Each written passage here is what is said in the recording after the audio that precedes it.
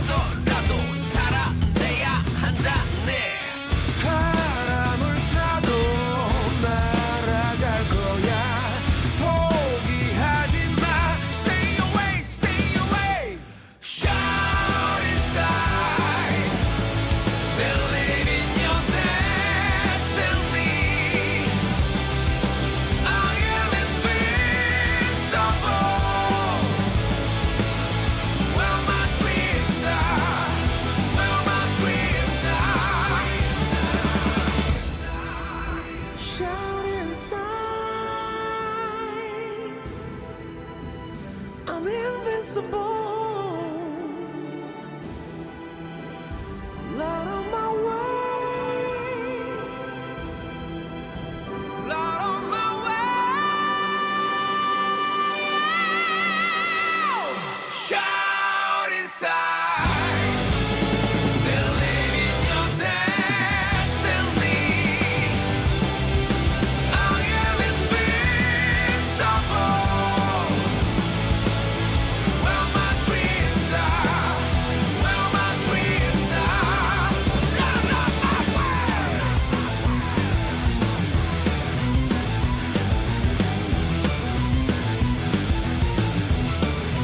더 강하게.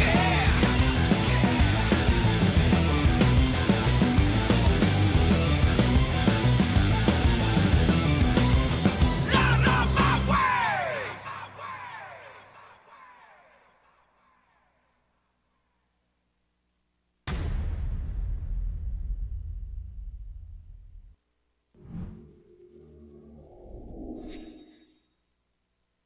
음식 이런 해설로는 처음인데 100점 만점에 몇 점 정도?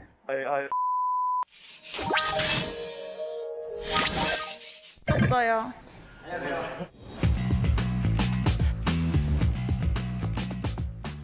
그러니까 요즘 또 이제 잘 나가고 있어가지고 제가 브이로그 찍자고 하셔가지고 6시에 일어나가지고 브이넣기 왔는데 이렇게 또 카메라들이 이렇게 보고 있으니까 조금 약간 부담스럽고 그러네요. 브이로그 같은 것도 이제 처음이어가지고 잘 될지 모르겠네요. 자, 이제 저희가 실제 촬영 현장으로 들어가고 있는데 여기 뭐 장비들이 엄청나게 있고요. 그 다음에 이제 여기부터가 이제 저희 이 중계진들 무대인데 방송 화면으로 들어가다 보니까 이 위까지 뭔가 더 합성이 돼가지고 나오는데 오, 장난 아니더라고요. 그리고 여기 이제 중계석. 이제 또 지난주 1주차 때는 보니까 이제 방송이 없어가지고 채팅창에서 이제 많이 여쭤보시더라고요. 오늘 준비를 해주셔가지고 어떻게 좀 괜찮나요, 이건? 처음 방송했을 때 너무 긴장된 게 장비들도 너무 크고 심지어 옆에 제가 어릴 때부터 봐왔던 이동진 캐스터님 그리고 프로게이머 실제로 생활하셨던 박진영 해설님까지 계시니까 약간 쪼그라들더라고요. 여기 이제 컨트롤룸이라고 해서 여기 지금 모니터 개수만 보셔도 아시겠지만 이게 심판분들, 뭐 옵저버분들, 감독님들까지 해가지고 해주신 분들이 너무 많으세요. 자, 이제 컨트롤룸 위에 이제 부조정실인데 여기가 이제 정말 이제 중요한 분들 계시는 그런 공간입니다. PD님. 네, 안녕하세요. 제가 1주차 때 이제 정신이 없어서 그냥 막 지나갔는데 여기서 이제 하는 일들이 정확하게 어떤 일들이 있죠? 여러분들이 보시는 방송 자체가 다 여기서 만들어진다고 생각하시면 됩니다. AR도 그러면 여기서 다 쏴주시고 이렇게 저쪽이 여기 이제 계신 분이 이제 AR을 담당해 주시는 선생님 굉장히 고학력이신 그러시겠네요. 왼쪽에가 이제 감독님께서 디자인해서 입혀준 AR 디자인입니다. 아무래도 이게 저희 에픽7 대회잖아요.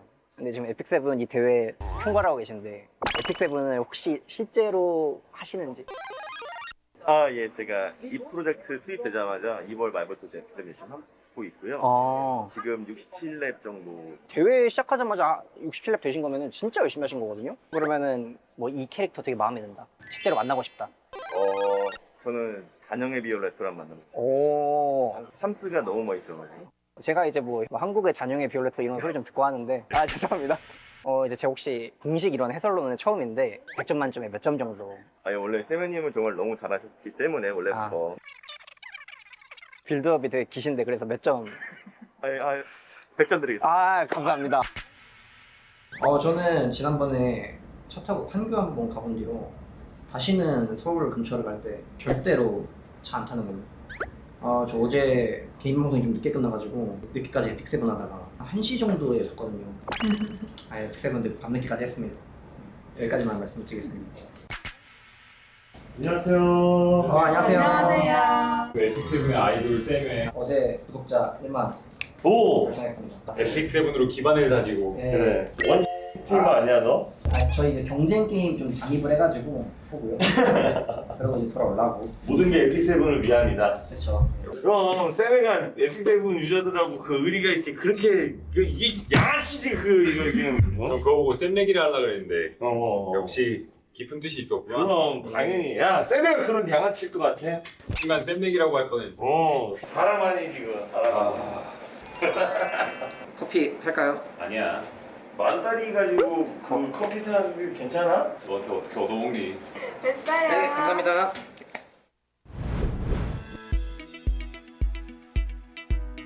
이거 좀 보시죠, 같이. 보러 왔다. 카메라. 들어가겠습니다. 쌤이 잘 부탁드립니다. 진태는 보면은 좀 빠른 거 좋아하는 게 지금 티가 나는 게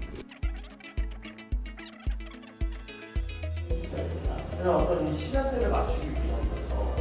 그렇습니다. 첫 번째 매치 팬들을 만나도록 하죠. 리허설도 지금 4대의 카메라가 세대를 쫓고 있고 오늘 약간 좀 실감을 하고 있습니다. 이번 진입 때도 뭔가 다들 저를 쳐다보는 듯한 그런 느낌. 다들 쳐다보고 역시 월클은 지하철을 타도 다 쳐다본다. 지하철을 안 타는 게 월클이 아닌가 생각하시는 분들은 오해해요. 지하철에 타서 일부러 시선을 즐기는 거죠. 나는 나가봐.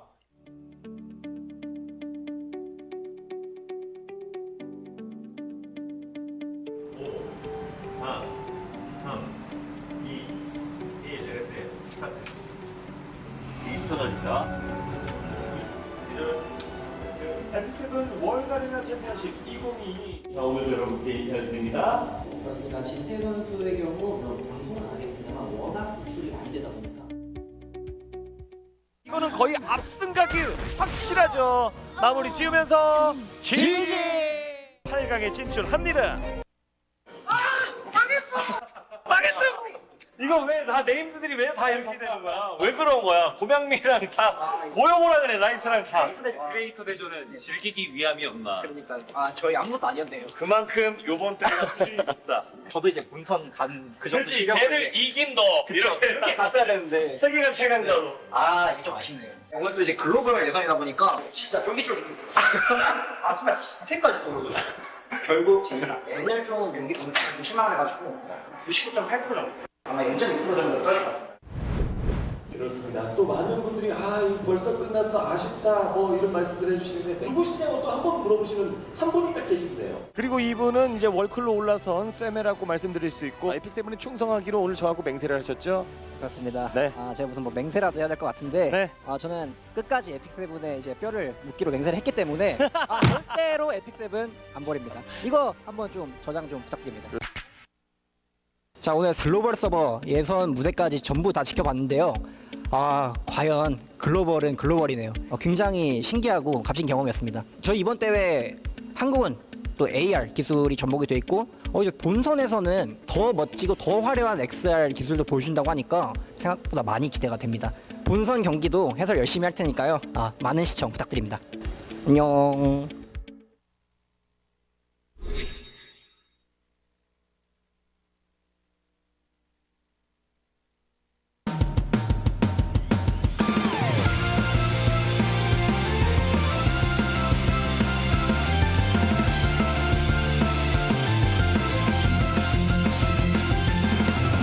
설레웠던 밤이 가고 이 시간이 흘러가면 우리의 세상이 더 아름답게 펼쳐질 거야.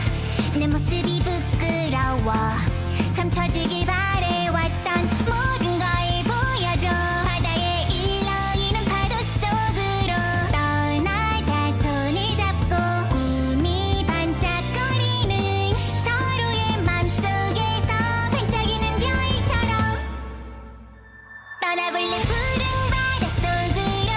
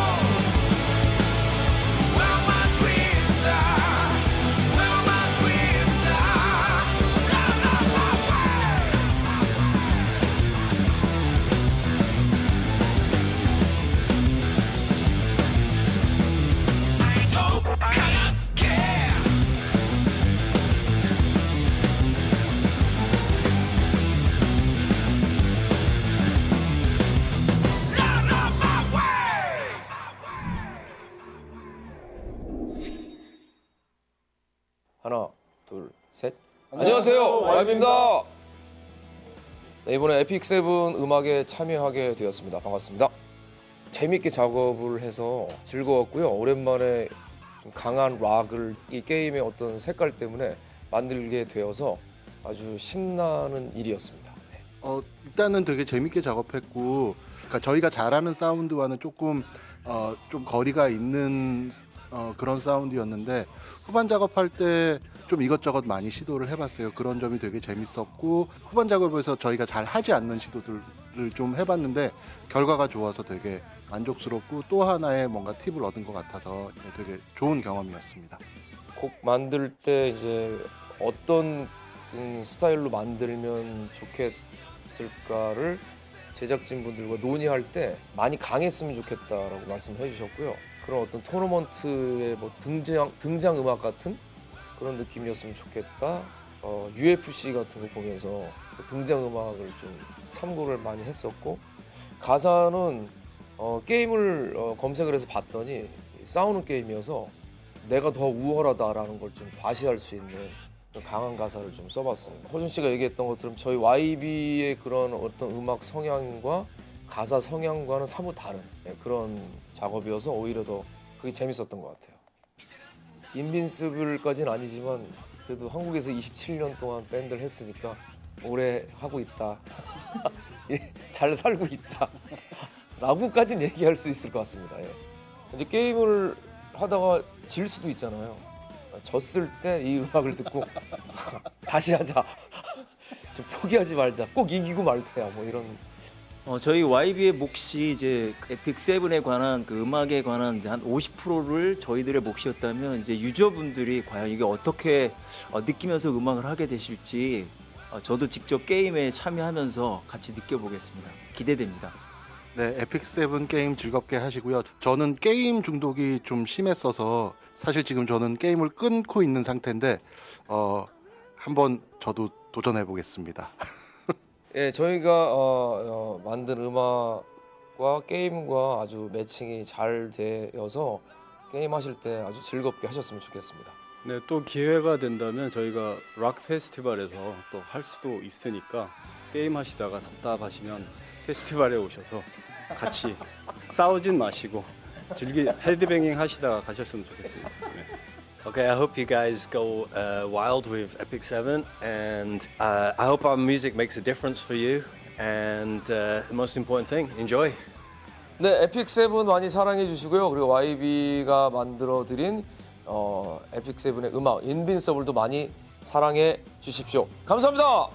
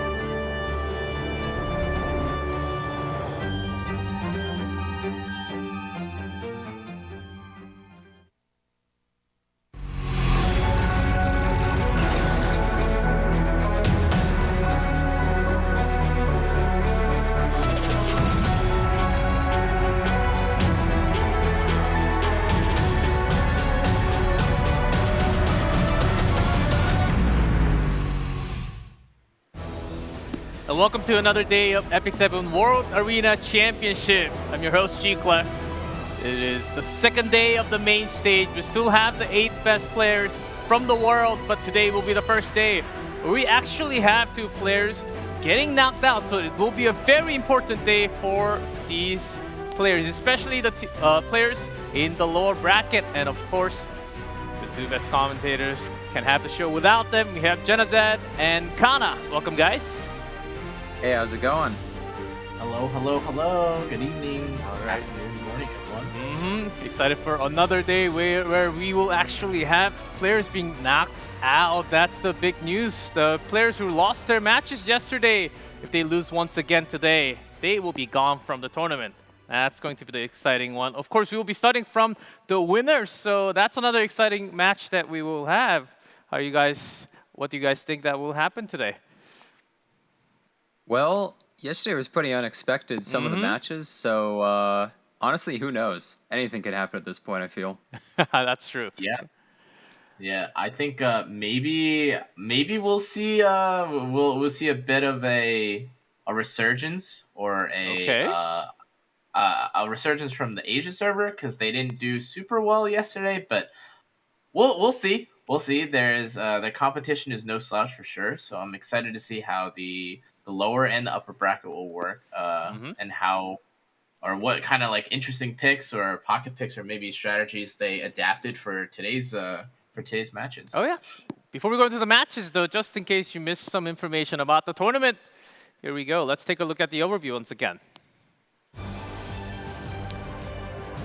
And the big money will be the champion prize, $50,000 USD. That's a lot of Chipotle burritos if you think about it.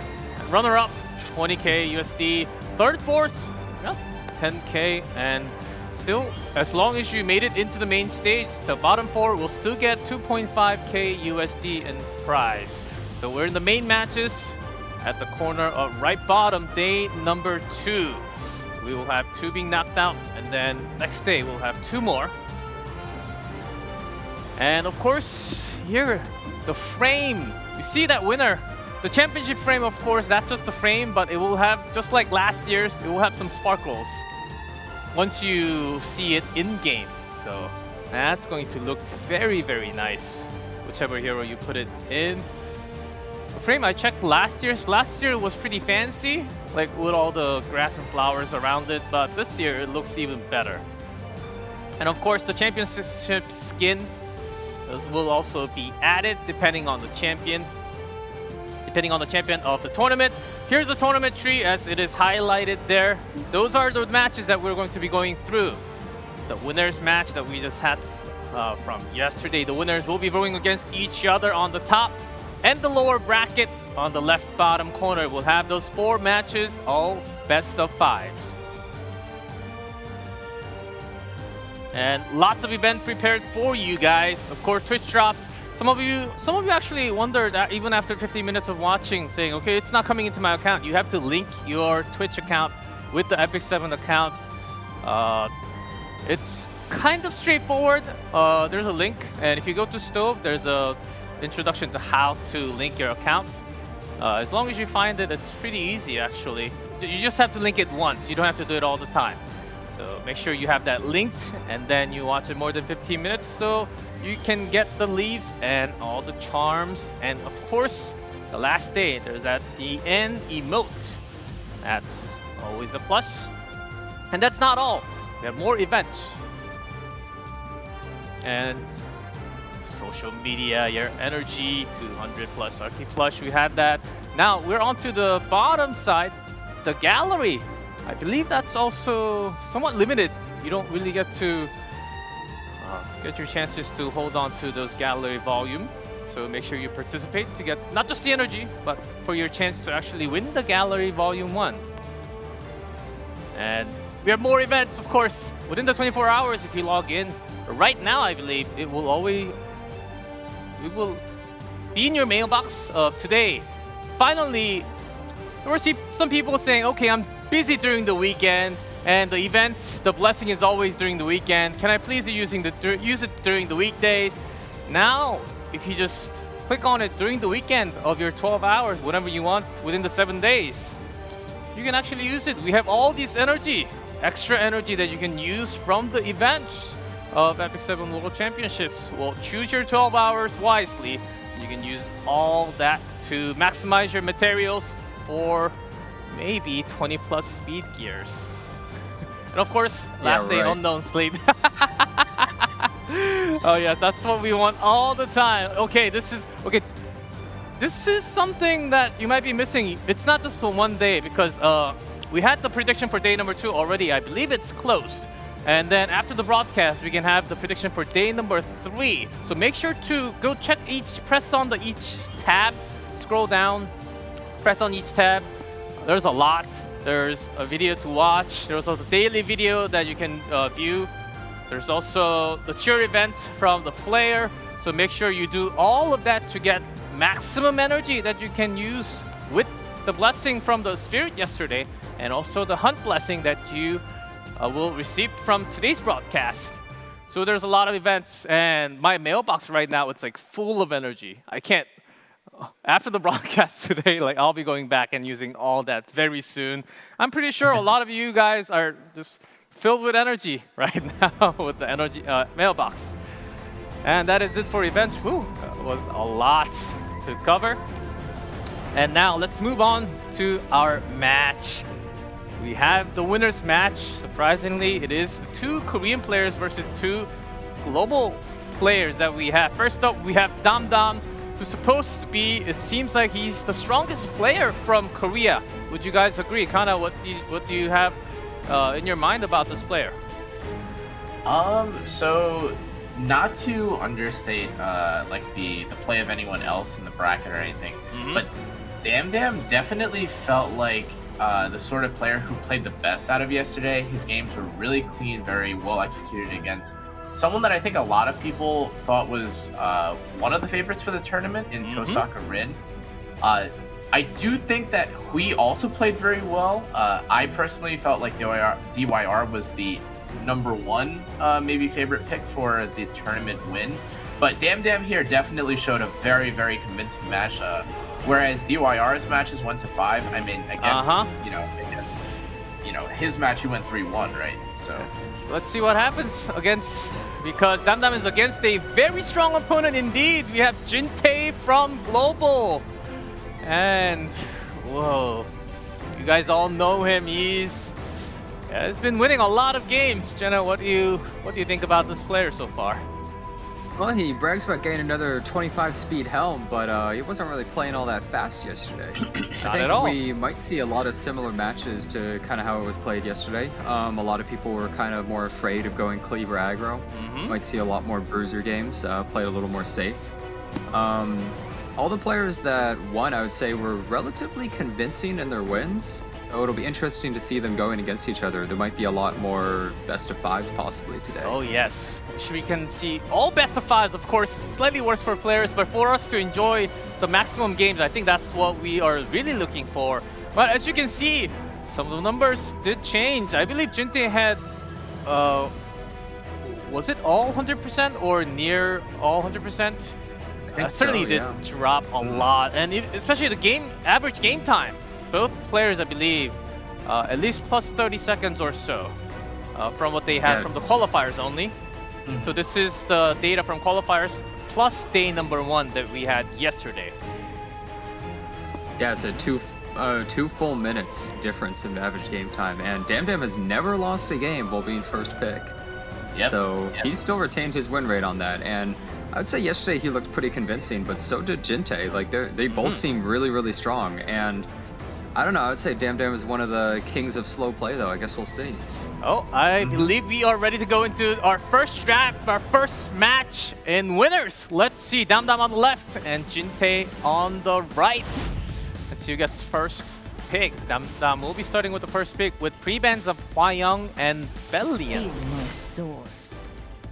Oh, pretty standard first pick, I would say there. And DamDam did get first pick. He's never lost a match with that, so I don't know. Maybe we'll see if he keeps that streak up.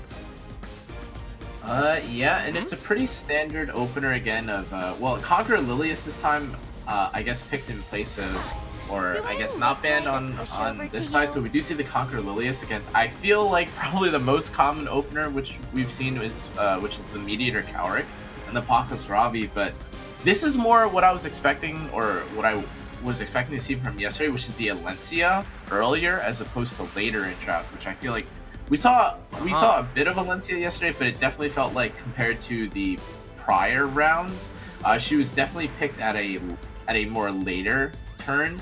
I guess DamDam here is hesitant about how he wants to proceed. Jintae is still not totally committed to one playstyle or a specific direction for this draft. So there's a chance he can still play aggro, and I'm sure that DamDam here is contemplating.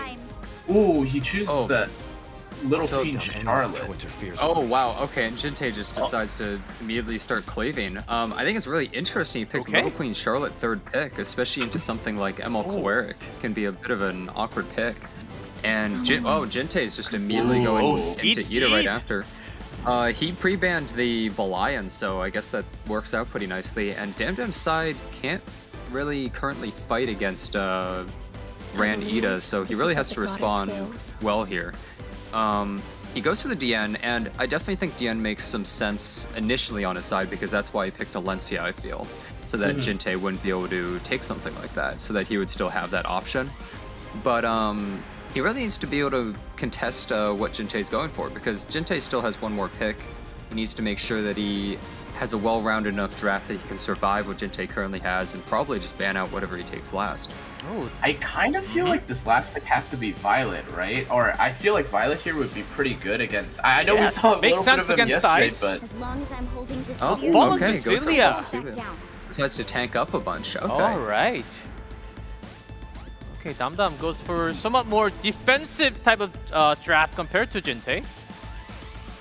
Do you think this Yeah, is a good idea? I think Violet definitely could have worked, but yeah, Flan. So he's just going full aggro into DamDam right now, and I feel like we don't know the exact speeds of this, but I would assume DamDam's units are not quite as fast as Jintae's overall. I would definitely say Jintae has the edge in speed. Probably his Flan could even outspeed maybe even the ML Lilius.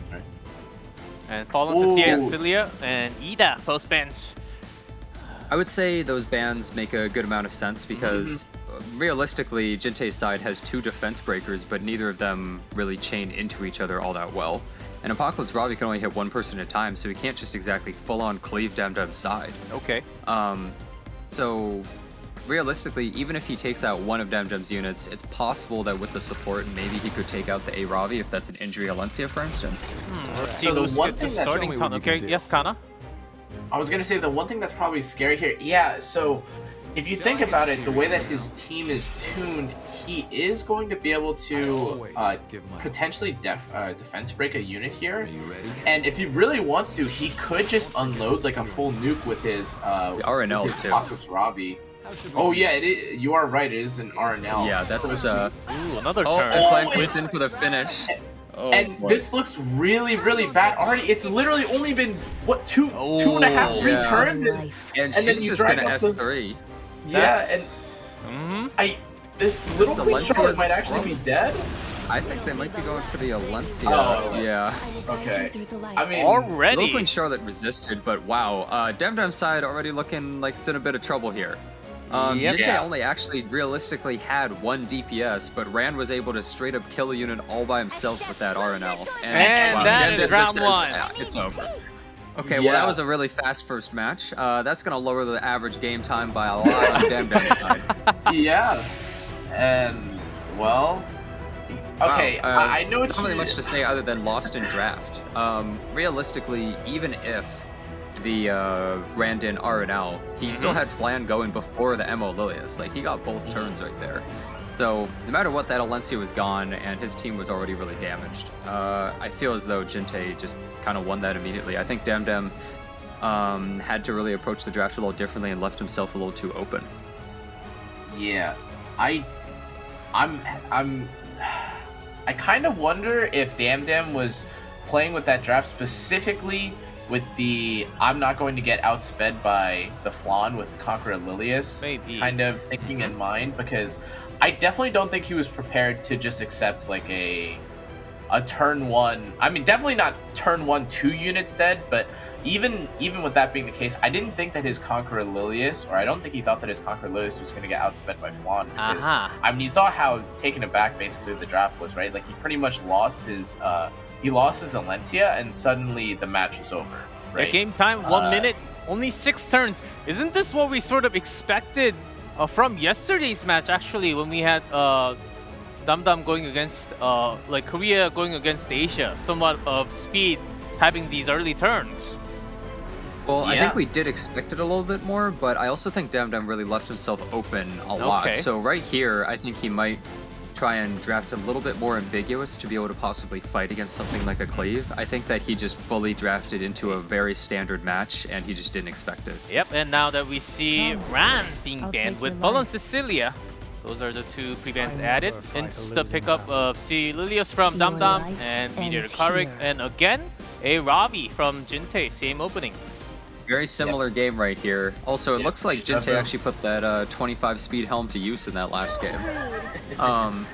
Wow, very similar match right here. It looks like DamDam is just like, if you don't have Rand, you can't do that again, and I'm gonna win with this team. Yeah, so that is like a really important, that was a pretty important component that got banned out there, right? So the Rand obviously enables a lot of the more aggressive options here.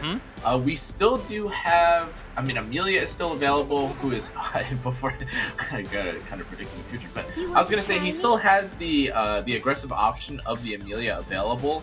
Ida not being picked here as early, so as to keep him a little more ambiguous, but I have to imagine that potentially on 5, he would have the Ida as a potential option. Okay. I think maybe Milim could have maybe even work as well, but it kind of depends, I guess, on how DamDam chooses to round out his draft here. I could totally see Amelia outspeeding the Lilius here, by the way. Yeah, that's a real danger for DamDam, and it's something he really has to consider, especially seeing that last match of how Flan outsped an Lilius. Flan traditionally, she only has like 115 base speed, and Amelia is even faster overall. So, could be a bit of an issue. Oh, and the Rat is picked last. Shu. Here we go with the Shu. Haven't seen her much in the main stage. I'll show you how a hero. And Violet against all these Earth and Ice heroes on the left. Makes sense. Both these bans make a lot of sense. So left side actually having Alencia and Shu together, both of the buffed units. Also, this is one of the more aggressive teams we've seen out of DamDam. Overall, usually is much tankier, but this team has a lot more aggression, attack buff, vigor, like Alencia Shu just running at Jintae. Yeah, and the thing about this draft too is that I was kind of thinking that he might have rounded up with something a little more aggressive, but obviously the last pick banned anyways. It's really going to come down to if this Amelia can well, I guess in this case the Amelia outpick doesn't matter too much, but... Okay, we're starting with Conqueror Lilius from DamDam's side by 1%.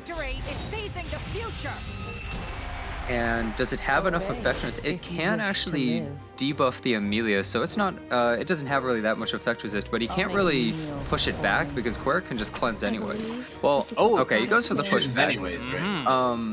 But overall, I don't know really how much impact that makes, other than Dian being able to go first is really helpful with the anti-crit, because potentially that could prevent a lot of damage from the Spectre Tenebria.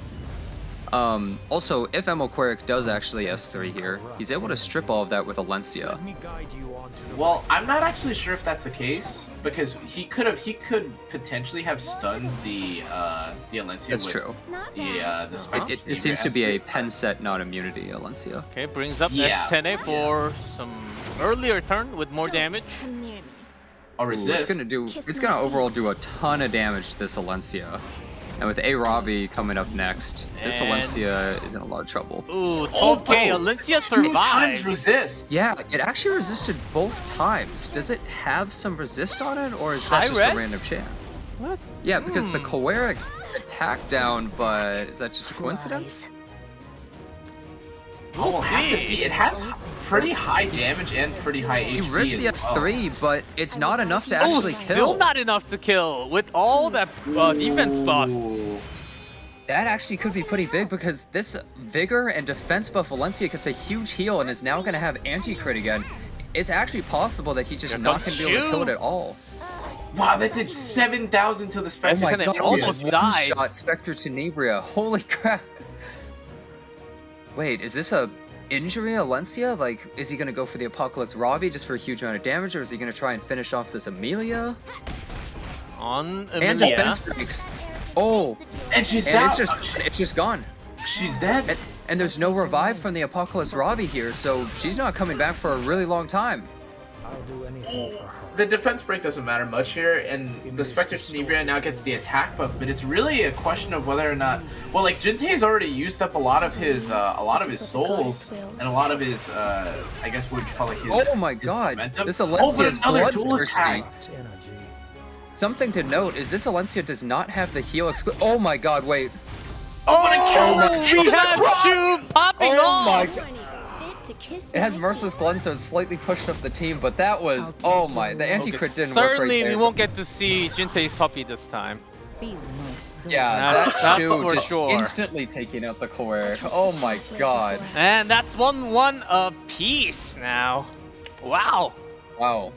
That Quite was a pretty fast match too overall. Quite a strong team draft from DamDam, plus some better luck this time for DamDam happening. That res on Alencia made a lot of difference. Yeah, it got the attack down, but does the Quirk have effectiveness and she's effect resist, or is that just a random coincidence? It seems like a coincidence. Yeah, like, and that the one thing I was gonna comment about is that with the way that Jintae drafted there, obviously like his last pick I guess was fine with the Violet, but I was gonna mention that with the way that Jintae plays, it always feels like he's looking to outspeed what I would believe to be like usual turn 1 guaranteed units like the Conqueror Lilius with like any variety of Soul Weavers that Jintae has on his side, which I think like kind of warps the draft a little bit, because you don't really expect like an Amelia, for instance, to outspeed Conqueror Lilius. But if you saw in that last match, if Amelia had taken first turn, like the Alencia would have just died. Like if she didn't have the Vigor buff on that immediate first turn, like she would have just died there. So maybe that's what he was thinking about in terms of his draft. Well, let's see if he will continue to pull out the drafting style like that. 2 pre-bans added now, Conqueror Lilius and Angel of Light in the pre-bans. I never fight a And so, something I definitely want to say is I think as these matches go on, I think DamDam might actually be getting the advantage, because as we see more and more bans, more aggressive characters are being taken out that Jintae can pick, and I think DamDam, when he feels comfortable in a really slow play style, that's when he just seems to win every single one of his games. And I just feel like as these matches go on, the matches are going to gain slower and slower, and that's only going to be helping him. We see the Amelia coming out again, and we know this Amelia doesn't really have much resist, and it's all about speed. So I would say DamDam is probably going to try and hard tank up here, yeah. Something like Eros makes it so that the Spectre Tenebria being pushed up by Amelia is not really going to be able to kill something that easily. And DamDam just wants to hard tank up and go for a match where he just needs to survive the initial burst, and he knows the Amelia is immediately going to get taken out, unless Jintae has another Amelia. Smart, using the data that you received from the first 2 games. Yeah, what else are you thinking if you're DamDam here? 4th pick. Some more damage? I think he kind of has to have like a way to neutralize Cleave on 4 here. I know he already has the Adventure Raz and he already has the DN, but I think Jintae is very much still open to picking another unit. Another Shu! He chooses the Shu here, but Jintae here can once again pick like a more that's what I was gonna say, the Flan and an additional. And we know there's no immunity. I can do it. Yeah. And like that, I think there's a 90% chance I feel like here that this Alencia is dying turn 1, right? Yeah, easy Violet pick. I've got my own Violet, that's what DamDam's saying. That's banned, and Spectre Tenebria banned. So, there is a world where this Ida uses her S2 and shoot S1s, breaking the skill nullifier into an S2 and kills Ida. So, the other thing I think that can happen here is that, as you can tell, there's actually a lot of non-skill units here on the right side for Jintae. There's a chance that he just holds his Ida's skill 3 here and actually gets the full lap. So I think Jintae may skill 3 here, S2 with the Ida, after the whole team is. Oh, and it's 8 for 8 debuffs as well. Yeah, actually lands every single well one. done from Flan. He's just going to. Yeah. He actually God. pulled this full combo. Whoa. No attack buff, half of the health bar of Adventure Ross. Yeah, Yep, because and- that pushes into a Choeric push right Yep, after. and then. And he can, if he really wants to, he could use skill 3 as well, but I guess he's deciding to hold it. He can skill 2 again, push back the whole team. Jintae going for And it even max hits the cleave. Oh, huge wait, no, it damage. missed. Okay, Oh, that's really? okay. No Oh. S2. Okay, whew. That was a close. He must just sweat the moment that thing countered right there. Oh And my here god, comes the but I think tornado. surely Yeah, it the kills rat is everybody dead but here. Alencia, and at this point, unless this somehow killed Ida instantly, I don't know how much of a chance he has.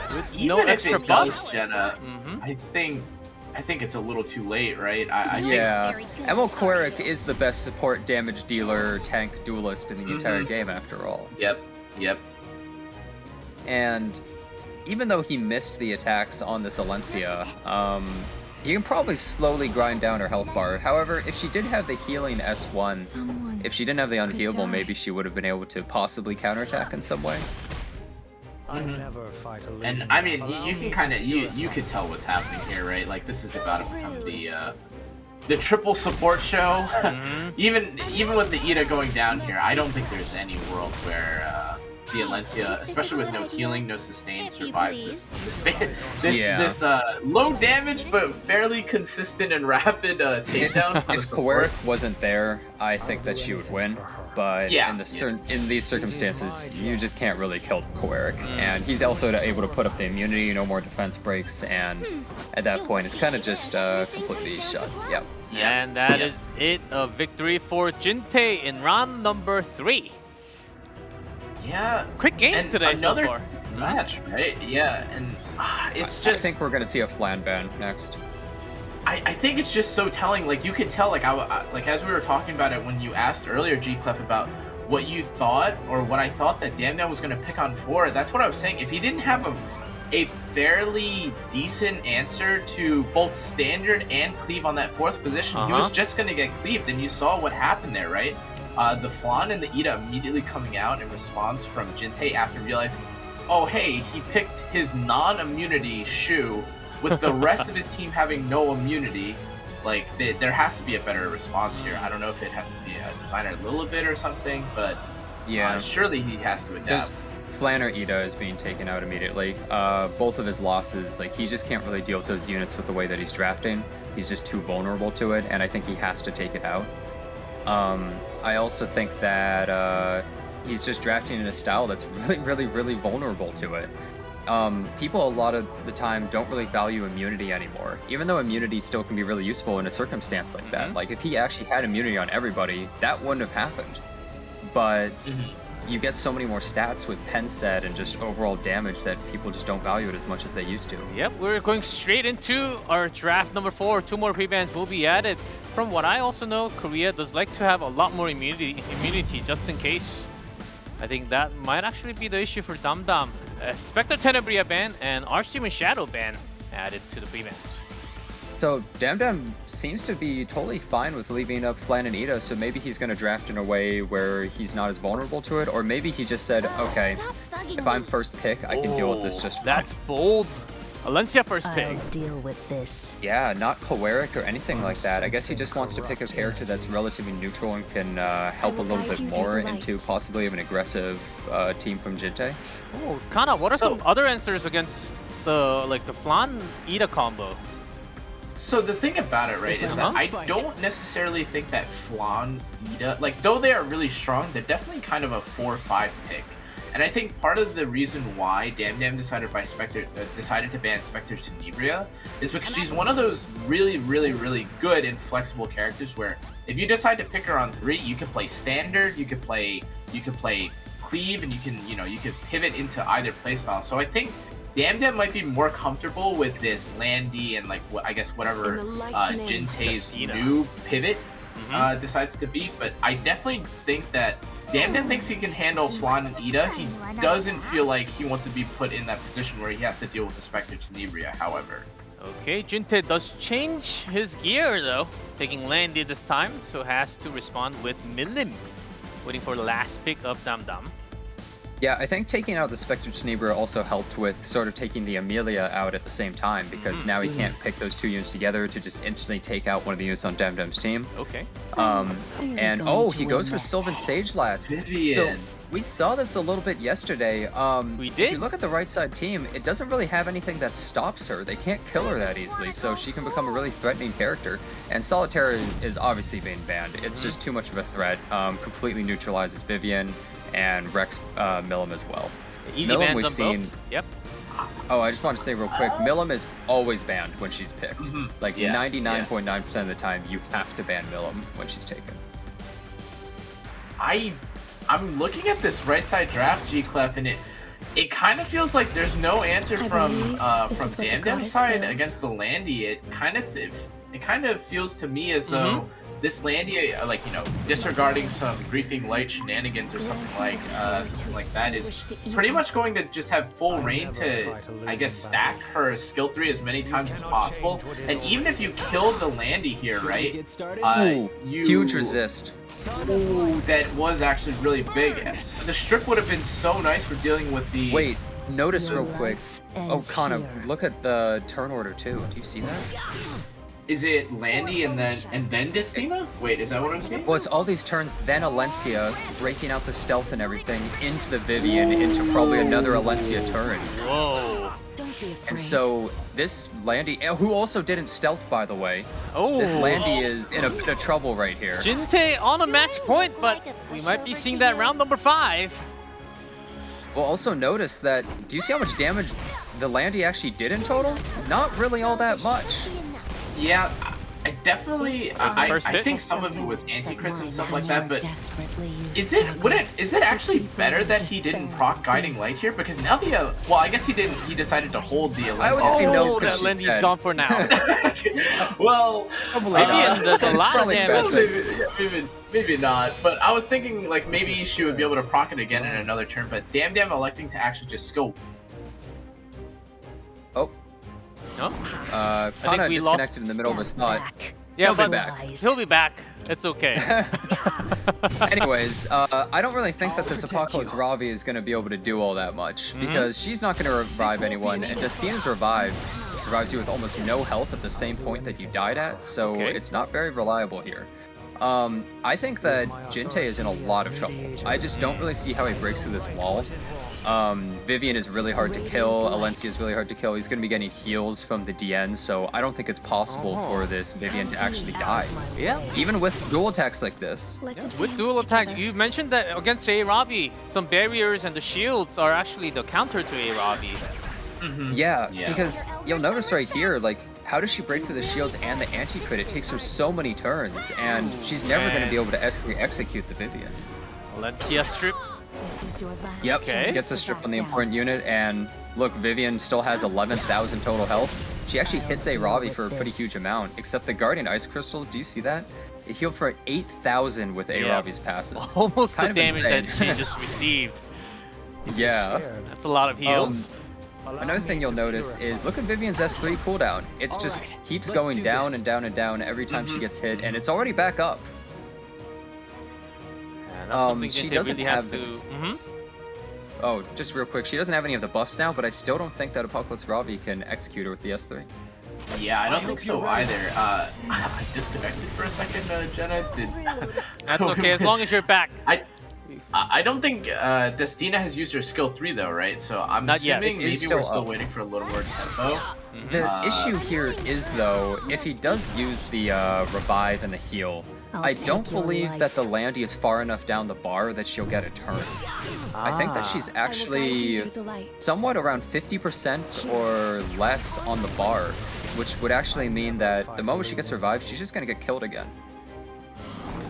Yeah, but the Vivian doesn't actually have any more stacks, right? If I recall, Vivian is actually safe here, however, because she has her S3, so she gets 2 stacks on this turn, I believe, in total, and is able to heal up. So she is still safe for the time being. The Apocalypse Ravi S3 is still not going to be able to kill her at this point in the game. But DamDam really needs to get rid of this A-Ravi, because as this time is slowly ticking he's down. going for it. She's sending it. Okay. There's just no way. Just no way. Not even even half the close. amount. With Her the stack passive, on Vivian. it makes it almost impossible to kill her with something like that. There's just no way. She's so tanky. This is why Apocalypse Ravi is really bad into Vivian. She just isn't able to kill her. Oh, the nice little dual attack out of the Alencia, doing a cheeky amount of damage, and she's getting the next turn, so that Ice Crystals is down. Wait, gets a big dual attack, actually. Okay. So... This Vivian is slowly being burned down. Resist the defense break. DamDam actually soul burned for that, too. That would have been a huge deal if it had hit. Was that a hit for the kill onto ML Koeric? Yeah, he definitely would have been gone from that. Something to note though is Diane is back to using her S3, so we get those buffs back on Vivian. And the moment that this Koeric dies, and there's no more strips on Jintae's side, this Vivian is going to be really hard to deal with Diane on the same side. Oh, with all these buffs.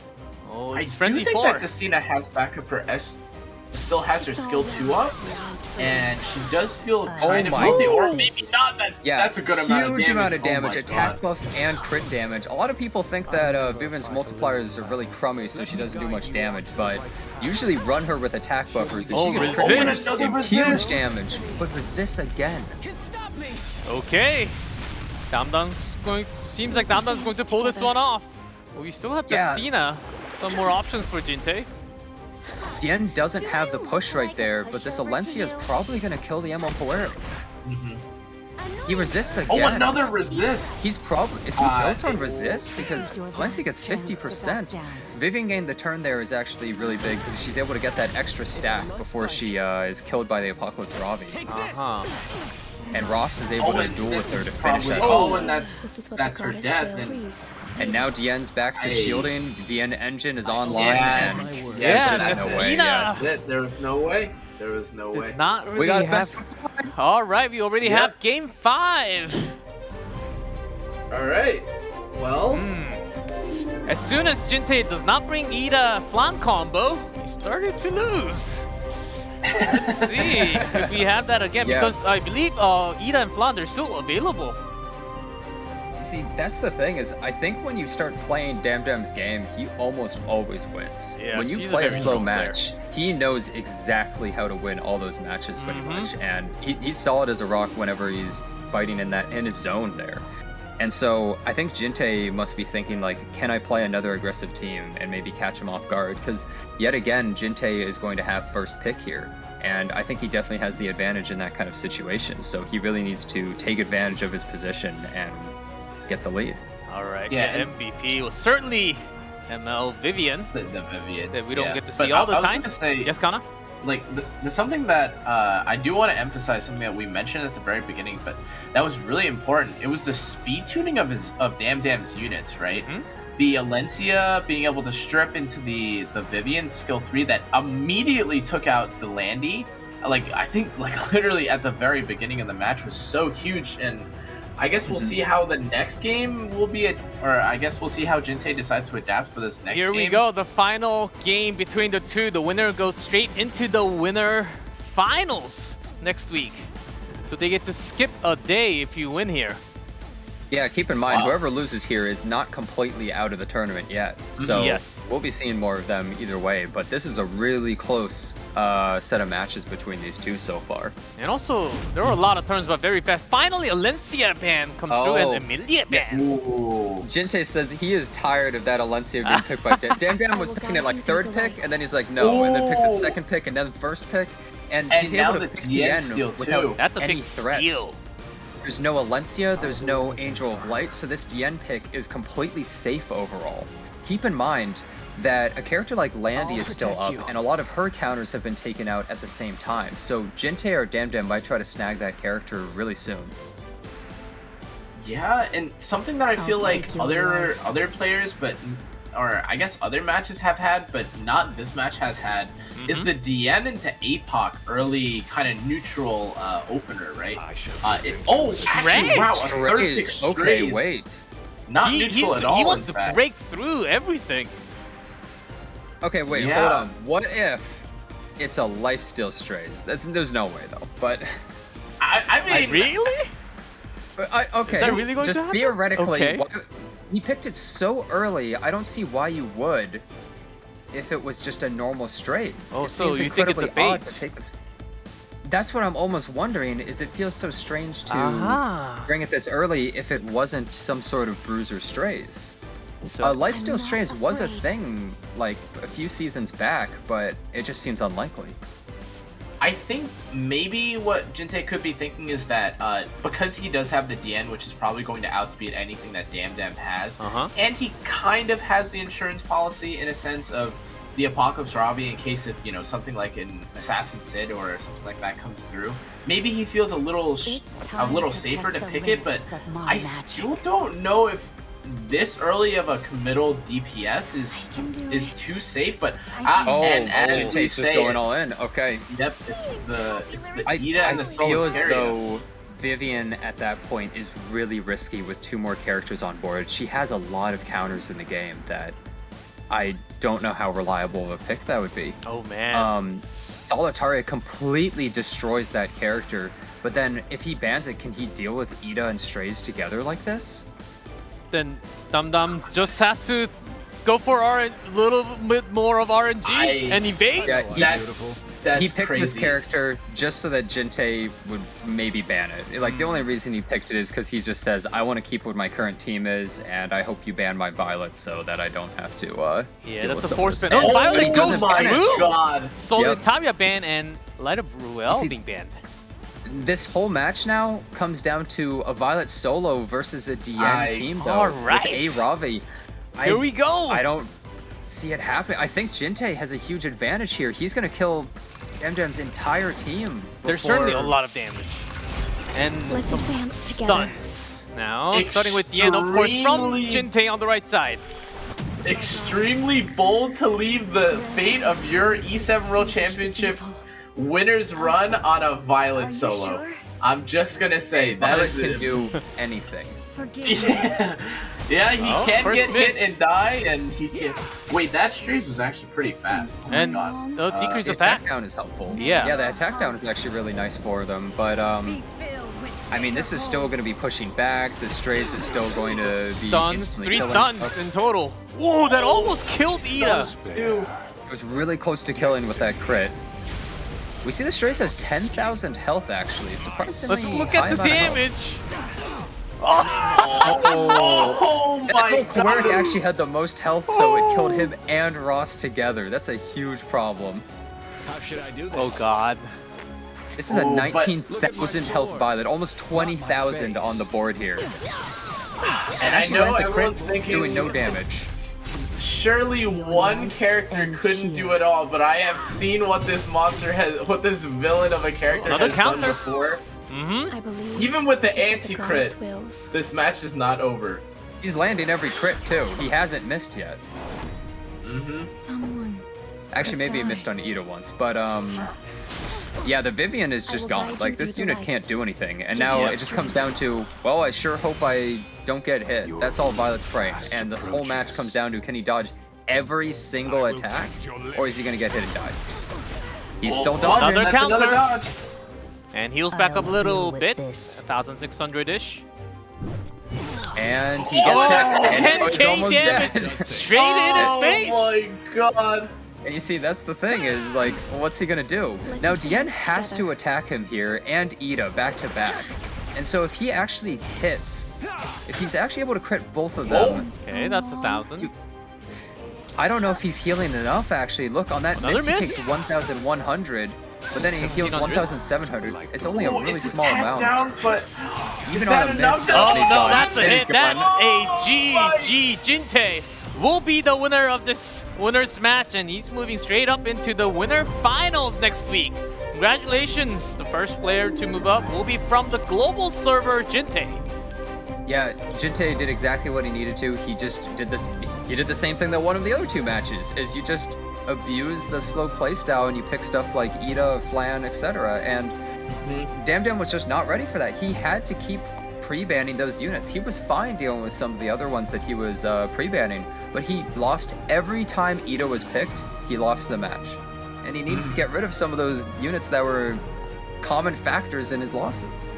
Yeah, and even if he didn't want to get rid of those units, I mean, like, you just I have to point out the Mediator Cowrick and the Vivian are really just not nearly as good at dealing with cleave units, aside from, I guess, Apocalypse Robbie, if you want to call her, as like some of the other units, right? Like, you know, if he had more Oh, we lost him again.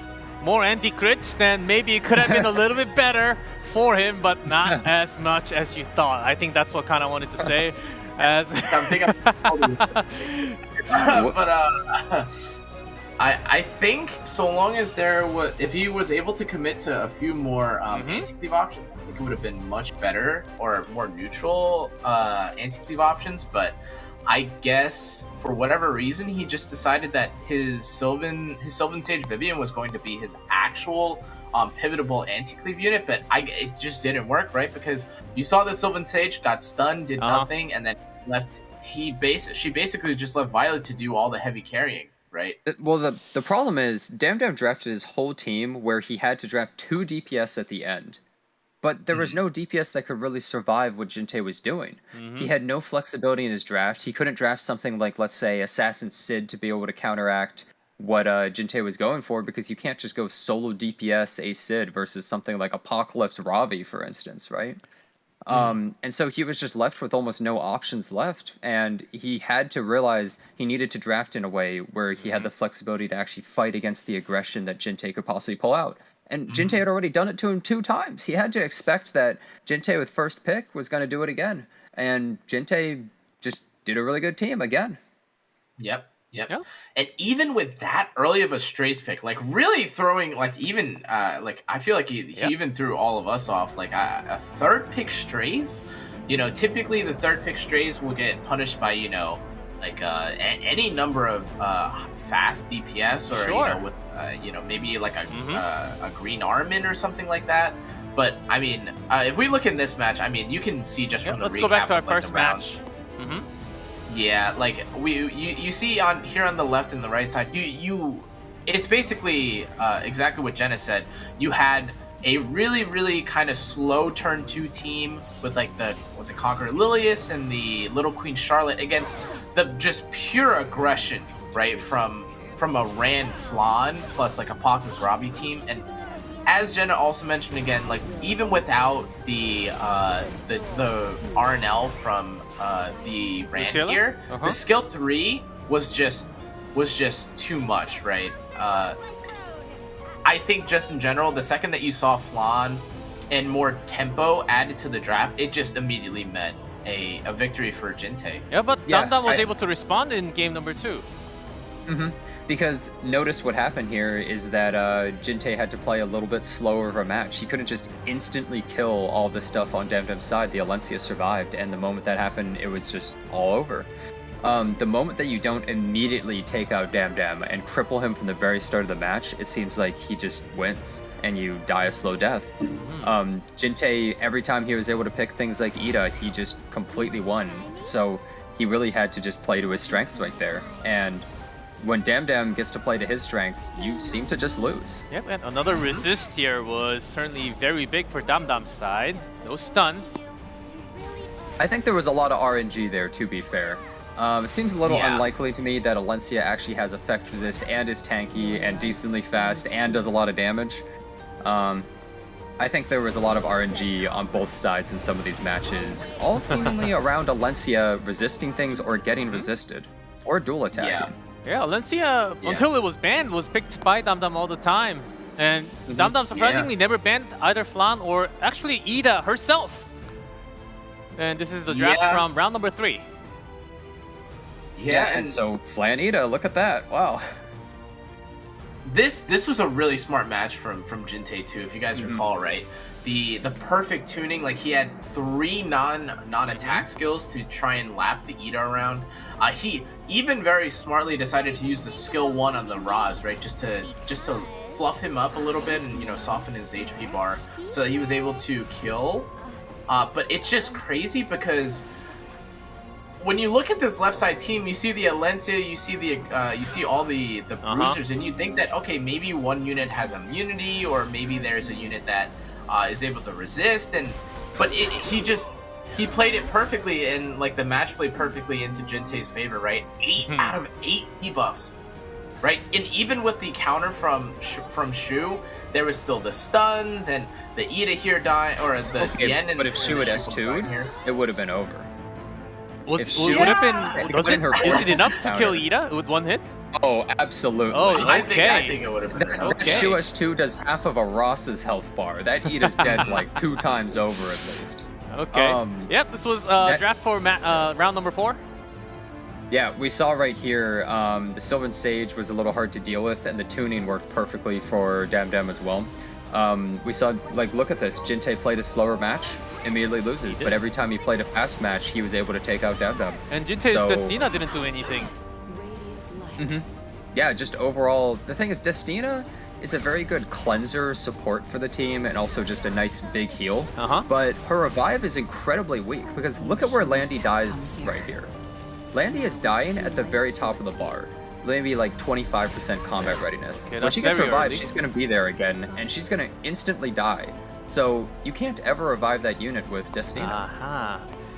Okay, that makes a lot more sense. Okay, this is the final draft that we just had. Okay, of course, Jintae winning that game number 5. Some big damage, lots of DPS on the right.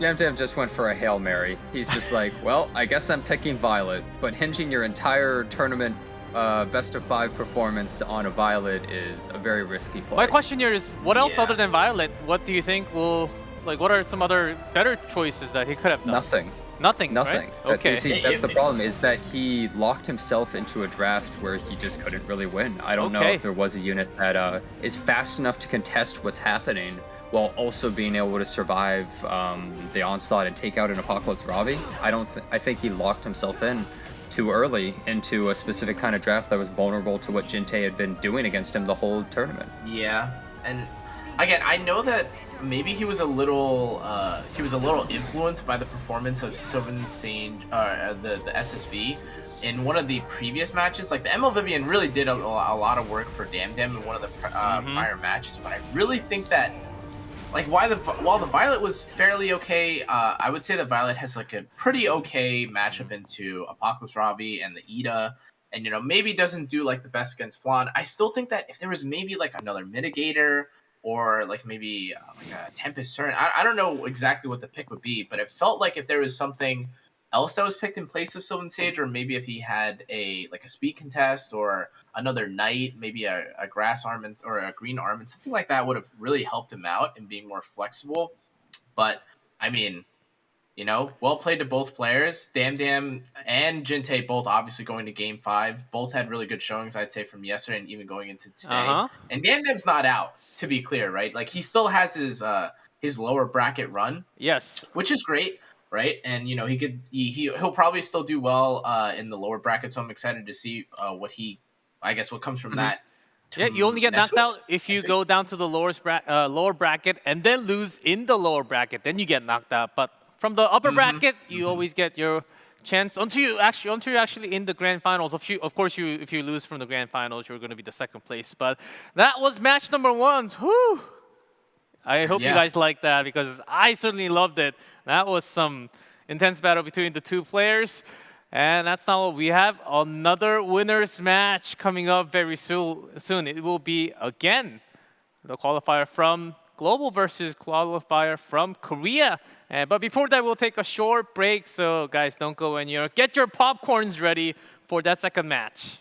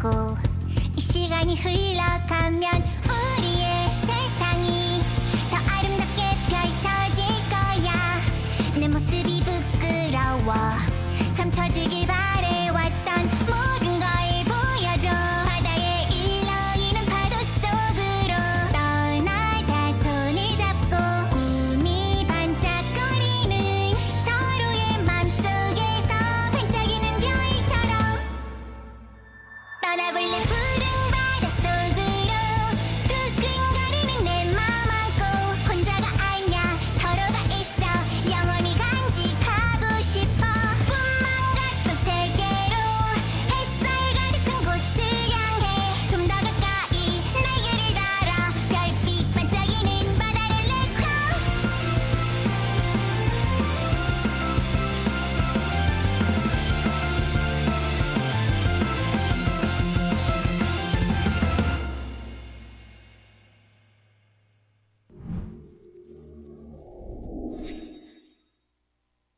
나를 더 미치게 만들어 주소서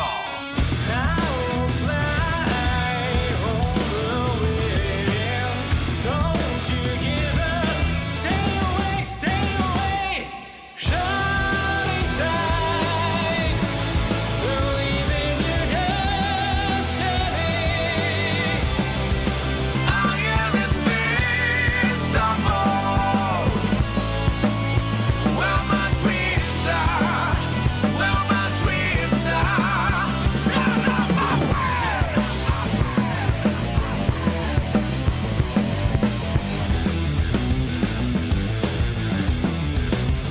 Run on my way.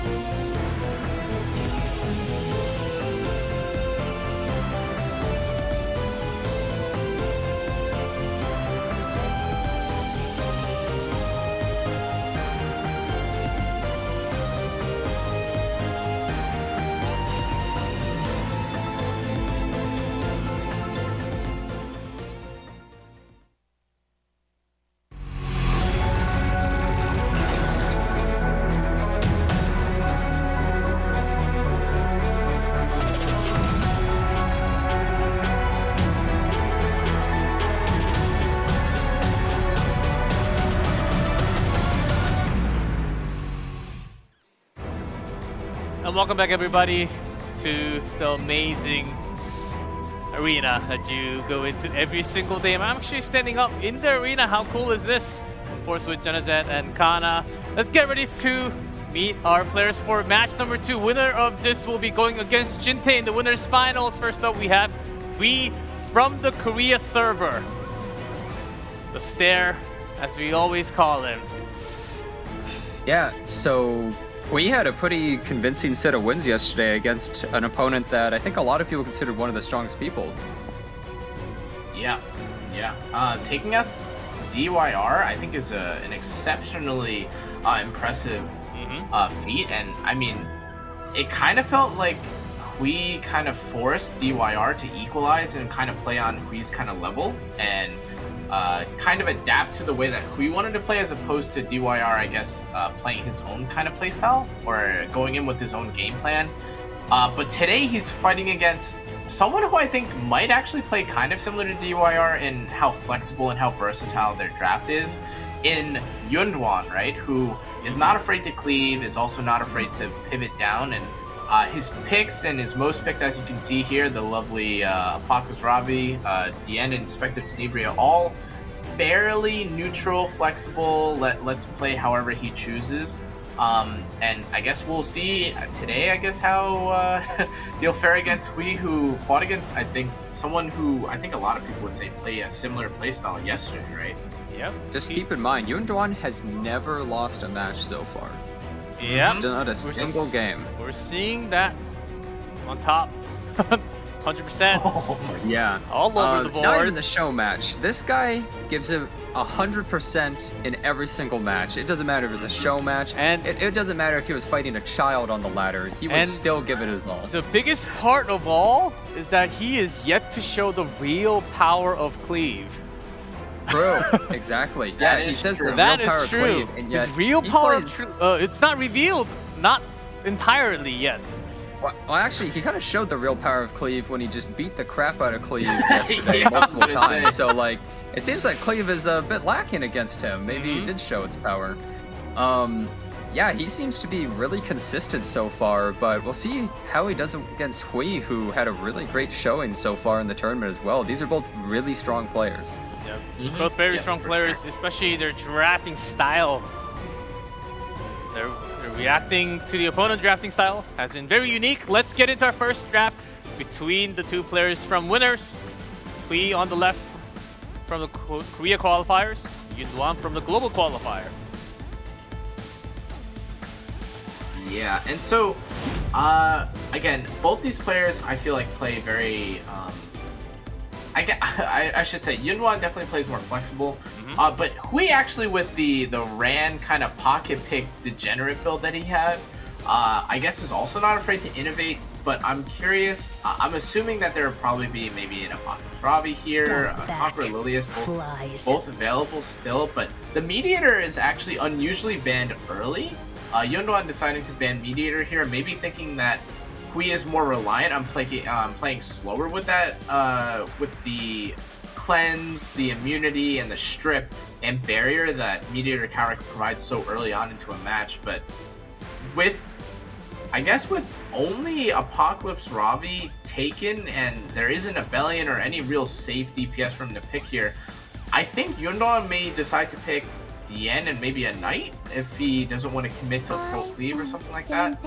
Oh, but the Angel of Light. I find it a little surprising that he got rid of that Emo Quirk. I guess because he had a game plan here of going an Angel of Light Dien maybe immediately into Hui. Okay. He might just decide that he doesn't think Hui's going to go for any sort of really cleave or insanely aggressive thing, so he can just kind of pick this way and not really be punished whatsoever. It's surprising to see Emo Lilius not picked this far into the draft, and Belian is usually banned all the time as well, so she's just immediately getting scooped up by Hui here, apparently. Yeah, early pick, Belian waiting for his third pick. He probably doesn't want to pick another DPS, so he's going to pick some sort of support for the team, but something like Emil Korik is taken out. So what is he going to go? Some sort of cleanser to deal with Angel of Light? Because the moment your opponent picks Angel of Light, your whole game plan has to be made around that unit most of the time. And so what is he going to take next that helps him here? Because his first two characters don't care too much about Angel of Light. Okay, there's the Emo Lilius, decides to go for it.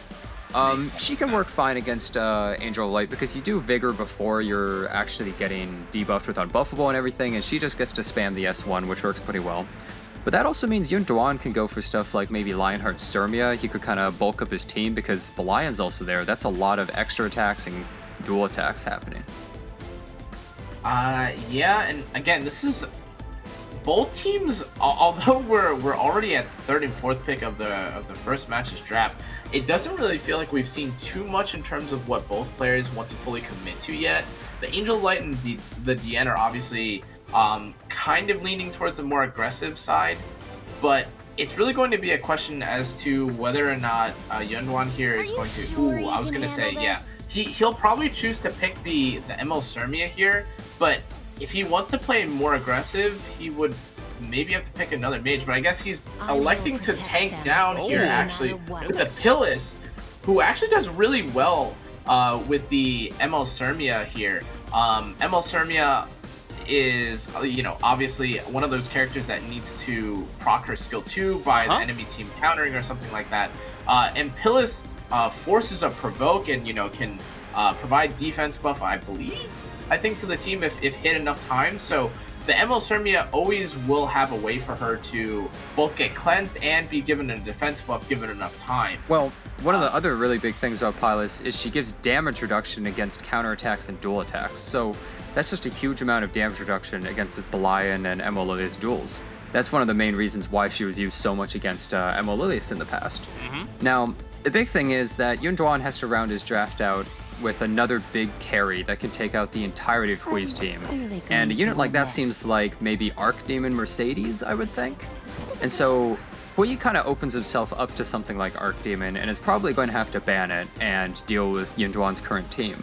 But is his team going to be able to survive YunDuan's? It's sort of a race against time of can they kill that ML Sermia before she gets too many S3s off and wipes out Hui's entire team. Seems like there's a lot of supportive units on YunDuan's side. And waiting for the final pick is Jenna has called Archie Shadow is locked in. To be perfectly honest, I think it's kind of a no-brainer. Archdemon is one of those characters that can fight almost every DPS in the entire game. Spectre Tenebria, Apocalypse Ravi, good into Belian, completely destroys Vivian right here. Good against Lionheart Sermia. She works in almost every situation unless you actually have specific counters to her.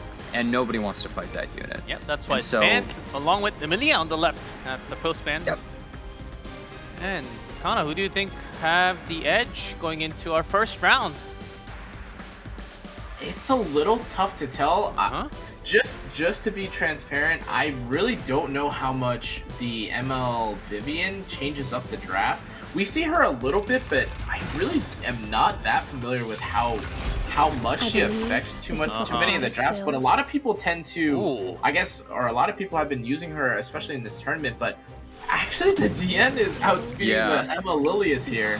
I mean, you saw YunDuan wanting to show the power of cleave, right? He is ready to cleave. He has the speed, but he just hasn't found the right situation for himself to do it. So he can easily outspeed something like Hui's Conqueror Lilius. But the thing is, he has the vigor and everything, but is this Lionheart Sermia gonna just hit so hard that he's not gonna be able to survive? He actually is able to put the provoke there, and I don't think Pillis actually is gonna cleanse that. She's gonna cleanse the attack down if she uses S3 here, correct? So it's still gonna be a little bit more before she's able to get that S3, I think. Oh, never mind, DN can actually go for the cleanse immediately after. Yeah, and so the one thing that I think is important to keep track of here is the fact that while I think a lot of people would pick ML Sermia into like as a response to certain counter units and then try to kill someone like the Spectre Tenebria or something like that, this team is Hui's team here can actually survive a lot of ML Sermia's skill 3s, probably upwards of 2 or 3 maybe before it starts being really scary. That was really big right there, by the way. That counterattack made it so that the provoke got cleansed, which then made it so that she got to just S3 right there. And so Hui's Belian kind of just completely griefed him, where Vivian isn't able to get that S3 or do a huge amount of damage or really do anything at all. And now they're attacking his skill node. He gets a dual attack, actually, that's kind of nice. It's a cheeky little duel. But is now provoked as well. Well, it didn't really matter. She could only have S1'd anyways, right? The anti-crit not working there definitely helps Hui increase the pace on killing this. Oh, and into the second S1 hit. But and even gets the debuff. Well, the thing is, DN still will be able to cleanse that, so I think that he's alright because he held it in the previous turn. But the big thing here to see is how much damage is actually going to be dealt by this Lionheart Surmia. The game is basically playing itself. Did you see the amount of provoked duels and like second hits and so much happening without the players even clicking a button? Yep.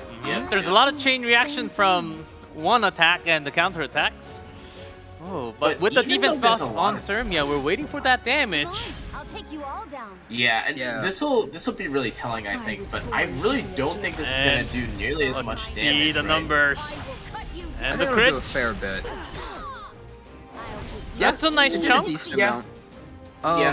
It didn't really kill, but it did a nice chunk of damage. The thing is, I almost feel like you want to kill the Emo Lilius, but leave the Belian up. Because if you kill the Belian, well, he's going for the Belian. The only issue I see here is if you kill that, then Emo Lilius is only going to be dual attacking with the two more dangerous units, I think. And this Lionheart Surmia is slowly getting worked down. And when she gets low enough, if there's no anti-crit or anything, she's just going to get killed by a Ravi in one hit. And still with Sage doing a lot, but into another Guardian from the Angel of Light. That injury is slowly stacking up on the right side. Oh, that's actually pretty nice for the ML Surmia, or rather, I guess for the Apocalypse Ravi. I still don't. This is such a close match. I don't know for sure if this second, or I think this should be the second ML Surmia S3 will do enough to chip away at Hui's team, but maybe it will be because this Apocalypse Ravi is still full health, right? The Conqueror Lilius, I don't think is gonna die here either. Is anyone dying from this attack? No, it is not. And another counter right here. Somebody's gonna die from this S1 though, guaranteed. Lilius or Belian? Yeah, he gets to take his pick of which one he wants to really get rid of. Belian is about to take the turn. Emolus is going to take the turn soon. The injury is certainly stacking. Okay, she goes for Conqueror Lilius first. Oh, another provoke. This Pylus is constantly countering this Belian. She's been countered the entire match. And Angel Light going for the next S3 right here, so stripping that crit damage buff off of someone like Apocalypse Ravi is definitely a pretty big deal. And they still have anti-crit and defense buff, so if she doesn't crit right here, it's going to be almost a completely wasted turn. And into the dual attack. Oh no. Lionheart Surmia is activated again, and I believe that she has enough for another S3 right here. Please. So Dian's able to put another barrier, and I'm here for you. You can already see the barriers are looking pretty small. Frenzy actually has an insanely huge negative scaling on barriers, so as the match goes on, Dian's barrier is going to become incredibly weak. Another counterattack. This Pylus is so active. It's just been constantly controlling. The amount of control on the right side has been insane this match, where Hui is just constantly locked down by provokes or silences almost the entirety of the match. Another S3. And this one's going to do some massive work. Certainly will kill Belian. Oh my god, wait, the Apocalypse Ravi, I think it's dead? I think that with another hit? Because she has as much health as she does because the heal happens after, but if the initial hit just kills, then yeah, if she doesn't get the heal, she's gone. Yeah, that should do it. Just had all YunDuan had and to a do duel was from the end to clean up. Angel says, I'm helping, and just comes in for the finisher. Yeah, with the help of the mage right there, we'll get the first round, YunDuan. That's some power of cleave with triple support, basically.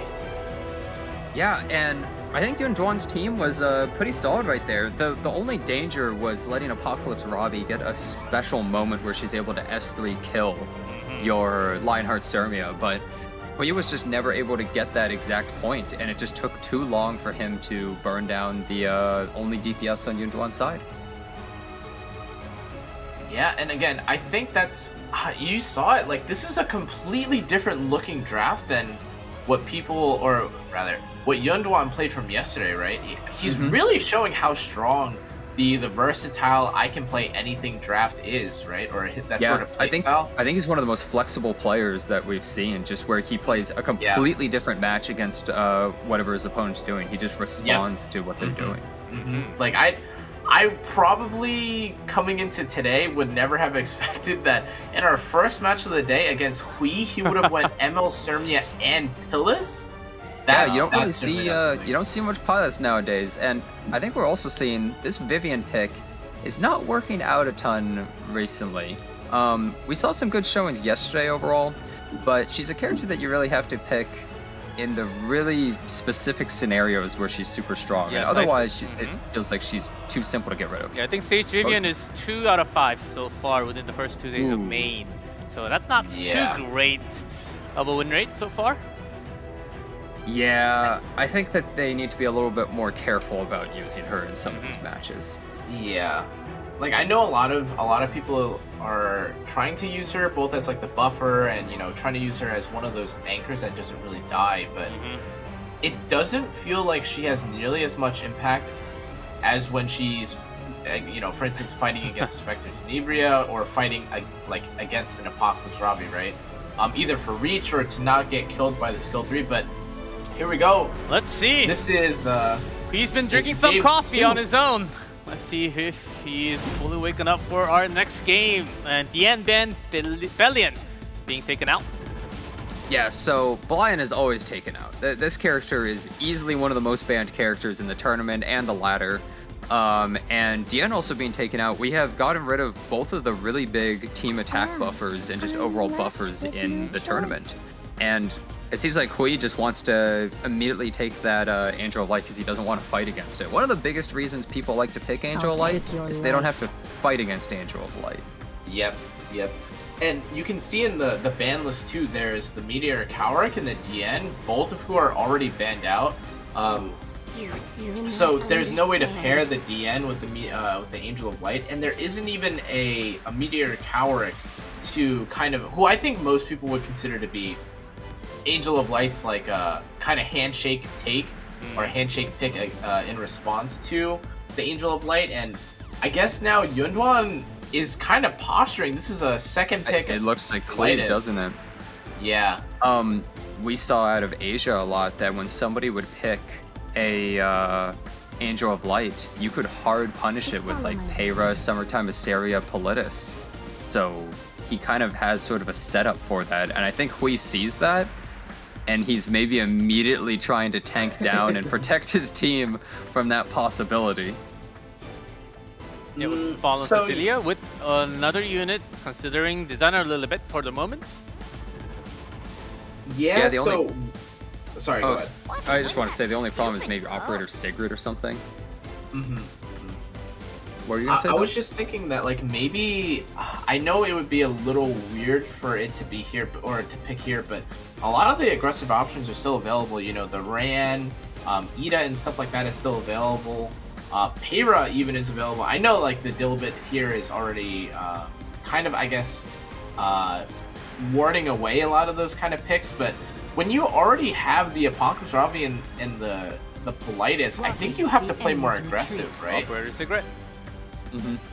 Yeah, so YunDuan at this point, I think he's going to want to pick a team that doesn't really rely on any debuffs because the designer a little bit is there. So we see the Amelia being able to push into Operator Sigrid, and wow, is Hui actually going to try and speed contest with something like a Ran here? Well, if he actually has a high...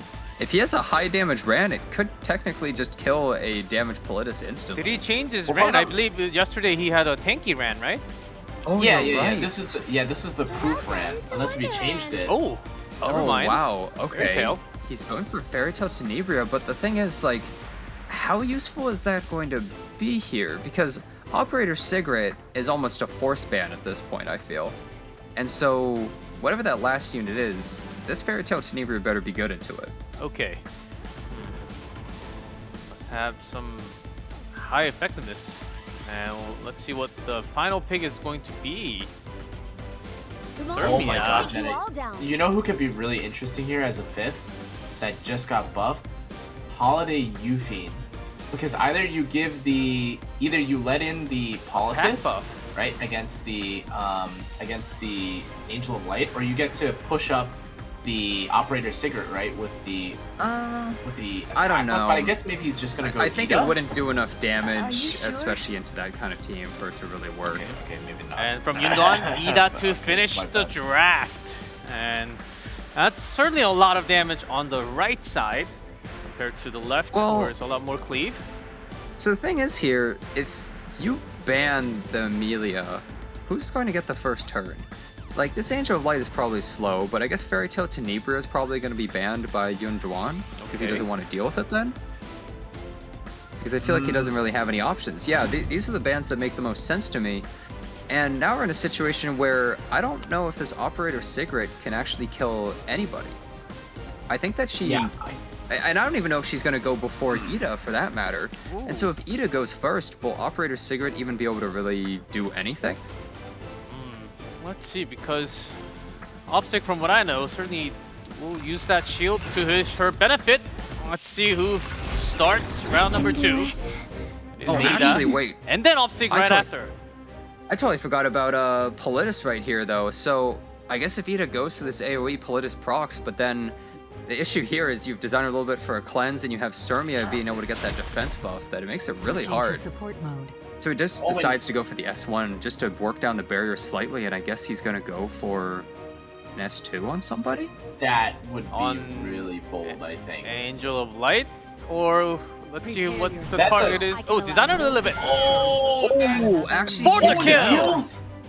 Okay, and wow. You get the extra turn. Yeah, and he goes into the S3 right here.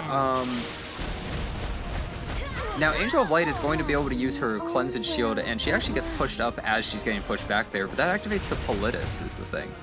But and no now more buff. Surmia is activated. And so many now chain you have to reactions. Yeah.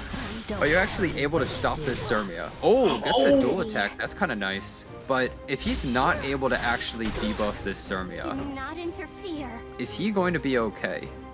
I don't think he's going to be able to debuff it at all. Yeah. I think he's just praying for as much damage as possible. Everything was resisted. And so now, this Angel of Light probably doesn't actually want to use her S3 yet.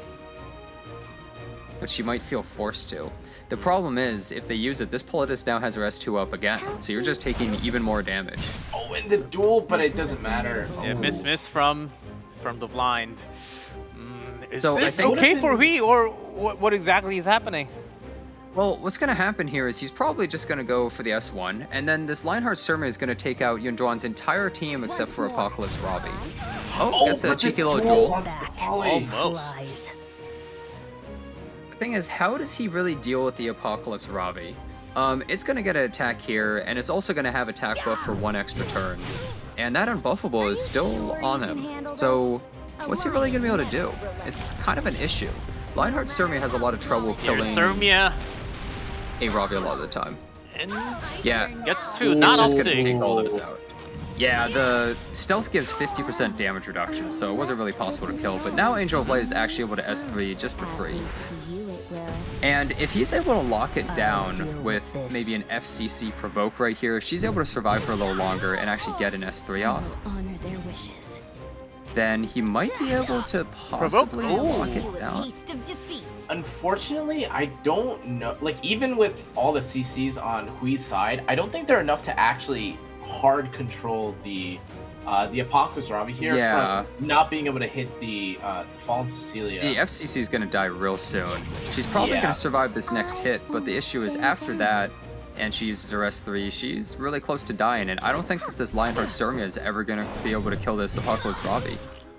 Come on, Yep. I'll take you all Really out. close to dying, but not quite enough. But if you look at the HP pool of both the As long as I'm holding this spear, ML Surmia I won't and back down.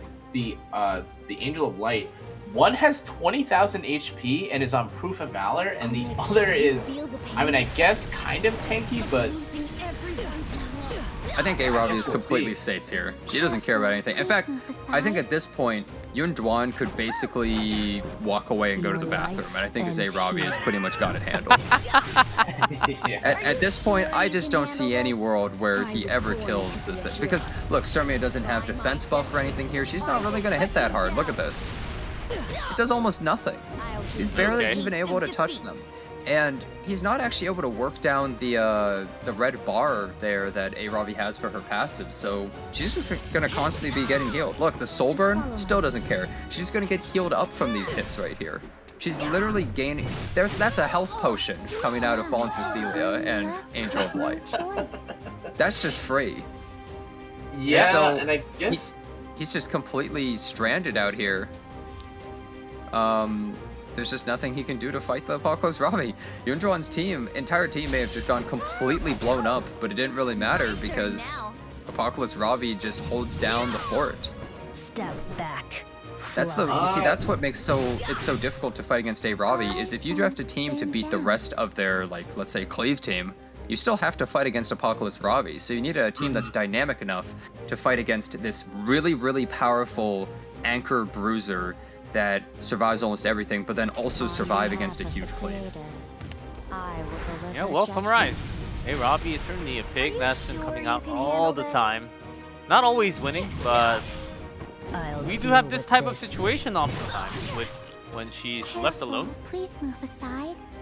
Yeah, and just hold and there's no way there's like no way for YunDuan to even get into like a or I should say, I don't even think there's a way that Hui enters like a certain level of frenzy where maybe you could start doing like significant damage to the Apocalypse Ravi. I think she's just It's just never gonna happen. And she has S3, it's over right here. Almost a guaranteed kill. Oh, Ooh, and actually pretty that close. brings back It is a guarantee. It is the kill, and oh god. Mage to He kill does the coming out. mage. Wait a Skill second, null's doesn't that gone? just... Yeah. He just does that, he doesn't even care. He knows Yeah, that Angel he's is going to just- get skill null again, but it didn't even matter at that point. And YunDuan will be grabbing the second round in a row. He is in some trouble. Of course, even if he loses, he does go down to the lower bracket. But this is already pretty big YunDuan achievement has- from YunDuan. YunDuan has never lost still. Not even a single match has he That's lost. right. Which is pretty impressive that he just has such a spotless record against every single player. He seems to be incredibly good at just responding to whatever the opponent picks. It seems like he kind of sits back and lets the opponent almost trap themselves, and he knows the exact response to every single thing that they're doing. Yeah, and he seems really calm and collected in his drafts too. I feel like a lot of his opponents are probably trying to play more standard or like expect a certain play pattern, but YunDuan, I think, just picks out what he deems to be like his strongest like win con and what he's most comfortable drafting against in each scenario. And I mean, you can see it. I think even the last match I think was fairly unusual. Like every draft it feels like he's playing a different style, and I mean we taught it like time and time again, but this is a very, very, very strong game plan that he has going on, right? Yeah. But I think one big thing too is I think Hui panicked a little bit. The designer Lilibet pick was really early, and it wasn't really able to do anything into YunDuan's team. The moment he picked, YunDuan just said, okay, I'm not going to pick debuffs. And then Hui was like, wait, well, then what's this character going to really do for me? And so I think he sort of panicked against some sort of Ran Cleave or something that he expected out of YunDuan, and then it just didn't happen. YunDuan said, okay, I'm just not going to do that then. And it was just over from there. I think it was a little unexpected. Now that you mention it, I actually did forget that at the start of the match, that skill 2 onto the designer a little bit. You know, granted, maybe it wouldn't have mattered because it would have probably died to, Ida or something else afterward. But the skill 2, like, immediately killing the designer a little bit, did actually prove to be really, really significant, right? Or it did seem to, like, really kind of pace things up in YunDuan's favor. I don't think it would have affected, again, like, the end result. Like, maybe YunDuan would have been entered into, like, a little bit later of, like, a frenzy, but I mean, that's a lot of damage. A non-attack buffed guiding light operator Sigurd killing a designer a little bit from full, no fluff at all, right? Like he even ended up using the Ida skill 1 on the Proof of Valor AOL. Oh man. Yeah, he picked a team that just could not fight Apocalypse Ravi. Like, just straight up, they had no way of fighting that character. and then he just ran into it, and it was just over from there. Even if it had survived the that character, hell, even if it was just Apocalypse Ravi versus Hui's team, that would have been a fight. And he just didn't really have many chances. He really had to just draft differently into that Apocalypse Ravi and be mindful of it, and he couldn't be afraid of only the cleave part. He had to really pay attention to that character holding it down. Yeah, in that case, Jenna, give us some advice. Like, what other than Designer Lilibet, like, do you need to go for sort of more damage against a Ravi? Because I know RTA, everyone's trying to climb. Well, you have to pick a neutral pick usually at that point in the draft because YunDuan has so many different ways that he can trend his draft. So picking something like Designer Lilibet is basically like, it's a really forceful character at stopping debuffs, but it's not really good at much else. So you need to pick a character that's just safe in more situations. That's why, for instance, a lot of players pick something like Apocalypse Ravi. It's a safe character. Or a character like Alencia, because it's just safe and powerful in so many situations. That's why his characters are so popular and you see them so often, because it's just like, you pick the character and the opponent doesn't have many characters that just completely counter and shut them down. So it just becomes such a strong pick. And something like Designer Lilibet, like you saw right there, it just, I mean, even if it hadn't died, it just doesn't really contribute enough to that fight if you pick it so early. If your opponent hasn't forced their draft in a certain direction, then it's not really punishing anything. Isn't that always the issue when you're in the game? Sometimes when the time's ticking down, you just cannot think of the perfect unit, perfect hero to actually deal with the situation. Sometimes experience doesn't really, it should come in because once you know which heroes are picked on the other side, you know how to react against it. But when you're in panic mode, like it's just stopped. You're in that dark side. I think that sort of happened to Hui on that moment. Yeah, I think YunDuan is very good at just punishing what the opponent goes for. And you'll notice most people's drafts are really ambiguous, where they draft like, oh, you know, I'll go DN and Apocalypse Ravi. And so they can go aggressive or defensive with their draft. But once you commit, the opponent can capitalize on that. That's the scary part about YunDuan. He can react so well throughout the draft, and there's not a set style. He can go for speed, some really big cleave. I think his drafting style is pretty much like one of the biggest hero pool that we have seen so far from all 8 players. What would be like a pretty big opener from Hui that he will get the first pick now? Last time I think it was Angel of Light first pick. Yeah, Kana, what do you think he's going for? Oh, sorry. I think. Oh, sorry. I think we should, if at all possible, try to pivot into, or at least open or lead with the Conqueror Lilius. It's not banned yet, or it hasn't been banned yet, which is kind of surprising. We're about to enter Game 3 and no Conqueror Lilius ban. Or are you I sure about that though? Because couldn't YunDuan possibly just cleave something like that? Maybe he's scared of picking a character that's not going to help him at all against that? In his last match, I mean, I guess maybe you could deal with... Well, the only issue is that, like, if he doesn't offer any other more neutral cleave threats, I feel like what's going to happen is kind of what you saw last game, right? Maybe you could argue that if Dilipit was something else, the outcome would have been definitely more Hui leaning. But I think that with how versatile and how adaptive YunDuan is, like I'm almost confident he would just, I don't know, I guess pivot or adapt to the draft in such a way that he ends up with another like more aggressive, more positive. I actually think it's kind of hard to I guess point out weaknesses in YunDuan's draft. When that's the point. He's literally not lost like a single game yet.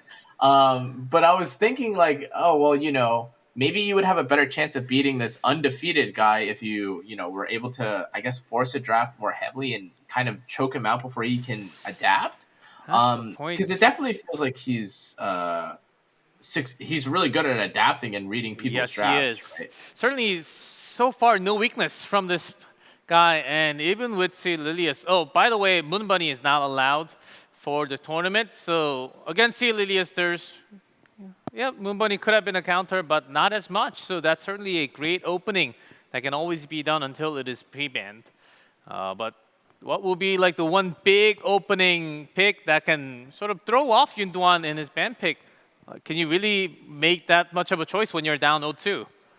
I don't think so, because I think he's just able to adapt and play a bunch of different things. So I feel like he's totally fine. It's a bit of a shame that Moon Bunny isn't allowed in the tournament, but I'm not really sure she's much of an ML Lilius counter, to be perfectly honest. In 1900, it is. It works. I just hit over 2,000 within a month and a half of tournament. Even G-Clef was able to do 200 plus. Yeah, guys, come on. If G-Clef can do it, all of you can get that Apocalypse do plus Robbie 200 spin, within a right? month and a half, guys, you guys can do so much better. Maybe if Hui decides to go Apocalypse Ravi, maybe that's First pick? neutral enough of a pick that could stop. Because that's usually what a lot of people pair, right? Maybe, but I'll do you one better, Kana. What do you think about this? Okay, If he had I'm all ears. Edward in his draft, I think it would be really strong. Is it going to be that strong? Edward first pick if he's open? I don't know about first pick, but I think Edward is a disgusting unit. I think that unit where you might just attack him and the match is over. Yeah, it's so crazy that on a counter attack, 2-turn debuff. It's an you could evoke strict debuff for 2 turns. But it's random debuff though. Not totally random. There's a set of debuff that you can actually do. Yeah, I know a lot of people are seeing Edward and probably going to be like, oh god, now I have to play against this guy. But you know what? He's taking some characters like Ran probably a little bit more out of the game, you know? Because some of these, like if Ran uses S3 on him, and your whole team gets like silenced or provoked, you instantly lose the match. So that's true. We're having a lot more counters with counters, which makes RTA always interesting because you don't. Some of you guys have everything. Some of you guys don't have everything. So you need to work with what you have. And even for the players that we have in the tournament, they don't. A lot of these players are, of course, they have a lot of heroes, but not everything, from what I know. So maybe that might be giving some trouble. I think probably all the players own everything. You see some of these people's gear, and the amount of time and effort and money that it takes to get some of this gear is not easy, and it's way easier to just get every ML5 in the game, right? I think YunDuan may have all the characters, but I actually don't know if he does. They should, but there's always some hero, like even a 3-star that just never comes out. It just happens. Okay, well, if the 3-star is the difference between you being the E7 World Championship or not, that's not going to be here in the tournament, but sometimes. Well, if you don't have Carrot, I'm pretty sure you do. Right now, just to guys give you an update, we're having some issues with, I believe, YunDuan's connection. That's why we are back talking about the matches, what could happen in our... Because right now, he's certainly in a lead, but... Wait a second. We had an issue with this connection. Win right here. We had an issue with this connection in the qualifier, just one, but we're working on that as right now. Yeah, wait, that's a possible Hui win. He might be down 2 games, but he might sweep him in one match right here. Crazy. Okay. I did get the update that we were doing final checks with YunDuan, and the game has been paused, but it seems like we're going to be unpausing the game very soon. Should be going into our 3rd game whenever it is ready. So let's see how he can actually deal with this unbreakable player from Global Server. Yeah, and that's the surprising thing too. Like, of all the most versatile players, I really would have thought that YunDuan was like a player that you could have seen from maybe like, I don't know, Asia or Korea or something. Like he plays, like there's a lot of players I feel like from Global who you saw earlier, or you guys know earlier, we had like Kazu and certain players that, you know, they have a certain play style that's like, but this guy he's fluid. He plays whatever he wants. He is very, I guess he could just switch it on the fly. I don't know. I feel like we keep talking about how versatile it is, but that's all it is. You can't even really comment. It's like, oh, he's a great tank player. Well, he's also a great cleave player. He's also a great aggro player. He's also winning every match. So, you know, like probably looks good doing whatever the hell he's playing, right? And like, Well, YunDuan's a player that I don't think many people know, and when we first saw the brackets for the global matches, I think people were saying like, oh, X or Y is the favorite, and I think not many people probably said YunDuan, but he's shown that he's definitely one of the strongest people in global, for sure. Saw in chat that a lot of people were saying YunDuan is the new DYR. Let's see. I believe the game is ready. So when that's up, let's see the drafting screen as soon as possible. Are we ready? Depending on what happens today, YunDuan might have to get that shirt mailed to him from DYR. Yes, the winner will get to wear that shirt for sure. And finally, sorry guys to keep you waiting, but here we go with draft number 3. YunDuan in the lead with 2-0, and P in a big trouble down 0-2. Something that's really crazy too is that YunDuan hasn't played any matches on the ladder either. Like I don't even know where he's practicing. Like I guess he's only practicing in mocks, but well, yeah, some people actually have like a second account they play on to practice and like kind of hide their technique or something. Who knows? Maybe he's doing something like that. Hui going for the first pick, Apocalypse Ravi. Kind of like what Connor was saying before, is maybe he wants to pick that first so that he doesn't have to deal with it, and that maybe it's just a safe pick and he can flex his draft into a few different things. Emma Liz was actually taken out, and FCC as well. So YunDuan either wants to go insanely aggressive or just straight up cleave Hui maybe in this match for the third win. That certainly looks like a better opener for V. Let's do this. Responding with Aros for now from YunDuan. Not bad. Adventurer Ross, Spectre Tenebria. I mean, the ban is the Bellion's already banned here. Angel of Light is still available. Yep. Granted, there isn't the DN to pair it with, but Amelia is also available. I'm curious if YunDuan here is going to play. I mean, I'm just gonna wait and see basically to see what he's gonna pick. But as you can see, the Hui actually, I think, hovering over the Angel of Light, probably going to play something that I guess punishes the Adventurer Raz. There isn't Mediator Cowrick available in case if YunDuan does want to counter or like deal with the unbuffable, but it's a real question now if he wants to pick a Knight or if he wants to aggress with something, say, like Alencia or the Shu here, right? Let's see what else he brings out to the table other than a Ravi and Angel of Light, considering Alencia seems to be the pick for a third slot. Show your elders some respect. Yeah, so this Spectre Tenebria is going to be pretty big for YunDuan. What was that, G-Club? No, I just said we have Alencia picked. Yeah. So we know Alencia is really strong. However, some characters like Diana and Emil Quirk are already taken out, so her buff strip might not be as important as it usually is. But overall, just the defense buff and the defense breaks from her, she just contributes so much to a team and really helps round it out. But I feel as though YunDuan's Spectre Tenebria is completely uncontested. So far, nothing on Hui's side is even remotely dangerous to it, so YunDuan kind of has free reign to try and pick another character that might tear apart Hui's team, and I don't know if he can respond to it. Something like Arcdean Mercedes, again, probably works in this kind of match versus Hui. Yeah, and we see the Destina here. That's what I was thinking he was going to pick in response to the Angel of Light. Young already banned, and Archdemon. As you mentioned, the Archdemon Mercedes actually ended up being picked. A great kind of solo carry that gets protected by the Destina and Adventure Ross for sure. And now what's really going to, I guess, mold this, or I guess put this draft together is really going to be the 5th pick, right?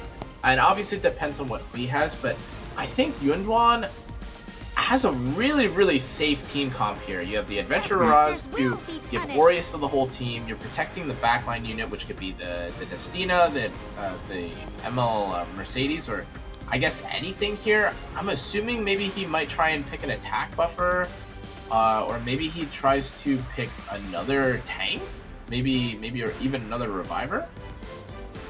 Yeah, I feel as though LQC Solitaria is the final pick. YunDuan's team is kind of exactly what he wants to do against something like Apocalypse Ravi. You just sit there and you tank down. and you draft a couple of characters that can deal with Apocalypse Ravi relatively easily. So I would say that she's not all that strong of a pick here overall. Like, Spectre Tenebria doesn't care at all about it, and Archdemon is one of those characters that can actually fight against her just fine. So YunDuan, okay, yeah, Fairy Tale Tenebria, you instantly have to ban that. It's actually really strong versus a character like Angel of Light, because if Angel of Light doesn't cleanse all the debuffs, like if the no 15% happen, then she's just going to be not giving any barriers or anything to the team. She's going to S1 and immediately cause the Fairy Tale Tenebria S2, causing maybe even defense breaks on your team. Yeah, it's a force ban. Fifth pick's being banned as the post ban. YunDuan reacting again perfectly from Beast Draft. And left side has no attack buff or anything, nothing to really push the damage. They don't have a huge amount of AoE to deal with the Spectre Tenebria. Destina gets to cleanse and heal the team. It looks like YunDuan has a pretty huge advantage here. Let's see, we have Destina going first. YunDuan will be starting round number 3. Foolish. Ooh, so I guess if it's this fast, is it actually a maybe? Oh, I guess it doesn't really matter so much. But oh, the Angel of Light actually not being sealed. I guess he decided to soul burn. Yeah, I think that's actually a really smart idea to straight up just soul burn that. Like, he doesn't need the souls this instant, and the Angel of Light, I think, kind of has to go for the S3 here. Otherwise, the Spectre Tenebria. Oh wow, the Spectre Tenebria can just stun this Little Queen Charlotte, and she's not going to be able to do anything the entire match unless she's 15% here. Maybe I shouldn't have said that. And oh, please God, no. Stun. Okay, it didn't happen. Okay, all good, all good. He is stunned. Jenna Curse doesn't come through today. Yeah, so the problem here is, like, what can Hui really do? I feel as though he had to use his silence there just so that because the soul was used from YunDuan's side, she wasn't able to soul burn into the S3 on the Little Queen Charlotte, and now what is she really going to be able to do? Ooh, hit She's almost 4 though. gone. Oh, that's a 30,000 HP Alencia. Yeah, that's a really actually doing a pretty significant amount of damage. This Alencia has a lot of health and I guess therefore it's good damage too. The defense buff getting removed for her definitely makes her a lot more vulnerable though. And so this Little Queen Charlotte does have defense buff, but the issue is I think YunDuan's going to get enough souls to be able to kill the Spectre Tenebria real soon. Oh, especially. And the defense buff is gone, yeah. Wow, Ross huge. Actually stripping buffs with his S1, how rare. Yeah, and this looks really good, I think, for YunDuan. There's no heal, or no, I should say, there's no skill 3 that he's had to really commit from the Destina yet. Archdemon's still kind of sitting pretty in the back line. He can choose to silence, I guess seal the Alencia or the Apoc if he so chooses as well. Oh, but he chooses just to... I think he just decided to do that to try and get a more reliable S2 because the seal wasn't guaranteed in the other units, but he actually got unlucky and it didn't even happen. So realistically, he should have gone for anybody else actually. Yeah. That, I mean, you have to think that this Little Queen Charlotte is dead here, right? I don't think there's any way that... Oh, and Ross actually resists as well, so he could just go for a dual attack if he wants as well. With this, yeah, he could soul burn into the Little Queen Charlotte, right?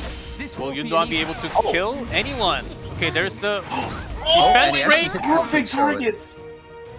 So, okay. The problem here is if you kill somebody, this Apocalypse Ravi is actually going to be able to use her S3. I think that the Destina is probably dead. Now, if he had killed the Little Queen Charlotte, it actually could have been incredibly bad, because if he revived it then, it would be able to immediately S3 and do a ton of damage. But Alencia's probably coming back right here. Yeah, the Alencia is probably a little less value. I would definitely agree, but... Ooh, actually... If they go into Archdemon and she doesn't counter... Yeah, and the Archdemon doesn't have, or she's unbuffable, so she can't even proc the barrier either, right? In case it actually and now look at this. Archdemon is such a terrifying character where you don't even want to attack her in case you get countered. because he knows if he got countered right there, he would just instantly lose. And so he was so scared of that he would rather attack Ross, possibly missing both attacks and basically doing nothing. Another silence there from Angel of Light. That's big. I think he was kind of hoping that he would. Oh, and it didn't wow! proc It actually again. didn't proc, but his Spectre Tenebria going first is he had some insurance to deal with this Little Queen Charlotte either way, and so it finally gets taken out. That thing was definitely a bit of a thorn in his side. Being able to take it out earlier or seal it would have been a big deal because she was actually giving what 16 or 15% damage mitigation to the entire team from all the crits. So it actually reduced the amount of damage YunDuan was putting out a decent amount. Show your elders some respect. Yeah, and Apocalypse Robbie does lose her defense buff naturally here, and I just don't know if this is enough. I mean, you would have to imagine that there is some really low rolling, or like some really low rolling going on from the Archduke Mercedes for her not to basically kill this whole team, right? 2-turn seal still present on the Angel of Light, and I can't see it. Jenna, like Spectre Tenebria looks so safe, and realistically, in most matches, this Archdemon would already have her third skill up, and the match should just be all but over. But even in this situation, she doesn't have it up, but she's still a bulky tank sitting there, and she's able to seal characters like Apocalypse Robbie, and they have to break through that wall to even get to a Spectre Tenebria, and I'm not really sure he's going to be able to do it. He's on Crimson Seed, which helps with the debuffs, but it also means he's going to be getting hit really hard. It is 2 turns until Apocalypse Robbie S3 as well. I smell living creatures. Yeah, that's true. But I think as soon as they get sealed and possibly defense broken here, they're just dead. Actually, Crimson Seed's the defense break, but now the they're burns are pretty S3 as well. Oh yeah, Spectre Tenebria also has S3, Oh and my god, it's 4 debuffs. That's She a does lot of 10% more debuffs on damage. Robbie. And that's it. 10% extra damage per debuff on them, and that's Can just this immediately- guy lose, man? He YunDuan. can't. He never loses. And He that has is a never lost so 3-0 far. victory for YunDuan. Now, in the Holy. winners final, Jintae versus YunDuan confirmed. That will be a big hype match. Global versus global in winners finals. That is not something I would have predicted to happen in this bracket, guys.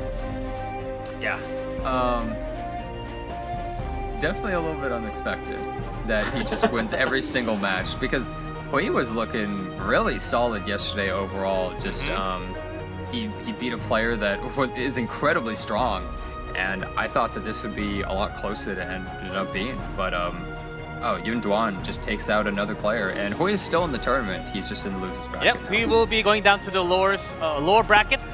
YunDuan just does not know how to lose, actually. Another 3-0 victory in the best of 5. YunDuan will be going straight into very high position. If you win from that winners final, you go straight into the grand final. So you're not that far away from winning this entire tournament after that win. Of course, again for P, very unusual style of him. He wasn't really adapting or reacting too well today against YunDuan. Was it just better drafting from YunDuan, or was he just panicking this entire time?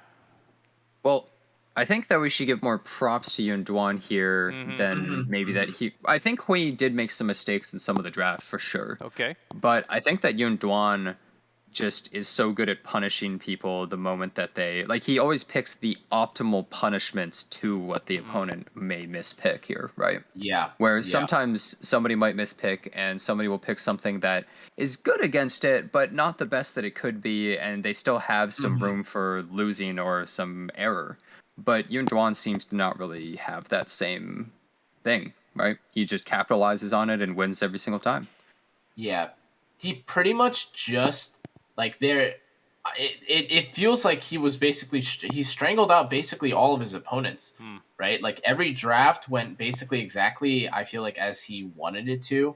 He knew exactly, I guess, how to punish all the slow players like Hui, and even against the fast players, right? Like Yule yesterday, he also kind of shut down Yule's whole game plan as well. So I mean, props to YunDuan for sure. Definitely, I think a lot of people's dark horses or I guess the the less favorite or the less favorited or player for this YunDuan series. is certainly a player that we did not expect him to climb up this high with all wins from the qualifier. But let's go over the match as we have the very first draft of our second match. Yep, having the 5th pick being banned, but this was a match with Lionel Surmia doing a lot of work from the right side. Yeah, YunDuan already has the pose of a winner, like he just won the whole tournament. And I mean, all 3 of the matches he looked pretty dominant, right?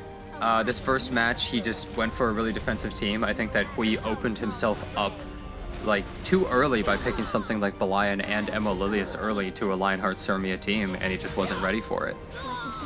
YunDuan immediately saw that, and he just went all in with it. Yeah, picking Vivian early, it seems like it is not the best pick at this level of the tournament. And this is the draft from game number 2. We did have Fairy Tail ban and Emilia ban. Yeah, and so out of the matches, he had this one kind of cleave match, and then the other 2 matches he played pretty much a protect the carry kind of match. And I mean, in the matches yesterday, he played some different styles as well. It seems like he's actually able to play pretty much every sort of team comp. He just is prepared for whatever the opponent's going for. In this match, he kind of just cleaned him up, as we saw with Apocalypse Ravi soloing his team. Yeah, and I guess from the draft, it really was unfortunate that he did end up with the ML Surmia, but giving Amelia plus Ida also didn't really sound very good either. You can kind of see it, right? We played until I think Frenzy 4? Yeah, it actually just was having pretty long. the Apocalypse Ravi fighting, and then in this game 3, I mean, a lot of these drafts just look so perfectly played out, like so perfectly drafted. You see the Destina perfect reaction to the Angel of Light. There's the Spectre Tenebria and the Archdemon, who I think do fairly well into the Apocalypse Ravi and even the Alencia. There was no way to cleanse the debuffs, and even with, I think, fairly I guess unlucky, or I guess like maybe a little balanced luck, and there wasn't any super crazy Archdemon proccing or anything like that. YunDuan was able to just take the game, right? Yep, just having all the answers against the opponent. That's certainly one, especially against A. Ravi. You need that enough damage. This time, Archdemon Shadow and Spectre Tenebria seem to be enough. Yeah, I mean, at some point, YunDuan's got to lose at least one match, right? Like, or is he just gonna win the whole World Cup and not lose a single the Grand one? Finals? Maybe. It's possible, but hey, I guess we'll see. Hui was definitely one of the players that I think a lot of people latched onto, especially after yesterday, saying like, wow, this guy's he's great, and they really like the guy, and they really want him to win. But then YunDuan just comes along and just kind of slapped him down to the losers bracket. And we'll have to see what happens when he's actually playing there, because there's some strong people in the losers bracket still too, right? It's entirely possible he would actually meet his previous opponent, DYR, right? Lots of great matches certainly happening. YunDuan, let's see if he actually drops a match, when he'll actually drop a single round against any opponent. But that was it for match number 2. We still have 2 more matches now. It is time for us to go to the lower bracket and find out the 2 players who will be dropped out of the tournament if they lose their best of 5. But before we go into that match number 3, let's take a short break, and when we come back, we will have that lower bracket matches.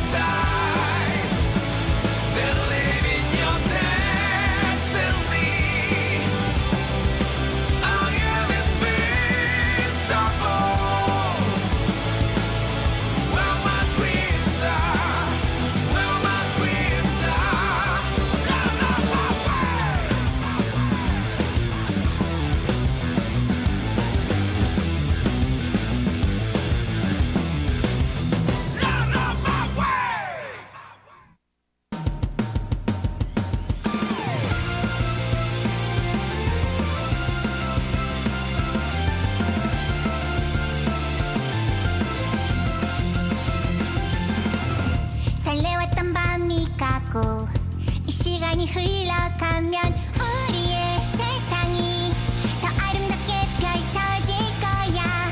내 모습이 부끄러워 감춰지길 바래왔던 모든 걸 보여줘. 바다에 일렁이는 파도 속으로 떠나자. 손을 잡고 꿈이 반짝거리는 서로의 맘속에서 반짝이는 별처럼 떠나볼래. 푸른 바다 속으로 두근거리는 내 맘 안고 혼자가 아니야. 서로가 있어 영원히 간직하고 싶어. 꿈만 같던 세계로 햇살 가득한 곳을 향해 좀 더 가까이 날개를 달아 별빛 반짝이는 바다를 Let's go.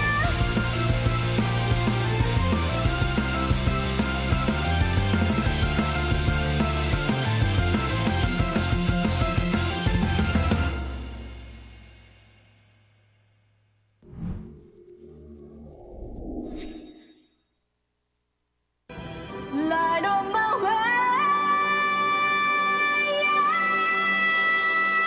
Shout inside, believing your destiny.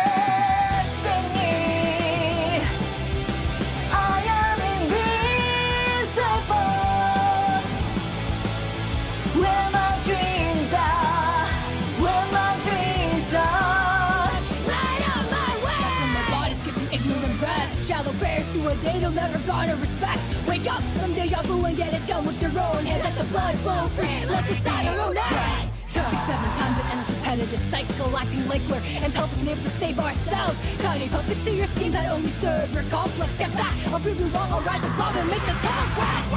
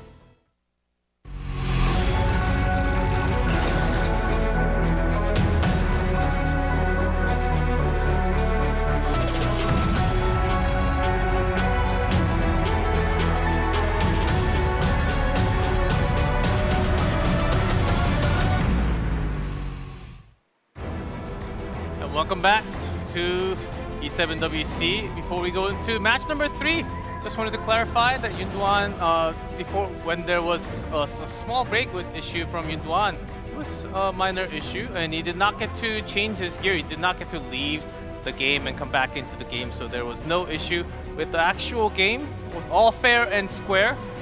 3-0 victory for him, and now we are on to match number 3. This matters also maybe a little more, because we will be having the loser getting knocked out from the tournament. And first I believe we have Tohsakarin. Yeah, Tohsakarin, a lot of people seem to favor him. A lot of the players seem to not want to fight him, but he got beaten yesterday, and he's in danger of possibly being knocked out today. It's a bit of a surprise that he's actually in the lower bracket. And many have predicted that he'll be the winner from the first day. And he's up against a big opponent. Phantom did lose against Jintae yesterday, but a lot of people were saying Phantom actually could have won against Jintae. Yeah, I definitely think if you look at the matches that Phantom lost, they were very, very close against Jintae. They were that Peira and Carrot, I like the 1v1, with Mediator Cowrick. I think it was definitely Phantom leaning up until it wasn't, which is really unfortunate because he could have definitely used that momentum to swing into like a game 4, game 5, maybe put Jintae in kind of a weird spot.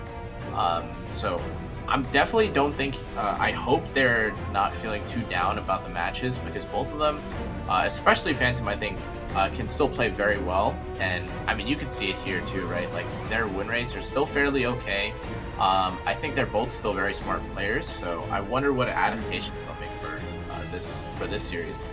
Certainly another match with a lot of hype behind these two players. The numbers did drop because they're in the losers bracket, but still, both very good players. Let's see if they actually want to bring some of that Asia speed gear that we haven't really been seeing so much from Tohsakarin, either from Tohsakarin or even from DIR that we're going to have in match number 4. Yeah, I guess let's see what happens here as they go into the match, right? All right, round 1 is ready. Let's go with the first draft, but it's been paused for a second. So hold on, hold your horses, guys. Just getting the network set and ready. Yeah, it looked like maybe Phantom was lagging just a little bit there, but I'm not sure. Yeah. It's certainly not me. Okay, 3, 2, 1. Yep, here comes we go. the battle. All right.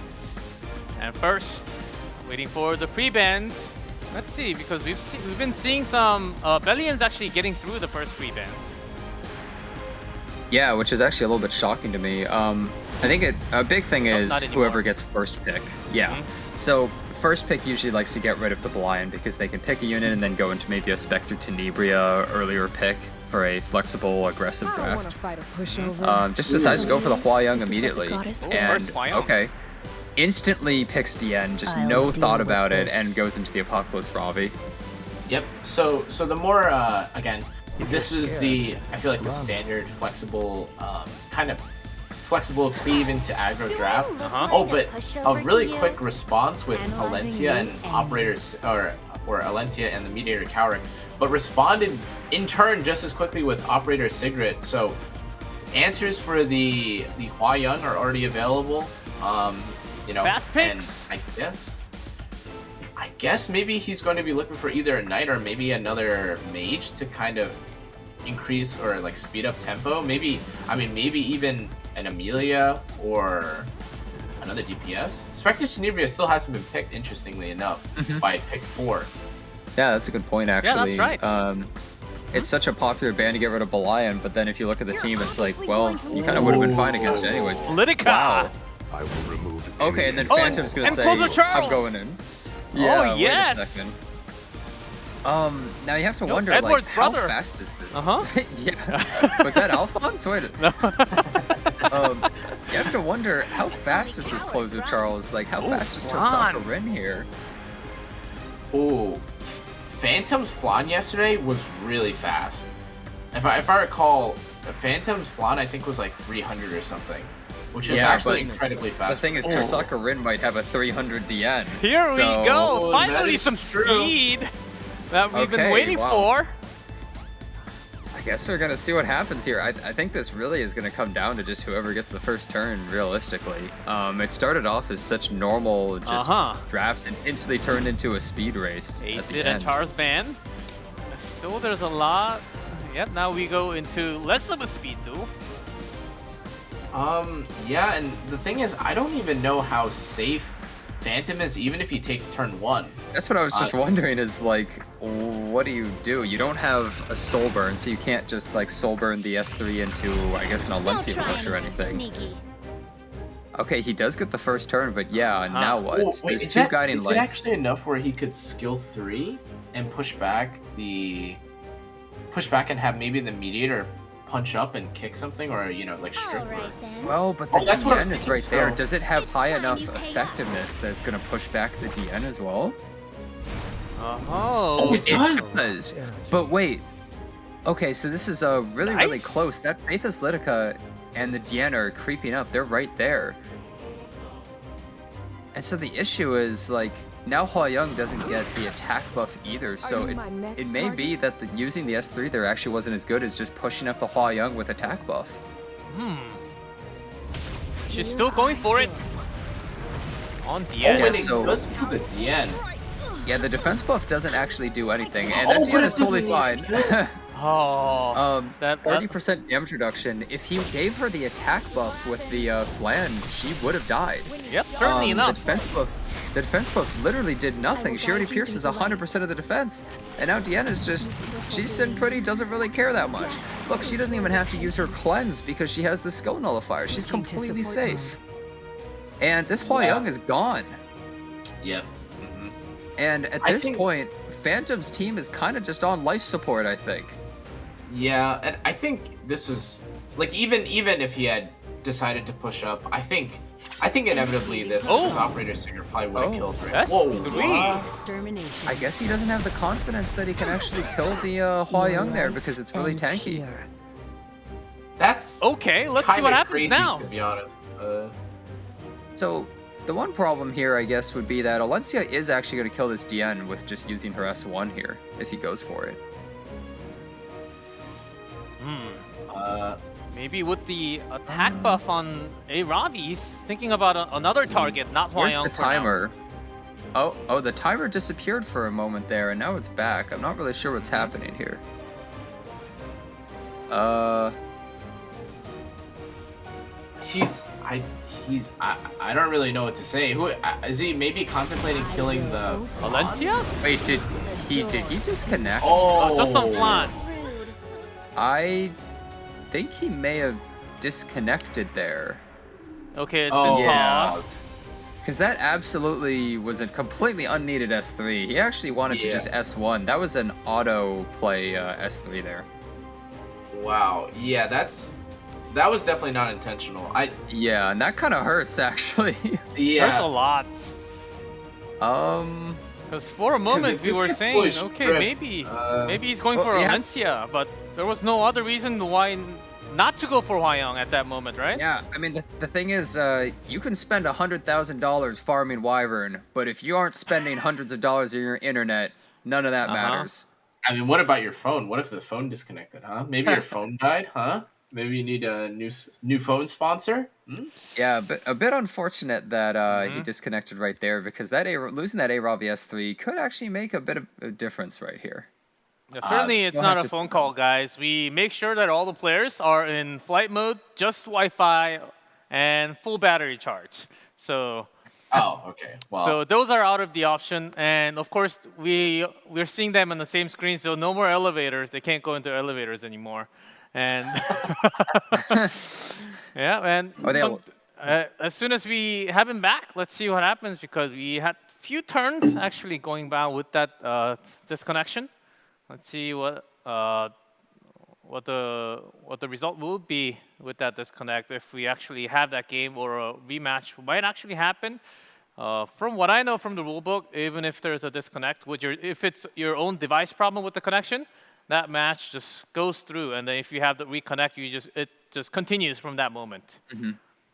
Yeah, so that could hurt Tohsakarin a little bit. We'll have to see how it exactly plays out, I suppose. But you might be at such an advantage at this point that it doesn't actually make too much of a difference. But it would really sting if he happened to lose because of something lame like that. Yeah, he looks like. I mean, prior to that skill 3, he looked so in the driver's seat. It looked really convincing actually for him. The Alencia doesn't even have skill 3 if you recall too, right? Getting reset by the Faithless Litica, so it's not even like you could strip all the buffs off of the team. Yeah, I think he'll be fine though, even with the skill used. I think he's safe. And also, A-Ravi S3'd on Flan, not Alencia, if I recall correctly. So it was only Flan gone on the right side, and a full team on the left. Yeah, he could have just gone for the S1 on Flan and she would have died anyways. Which is probably what he was going to do. But hopefully it reconnects kind of soon. I'm kind of shocked that some of these players are disconnecting here because normally I'm the one disconnecting. I have terrible internet. We have really kind of disconnecting a little bit today, but Oh yeah, I don't know what that That's was. true. It's a little bit. It's a shame to have like be in a tournament and something unfortunate like that happens though. I So know. hopefully that doesn't stress any of the players out or make them feel bad at all. Yeah. Okay, That got was a word from unfortunate the because we did production see, that we're checking the connection of Tohsakarin. At the same time, the judges, the referees are trying to do their best to if we have to continue the match as it is at this moment, or we will have some kind of redo, or we will just have next match with after the disconnection. So let's see what the result is from this disconnect. I think it's going to take some more time because usually with the disconnections, we do have to talk to the players at the same time. So let's see what happens from as of this moment. Is it still Tohsakarin having an upper hand, or was it the other way? I definitely still think it's Tohsakarin favored. I mean, Deanna is about to take her turn. Well, I guess maybe not. She might just die here from the Alencia. But I still think that in general, you have the Faithless Litica who can still strip everyone off. You have Operator Sigurd, who I think still hasn't used her skill 2, but she does have attack buff, right? In addition to the skill 2 from Mediator Cowrick, who it kind of forces you not to use your skill 2 with Mediator Cowrick, because if you decide to give the enemy team a barrier, now you're basically enabling the Operator Sigurd again, right? Yeah. But I think in general, although you can maybe argue that Hwa-Young and Alencia can do a good amount of work against, let's say, a Faithless Litica and Apocalypse Robbie, I still don't think the tempo is enough for Phantom here to win. Yeah, I think you're probably right. I think it's possible that if Tohsakarin had just disconnected and the game played out, he might still win at this point. Really? With just I think it is very possible. Really? Assuming Okay. that the AI of Operator Sigrid would use S2 on Hwa-Young, it is very possible. I That's think very so as well. likely. Don't exactly know what the AI for OpSig is and how oftentimes it actually works on Hwa-Young, but usually should go for the target with the shield when that's available, right? Yeah, I think that's how it is. I don't know if it prioritizes if it'll ever use skill 2 without a shield being on. I know there's certain characters that work like that, like Ruel really? or Okay. Destina, who I think don't use skill 3 or skill 2 unless you're below like a certain threshold. Maybe it's conditional like that, but otherwise, I think Operator Sigrid, I think even just with like using skill 1s probably wins this as well. And since we have some time, I think it's going to take some more time to actually get back into the match. I always wanted to have this time because this tournament is being prepared by a lot of people, not just the three of us on the screen. We have a lot of staff at not just this studio, over at the other studio, not just Smilegate with VSVN production. We have, of course, wanted to always have the shout outs to all the GMs. That's been helping out with the show all the time. Yeah, GM Saz in chat, of course. Mashu and Luca, thank you for having a shout out for E7WC every single week. Yep, guys in chat, just give some thumbs up for everyone who's been helping out. Of course, with all the GMs around the world helping out with the tournament and all the system of the patch notes every other week and the balance patch every other month. I mean, this tournament can only have happened with so much of all the people who's behind the camera. So why don't we just have a moment and give a big round of applause for everyone who's been working so hard to make this happen, right? Yeah, I mean, they've done a pretty good job. I think last year's World Cup, or maybe not last year's, I don't know how long it's been, but this is definitely a step up from last time, right? A lot more work. Like, you guys are right here, and I'm like in the middle of this world arena with the Sky Stone over there. You see that Sky Stone? Yes. I want to like take it out and put it into my account. Is that a Sky Stone? What I is think that so. thing? Isn't that a Sky Stone? I think It's like a little sharp. Or is that a It shard? looks like a little prison.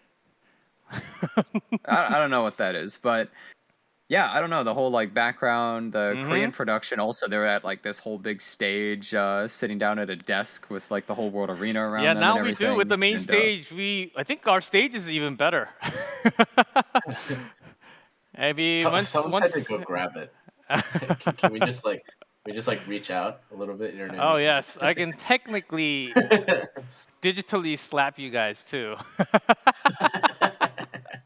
I like all the 3D characters that appear to your Oh, left yes. as well, which is pretty Mhm. cool. It would be nice to see that kind of stuff used a lot more in the future as well. I like the idea of it, and it's definitely really cool. It's interesting to see them life size, how tall you are compared to them. Oh, Yeah, can you get a yes, board I'm a cutout too, or- monster. I'm like 7'3", guys. 7'3". Yep, I Hmm. gave up on NBA because I'm not that talented in sports. But just to sum it up, yeah, really great job from Smilegate and production. But because it will take some more time to actually get this all together with the issue, we will actually take a short break. I think about 5 to 7 minute break, and when we come back, I just got a word that it'll be a 10-minute break. I think we need some more time to get all the rule book, just go over, just to make sure that everyone's on the same page, to talk to the players. It's going to take some extra time, so this is a good time for you to actually go do all the events. Go do all the events, and you get some time to go to the restroom and just chill before Watch we your go 30-second back shorts and all that. into the game. So let's see, are we ready? I think we are ready to go into that.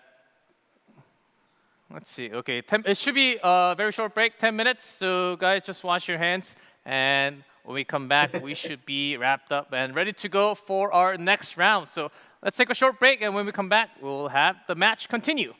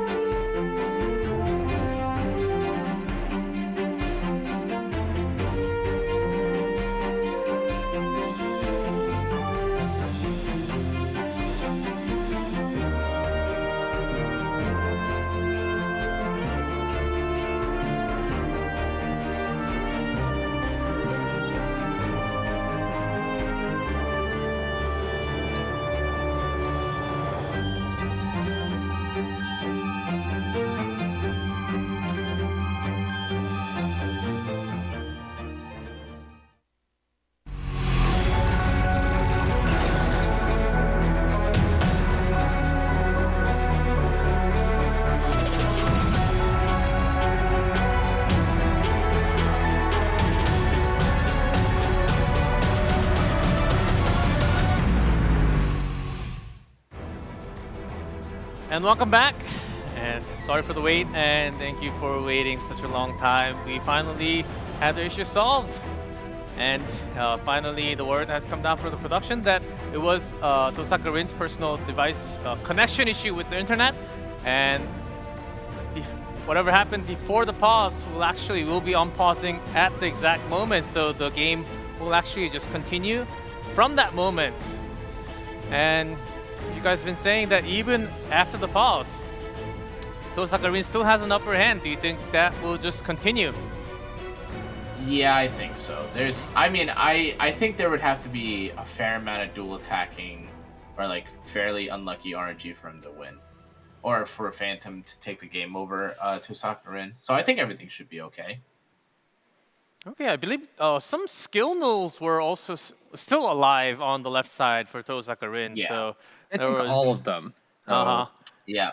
Alencia is either going to S1 to kill the DN or is going to use an S3 to try and strip the buffs. But I feel like taking out the DN might be... Oh, you're right. So I guess DN is just gone. Yeah. Yeah. Let's see what happens when we get back into the game. Right now, I think both players are trying... We're coming down to having all the players on the same page. And it was somewhat of a longer of a break that really sort of stopped the flow during the tournament. But hey, sometimes things happen. And for those of you watching at home, thank you so much for the wait, because the games, of course, not just this match, we still have one more match. And big two players are still coming up. So I think that can still be one of our best matches for today. So you don't want to miss any action for sure. I know for some of you, because of time zone, it's getting late. Still try to stay up and join us. If you're missing this right now because you have to go to sleep, you can just come back on YouTube later on and just watch the replay. It's always available. This is the best time for everyone to actually join. Let's see. I think we are soon going into the game. Certainly, we're just stopped at that pause screen for now. Yeah, sorry about that, everyone. But should be in real soon. Yep. Well, we have some more time. Well, we have some new heroes coming out very soon. And I've been saving up my molas for, especially Edward, and maybe Emo Pavel if I get a chance to get that in my hands. Hopefully, with not many zombies. Edward's the easiest triple S plus 15 I ever seen. Really? Yeah. Really? Emo Pavel looks like the easiest triple S plus 15 I've ever seen, Jenna. I don't think I'm crazy for thinking Edward looks pretty strong. What about Roy? Roy had pretty cool skill set. I think they did my boy Roy dirty. I think he's one of my favorite units from the series, or favorite characters from the series, I should say. And I don't know. I'm gonna try him out. I want to stay a little optimistic, but he seems a little weird. I'm not sure how I feel about him. It'll take some testing, I guess. Yeah. I actually looked at his multiplier and did some testing on some stat lines with his skill 1, Roy's skill 1. It's not that bad damage. I know people are complaining oh, you have to Okay, the fact you had to be it's not that bad. Well, I think I was doing the math. I think if you were something 3.5k 300, which is not hard at all because he's a mage, right? I'm pretty sure your skill 1 does 10,000 damage. Oh, and here we go. Oh, we're back in game. Okay, we'll continue from where we left off. Still a lot of debuff on the left, but here's Alencia. And Dian's gone. Yep. As we thought, right? To be expected. So I guess Emil Kawerik here is probably going to S3 and not use his S2 because he doesn't want to put that shield on. Yeah, surely not. It's actually kind of unfortunate for Tohsakarin that the operator Sigrid didn't go after the Hua-Young here. Wait a second. That's not good. But this Hua-Young should surely die. Yeah. By the way, he could have done that at the very beginning. Did he possibly disconnect that far back that he didn't? Wow. That he used the S3?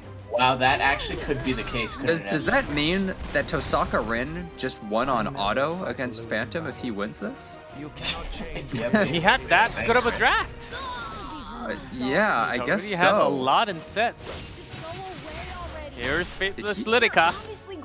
Did he Taking out some possibly shields. just auto Phantom? Yeah. I mean, you know, a draft diff, I guess. What can I say? You know, what can we say? Ooh, Hwayoung's win rate going down and down and down in this tournament. Yeah. Like low The thing is- 40% now. She's a character that's always picked early every time she's up, but then people keep just punishing you for picking her early, so it's like, well, you can't just pick her at the beginning, or if somebody just goes with the Operator Sigrid DN or Operator Sigrid Amelia, and you just get blown up. And I think it just keeps happening over and over and over, and people just aren't respecting the fact that there are really strong counters to her. Yeah.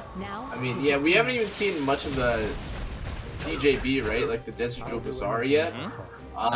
Who I think is also a fairly good answer to Hwayoung too, depending on the draft. And wow, he's actually just wow, that actually did a lot of damage. That is actually a lot of damage. Finally, jack of all trades. You know, at this point, I kind of just want to see Koeric die, because I would feel so bad if he won, but she's able to S2 and take him out right here. Yep. But Operator Secret imagine if doing she a couldn't do lot that of there. And that is a win for Tohsakarin in this best of 5, starting with 1 round. We had some issue, but thanks for the wait, everyone. Finally have everything sorted out. And we have Tohsakarin winning the first round. Phantom, that drafting. Hwayoung first pick. Oh, when Hwayoung's not banned, you have to take her, but she is not really great during the tournament. So what do you really do with Hwayoung? Yeah, if you actually have the tools necessary to punish her, then Hwayoung can be a pretty weak pick, as we've seen in the tournament. You can't pick a slow team against Hwayoung, really. You'll just immediately lose. So the moment that somebody picks Hwayoung, they know the opponent is going to go full aggression against them. And it just seems like a lot of players aren't prepared to actually fight against that. As soon as they pick the Hwayoung, they just get punished, and they don't know how to respond. We'll see. MVP, APOC Robbie, but as you can see from offense contribution, I think we should give more points for the offense contribution than the defense. I think getting nuked isn't really much of a contribution to the team a lot of the time. Yeah, this is gonna really severely increase both of the players' match timers, by the way, with a 28-minute match. Oh, 28 minutes, huh? That's as long as like a whole set right there. Yeah. Yeah, we'll and see I if hope that that actually goes in entirely. Game, I'm pretty sure that they will take the break time out in the middle. I'm really hoping that next game we see Phantom maybe prioritize his own, like maybe Amelia or Diane here. I think that's what we've seen him do in the past, or like maybe the Ran or something like that. But I guess we'll see. This is game 2, right? Yes, it is round number 2. Tohsakarin from Asia, the Phantom from the Japan server, banning Ran and DN. Now we have total of 4 pre-bans. Yeah, so, again, wow. Okay, Hwayoung start. Again. This time Phantom's saying, you know what, I'm going to take this. I don't think you can punish me, and we'll see what Tohsakarin does. Peira! We've been Peira forgetting coming about out. Peira from Asia. That's been very popular from Asia. Yeah, so it looks like Tohsakarin wants to go full aggro then, because normally you don't really want to pick that character with so many counters on board. There's still Angel of Light, there's still Desert Jewel Bazaar, characters that just completely dumps to her, and look, full aggression. Fast picks! He's picking so quickly that it might actually be making it harder for Phantom to get enough time to decide what he wants to do. Yeah, that's exactly, I think, what he's up to. Both of these players have been picking their units so quickly. This is the first time that I feel like a player is just really stalled. Phantom right now has to think hard, like, how is he actually going to fight against this aggression? Is he going to just try to speed contest? Picks units to possibly just be able to disable Tohsakarin's team. He knows Tohsakarin is incredibly fast. We've seen his Flan, and his Peira is probably even way faster. So what would be one of the better responses from Phantom with the remaining 2 slots? It's tough to answer. But the Stina. Oh, okay, bringing back someone alive. That could be one against the Operator Secret. Mort? Yeah. Shall we go? Okay. Fallen Cecilia. Wait. So so this is definitely an operator secret ban, I think here. The real question though is, oh yeah, that's what I was gonna say. There's the Ida pick. I was thinking maybe Spectre Tenebria could be okay too, depending on like if you can get the Flan to like Soulburn S3 or something like that. But Ida I think is totally fine as well. The only thing I'm a little concerned about is if Tohsakarin has enough gas in the tank to kill the Destina at the same time. I feel as though a lot of people are forgetting about characters like Green Armin being around. Oh, yes! I'm kind of surprised that versus some of the Cleave and aggro stuff, we're not seeing any Green Armins, no Sage pick. It's just kind of odd, because normally you see those characters picked all the time versus Cleave teams, and they seem to be very absent from today. Not much in the main stage. To have the Operator Secret ban on the left and Destina ban on the right. Let's see who will be the winner of the second round. So the problem here is he's going to get all of his buffs stripped on the right side, and then he's going to get defense broken by Flan, and there's going to be an attack buff on Ida. And so that kind of sounds like an infinite amount of damage coming his way. Really? The shield's not going to be enough on the right? If you wish to die. Well, actually, the problem here is that Ida's going to get pushed up above Flan if he does the S3. Yeah, so he decides to just hold it. Okay. Because he can go for the soul burn. Or actually, is he going to soul burn it? He might want to actually just S3. From Tohsakarin. They might hold the soul burn here, yeah, and go for the Ida soul burn instead. I think that's worthwhile because it will be able to push the team forward and everything, and Apocalypse Robbie can possibly finish off the unit that's defense broken. Are you sure? A lot of debuffs on the right side, and here we go. I think Phantom's just dead. I can do it. I see a touch of death. I don't know, we'll have to see. It's actually did a surprisingly small amount of damage with that first hit. 9.5k Ida. Maybe not. Cecilia and oh wow. He's gonna have to kill the Meteor Coward. Yeah. Right Do you now. just go all in? Oh, actually, he onto the decides to Hua soul Young. burn into the Hua Young. Okay. Wait a second. He doesn't have op sig, but if you have enough damage, that's another way. Yeah, I guess Ida without the attack buff did much less damage than I expected. I was wrong. Now, if this Alencia isn't on something like injury though, it will be really hard for it to actually take out the Apocalypse Robbie. Do I look like a pushover to you? That's one thing that we have to look at now that the turn is at Alencia. Yeah, I guess we'll have to see. The Alencia opting to just take out this Heir because it doesn't want to deal with her putting up the S3 or anything. So has to hold their defense buffs. Since they had to hold the... Oh, yeah. Descana? You're actually right. No, I was just gonna say. I was just pointing out. You can continue, Jen. I was just saying that the Flan still has skill 2 in case if she wants it for the Ida's next turn, right? You're right. Mediator Yeah, just having a hit. They're gonna try and take out this FCC just to get rid of some of the mitigation and everything, but I mean, yeah, she still has S3 up, so kind of buying time for himself. The thing is, if he S3s right here, it immediately gets stripped by Alencia. So do you really want to commit now, or hold it on forever? I almost wonder if they should have saved the skill 3 with this Apocalypse Robbie, and possibly just killed the Fallen Cecilia normally and saved that for killing Mediator Quirk, possibly. And here comes the strip. And let's see if it actually does strip. Okay. It stripped everything. It works Okay. perfectly. And is it still enough Ida's damage gone. to get a Robbie at the end? That's the real question. Yeah. Flan does have her S2 still up. Okay. But the skill nullifiers kind of make it so that's not really going to be able to do too much here. You brought this on yourself. But if they don't use it here, then it's going to be gone. Oh. Increased attack So- on Peira. I think they did that just to make it so that she could have broken a skill null, and I guess to take the aggro from the This is a good idea. the Alencia, but this is actually starting to possibly look in Phantom's favor because this Alencia is still at full health. Back. Flies. Now, if the match lasts long enough, this Apocalypse Robbie is just going to kill the Mediator Quirk with S3. And at that point, it might just be over. I don't think that this is an injury Alencia from what we've seen, so I don't think he's actually going to be able to finish off a Robbie. Yeah. So again, it comes down to if you can actually have enough damage against APOC Ravi or not. take your There's life. a lot of buff on the other side, but only Frenzy 2 for now.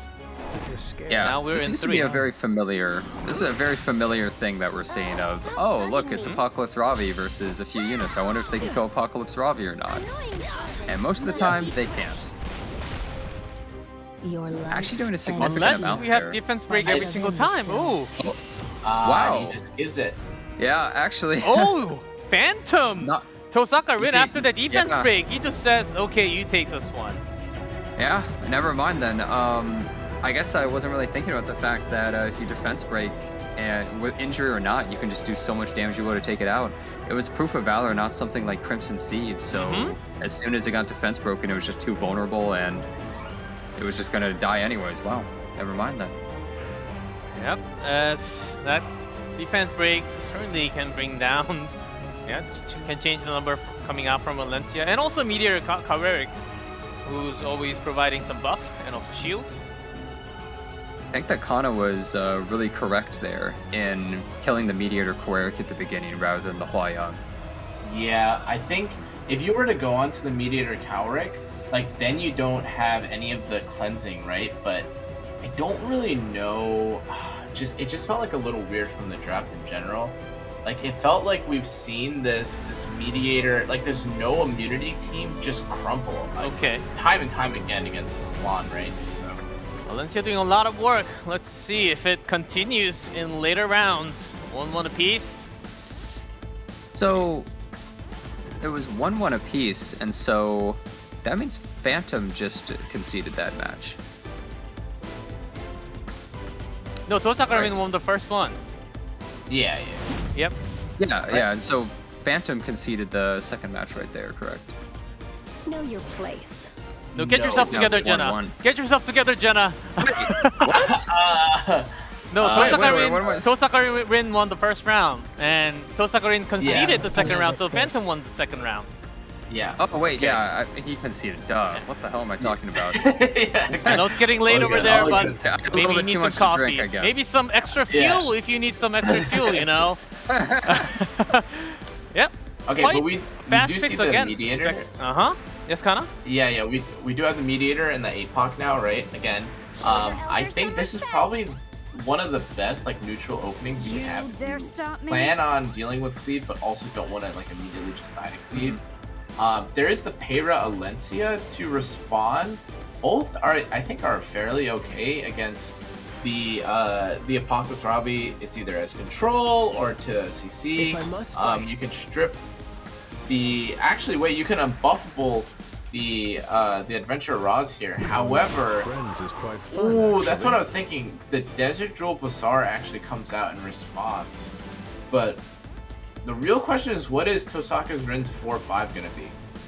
Because I think he might need 2 utility now, or 1 utility, 1. Doesn't he kind of have to rush down Phantom at this point? Because he picked the Payroll already, and Desert Jewel Bazaar's on board. Like, you don't really have any options to go slow at this Another rate. Flan and Ida. Yeah. A lot of he ice has units. to push the aggression. I think he had no choice, really, because otherwise Desert Jewel Bazaar just makes Peyra a completely dead pick. Yeah. So, the issue here is, can Phantom really kill something like Spectre Tenebria as well? If they're able to deal with something like Desert Jewel Bazaar and they can actually just get a kind of bulky enough team there, it might be too hard to reach. Or you We'll can have to toast see. ban.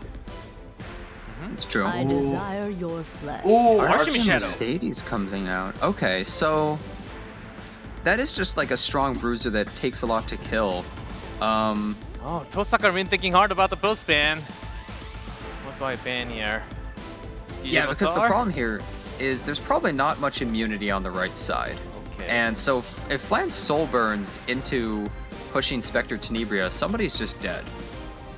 Yeah, and how many times have we seen this now, Jenna? Like the power of Flan. Oh, and she does receive. Yeah. Flan ban and Archimage Shadow ban. So I guess this means Peyra is going to be attack buffing the whole team, and then Ida's going to be able to just go to town pretty much. But is it going to be enough damage where Phantom actually can't recover? Maybe, but I think something that we'll have to track and see if it's relevant is what artifact this DJB is on. I've been cheesed quite a bit by Eternus DJB, cutting and kind of killing everything on my team as a result of me debuffing, but we'll see if it's maybe that or passion. We'll get to check. I actually real did see soon. the artifact. Goblet of Oak. Yep, starting with Heir, Tohsakarin. Yeah, Again, so he's but- just gonna lead with that. Yeah, Doesn't that's want to S2 and risk something like maybe a Turnus or some other weird thing happening from DJ Basar, I guess. The other thing is too is that when you Heira S2, you restrict, which doesn't really let Ida push back these units, right? That's true. You're kind of forced into always accepting 20% push. 2 in stuns. time. Yeah, actually, so look at Ross. He's taken a lot of damage just from having Aureus on. He's taking so much damage from the team. And at this point, I guess he probably is going to use his 3rd skill. Or, okay, he just goes to the S1, but there's not really any way that they could have killed Desert Jewel Basar right there.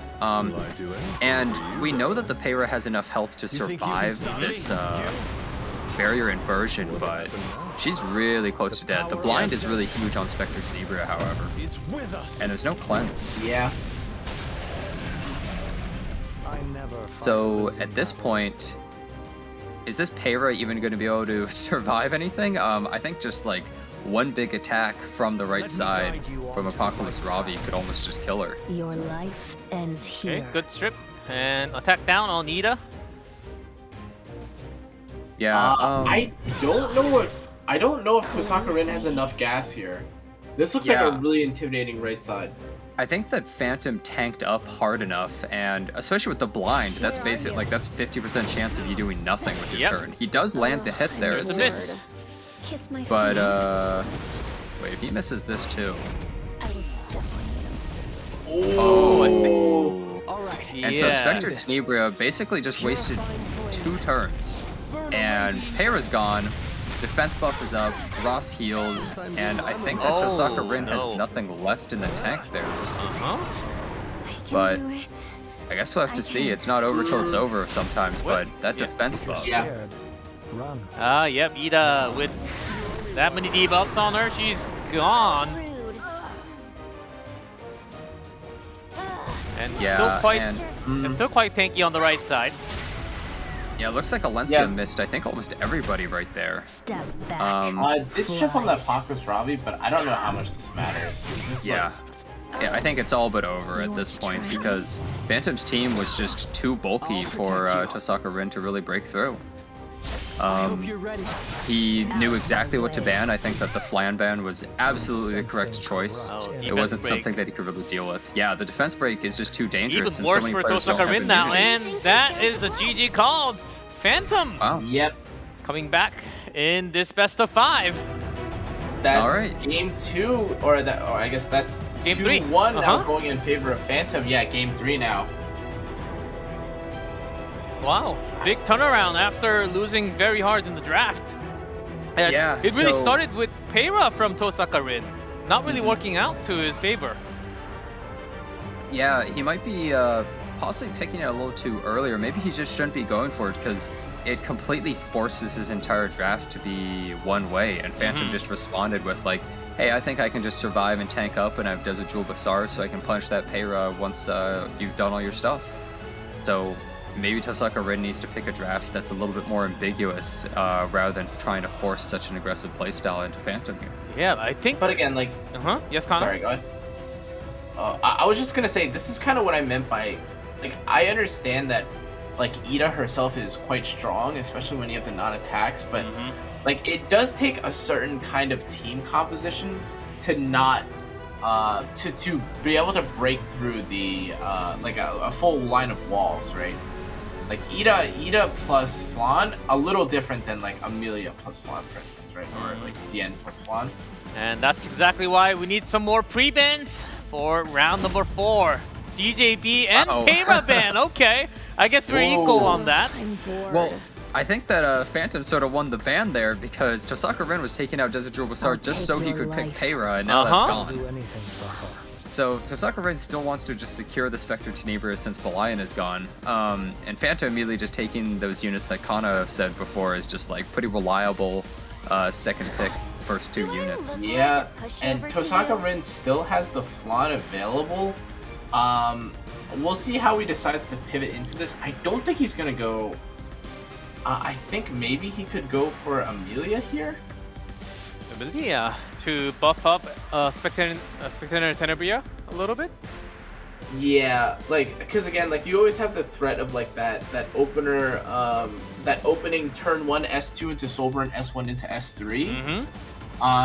He could obviously go tank down, but I don't even know if tanking down is a super great play. Aola was available. We forgot about I sort her. of was thinking that Ross might have been picked just so that he could deny Phantom having like sort of just such a unbelievably bulky and strong opening team. But he also the Angel of Light. And since Tohsakarin's such a speedy player, I wonder, is this a fast one or is it actually one of the slow, really bulky Angels of Light? That's a good question. That ambiguity of how some of these units are built can be a really huge difference in how you draft your entire team. Because, I mean, if it's built one way, you might just have no problems with it whatsoever. But the other, it could just completely wreck your team. And Phantom is actually opting to be the aggressive one here with the Phantom's flan this time with Politis being picked up. So there's a bit of a difference now between the last draft and now like an Ida draft, right? Or like an Ida draft if you were to decide to pick it now. I think Tohsakarin's team would actually probably be crippled too much, assuming Ida or Politis is able to hit the Spectre Tenebria, right? But the Acid on 4, and he needs an extra.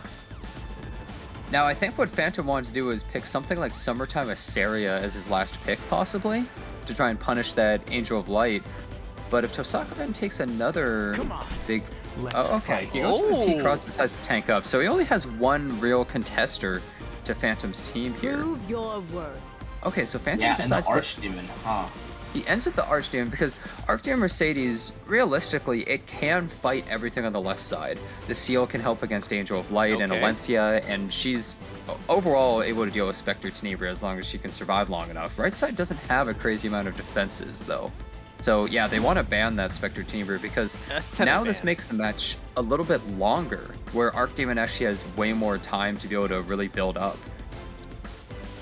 Phantom decides to kind of just sacrifice first turn to just go for a more reliable, stronger bruiser team. Let's see, Tohsakarin is willing to challenge a little bit harder with Acid. Now we have round number 4. Let me warm up.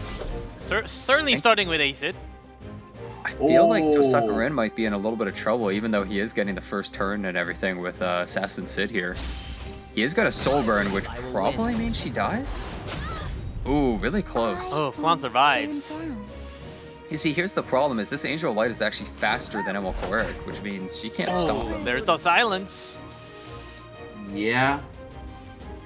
So Alencia might consider saving the S3. Yeah, they're gonna save the S3 so that they get to use it to possibly strip Emil Cleric's buffs here. I never fight a losing This goes for the kill and some extra damage onto Mercedes. This is a 31,000 health Mediator Cleric.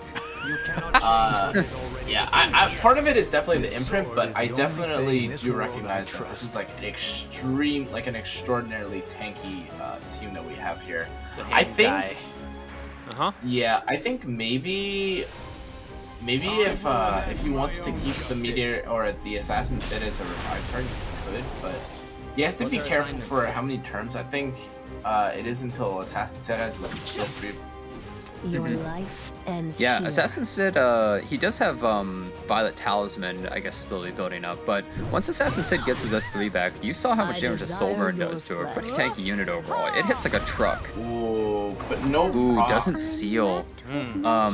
Yeah, that's pretty big, actually. Just, we've seen a lot of these matches. If Archdemon takes way too long to build up, sometimes that can cost people the game here. But in this situation, the Assassin Sid and the Angel of Light are pretty vulnerable characters, because T. Crozet on the left side is only protecting that Alencia. Oh, but the resist! Nice debuffs. Whoa! So Angel of Light being basically a completely dead pick here? Yeah, she didn't do Yeah. much with. Oh, wow. Wait, there's a Sun is though. actually kind of nice too. Some respect. Wait a second. Hey, Robbie skips a turn and a defense break. Oh, the dual attack, but it did resist the stun actually. Finally, my sword Even though has that some defense work break to do. broke, that did almost no damage. And Another actually got stunned stun. into a duel. And the big thing here is she was stunned and she has no more of her S2 bar. So she can just be attacked constantly here and she's not going to get any heal or any CR push. That is huge. Tohsakarin getting some luck on his side. Resistance. Resistance on the Angel of Light. Was that just chance or does it actually have some resist? Ooh. Let me warm up. And it just barely doesn't kill before she's able to give the skill nullifier. So at this point, yeah, Assassin Sid gets to use his S3 again. He's just wrapping around. Oh, that APOC is almost dead. Again, I've seen crazier things, but I think it's gonna take a lot of like, or maybe not. Arch Demon just has to start proccing right now. Like right now. Now shield is back up. Lots of muscles on the right. Stop bugging me. Okay, I think that, well, A-Ravi is definitely gone right here, I would assume. You really But are persistent, aren't you? Let's see. is he going to be able to deal with this Archdemon though? Like, is she going to counter? What's our assignment? No counter attack. So much of matches with Archdemon come down to how often she's countering, but I guess we'll have to see. Because T. Crozet almost has his S3 back up and Assassin Sid. That's why you're going for defense break. Yeah, he does land the defense break and is also able to do a pretty big chunk of damage right there. Can you handle this? Oh, but the proc. Okay. Sadie's doing some work here. Oh, Arch Demon now dead. Does he have skill 3 on Mediator? He does not. Two so turns. he's not actually able to remove that. This Alencia is going to put in a lot of work. Oh, actually resist. Resist. Guide me. Stun's not really working out anymore for Tohsakarin. Yeah, so the thing is, this Archdemon isn't going to die right away, I don't think. Because Alencia is sealed. Actually, unless T. Crozet gets pushed above. Oh wow. The Alencia was actually hit so many times that T. Crozet got pushed above. Is he going to take the turn? No, she's still a little bit faster, so Alencia isn't actually able to get the passive, so she can't use her S1 into S2 to possibly finish it off with the seal. It's a little too bad, but Crozet will be providing some extra defense for the teammate. And has enough for the soul burn, and this should finish it off, and that's the match right there, pretty much. And with Mercedes unfortunate. dead, Phantom, his camera broke after Mercedes died. Yeah, I he's guess back. that's kind of his mental representative of how he's feeling right now, right? Maybe. And a nice stun. The only thing in this world I trust. Yeah, I mean, Emil Quirk's strong and all, but I don't really think that he could beat Alencia here. But who knows? Mediator Kawerik certainly is pretty tanky, about 28k. Do I look like a pushover? Yeah, as Frenzy goes, you know, his health bar has been reduced by 3,000 from maximum so far. But unless something crazy happens, I just don't really see how he can actually take it. We might get a best of 5 right here. Seems pretty likely that we are going into best of 5, but let's see what ML Kawerik can actually do. Yeah, the Alencia actually has the heal EE, the exclusive equipment, so And that there's is just it. no way. We are going to that game number 5. Game number 5, guys. Here we go. 10 pre-bans. Go up to 10 pre-bans. Tohsakarin takes round number 4. And we're going down to the final game. The loser will be knocked out from the tournament. And the winner does go into the loser round number 2. Who will it be? Will it be Tohsakarin from Asia or Phantom from Japan server? Oh, this was one of a longer round that we just had. So how are they going to adapt their teams? Is somebody possibly going to just try to cleave the opponent or something, or try to catch them off guard, or are they both just going to play really safe, more standard teams to try and just win a very honest match? Yeah, with this many bans, it just gets tougher every single time. With that many attack buffs already gone from the pre-ban, now we're seeing like Crozet. Still, Alencia is another hero that's never really being banned, but always coming out. Yeah, sometimes we see people just eventually get fed up with dealing with it and they decide to ban it in the later rounds. Yeah. But I mean, we'll see if they actually do that, because a lot of the time I think people don't want to ban some of these characters like Alencia and Apocalypse Ravi because they might want to pick them as well. Yeah. All right, I think we're ready. I think we're ready for that final game between the two players. Here we go. See the last two extra bans. We're going to have Alencia ban. I suspect a cleave ban or two. Like maybe a Flan. Flan ban. Could be... Oh. both sides actually Spectre. banning the Spectre Tenebria. Yeah, I guess you were right, up to 10 bans, because they both decided they didn't want to deal with that anymore. And Phantom taking the Emil Koeric, you know, he's pretty strong, especially with DN completely taken out. And Angel of Light is still up, so it's decent protection against that. Kind of weird. Did Phantom ever use S10A in this matchup? I'll deal with this. It was mostly Tohsakarin, I think. Just maybe once. Okay.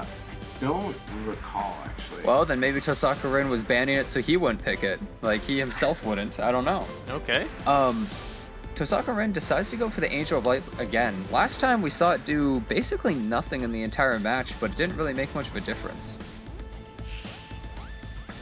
So I guess we'll see this time how useful it really will be. Is he going to go for the Alencia again on the left side, or...?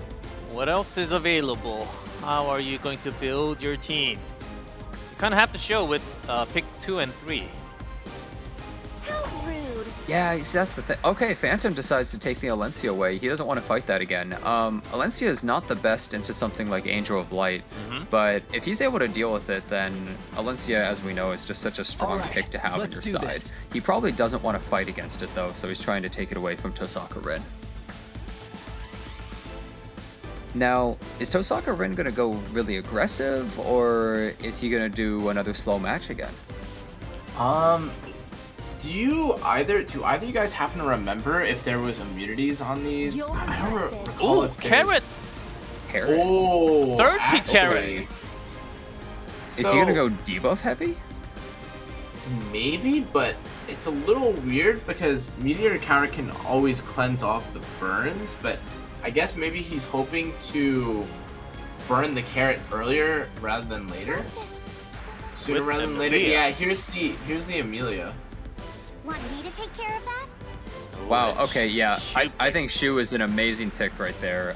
The Rat is just so strong in this situation. Completely destroys Carrot, is really strong and safe character versus something like Apocalypse Ravi. I mean, there's a definite chance that you attack Phantom's team and you just die. It could happen at any point. Yep. It's kind of like it's like picking a character like Violet who actually does something throughout the entire match rather than just hanging out until the rest of your team is dead. Actually does something. Yeah. Well, Phantom's team here is just really very tanky. Like just a really bulky team, hard to break through. Okay. And Tohsakarin's team is more aggressive, but has no real backbone to it, where it's not able to take much damage. Oh wow. Tywin. Okay, that's a okay. There's Violet. Okay, Tohsakarin. Oh god. You're seeing these Violet picks at the end. Okay, wow. So I guess it's for dealing with Carrot partially, and also I guess just some of the debuffs in general from Angel of Light. Oh, Shu has to be banned. Okay. And Violet banned on the left. So I wonder, is this Ambitious Tywin, is he built as a bruiser or just a debuffer to possibly just control Tohsakarin's team? Because I mean that'll completely change how this match goes. All right, here we go. The final game between the two-player winner does move up to the next round. The loser will be gone. So Ambitious Tywin is actually on Adamant Shield, keep in mind, which that is really good versus the crits, but it's completely useless versus something like Carrot. Carrot automatically here though, if she has 3s, that's -1 burn on everybody, which is a huge deal. At best, she's landing 1 burn. And, Yeah. Ooh, and Phantom Ross in the back. No one to give shield to. Yeah, I guess for Ross to give the shield to himself, I think that's a little bit odd, but maybe he thought that Phantom's team would be focusing Ross, so he decided to do that so that he would be able to give himself the shield. Okay, let's see if Valencia can do all the work for Phantom. Yeah, I guess we'll have to see. This ambitious Taiwan, when he finally takes his turn, I guess we'll find out exactly how he's built, but I think he might just be built as a debuffer overall. I'll destroy you. A lot of debuffs. Yeah. Yeah, let's find out if he does any damage. Yeah, he didn't crit. This it's really nice cleanse to see one off of cleanses. everyone though. Okay. Yeah, the problem is, I wonder if right side really has enough gas in the tank to actually win this. Do they have enough damage? Phantom is really needing to take out this Angel of Light, because if he doesn't, he's never going to be able to stun the team. Run. Yeah. Ambitious Taiwan, once you start getting souls, you get to just get that A Taiwan engine revving, and you can just spam your S3 constantly. But with something like Angel of Light, they're able to actually cleanse some of those with her S2. It can be a bit of a problem. So you're saying that Phantom needs to take out Angel of Light immediately with this Valencia? Yeah, he's kind of trying to just focus that here, we see, but Guardian Ice Crystals and all that is making it take a long time. He just has so little damage on the right side that this Angel of Light is just taking an eternity to get finished off. Yep. And since he's wasting so much time with that, I mean, the clock is kind of just ticking. His team is slowly getting worn down. Okay, wait. I think that's actually really good right there, because by doing that, he procced the S2 from the Angel of Light, so now she can't do that to cleanse something like Ambitious Taiwan. And now that he has a soul, I think he's going to start spamming it. Such arrogance. I think this is the beginning. Here he comes. Here we go. With Taiwan. Let's see what he actually lands. And the number of stuns. Ooh, I think it was 2 stuns and 1 gone. Yeah, I think that the Amelia being stunned was definitely good because she actually had cleanses up. But now you have to think, like, what is Ambitious Taiwan really doing here? He helped with the carrot burn, but is he really all that useful here?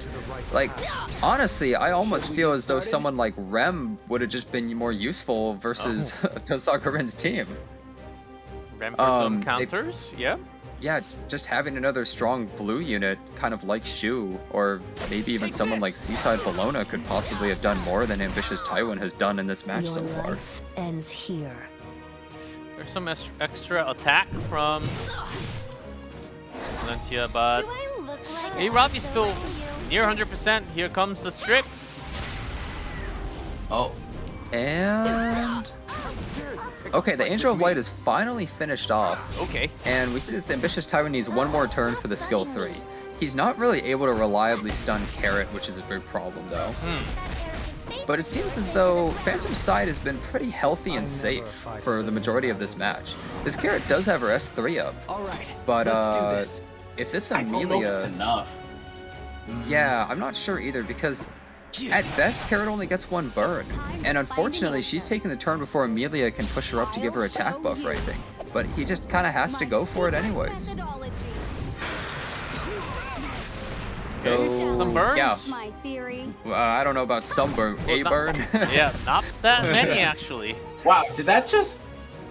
oh, okay, wait, never mind. Sorry, I was thinking of the wrong character. Okay, Yeah. well, so... it kind of just feels like the left side team isn't really doing anything.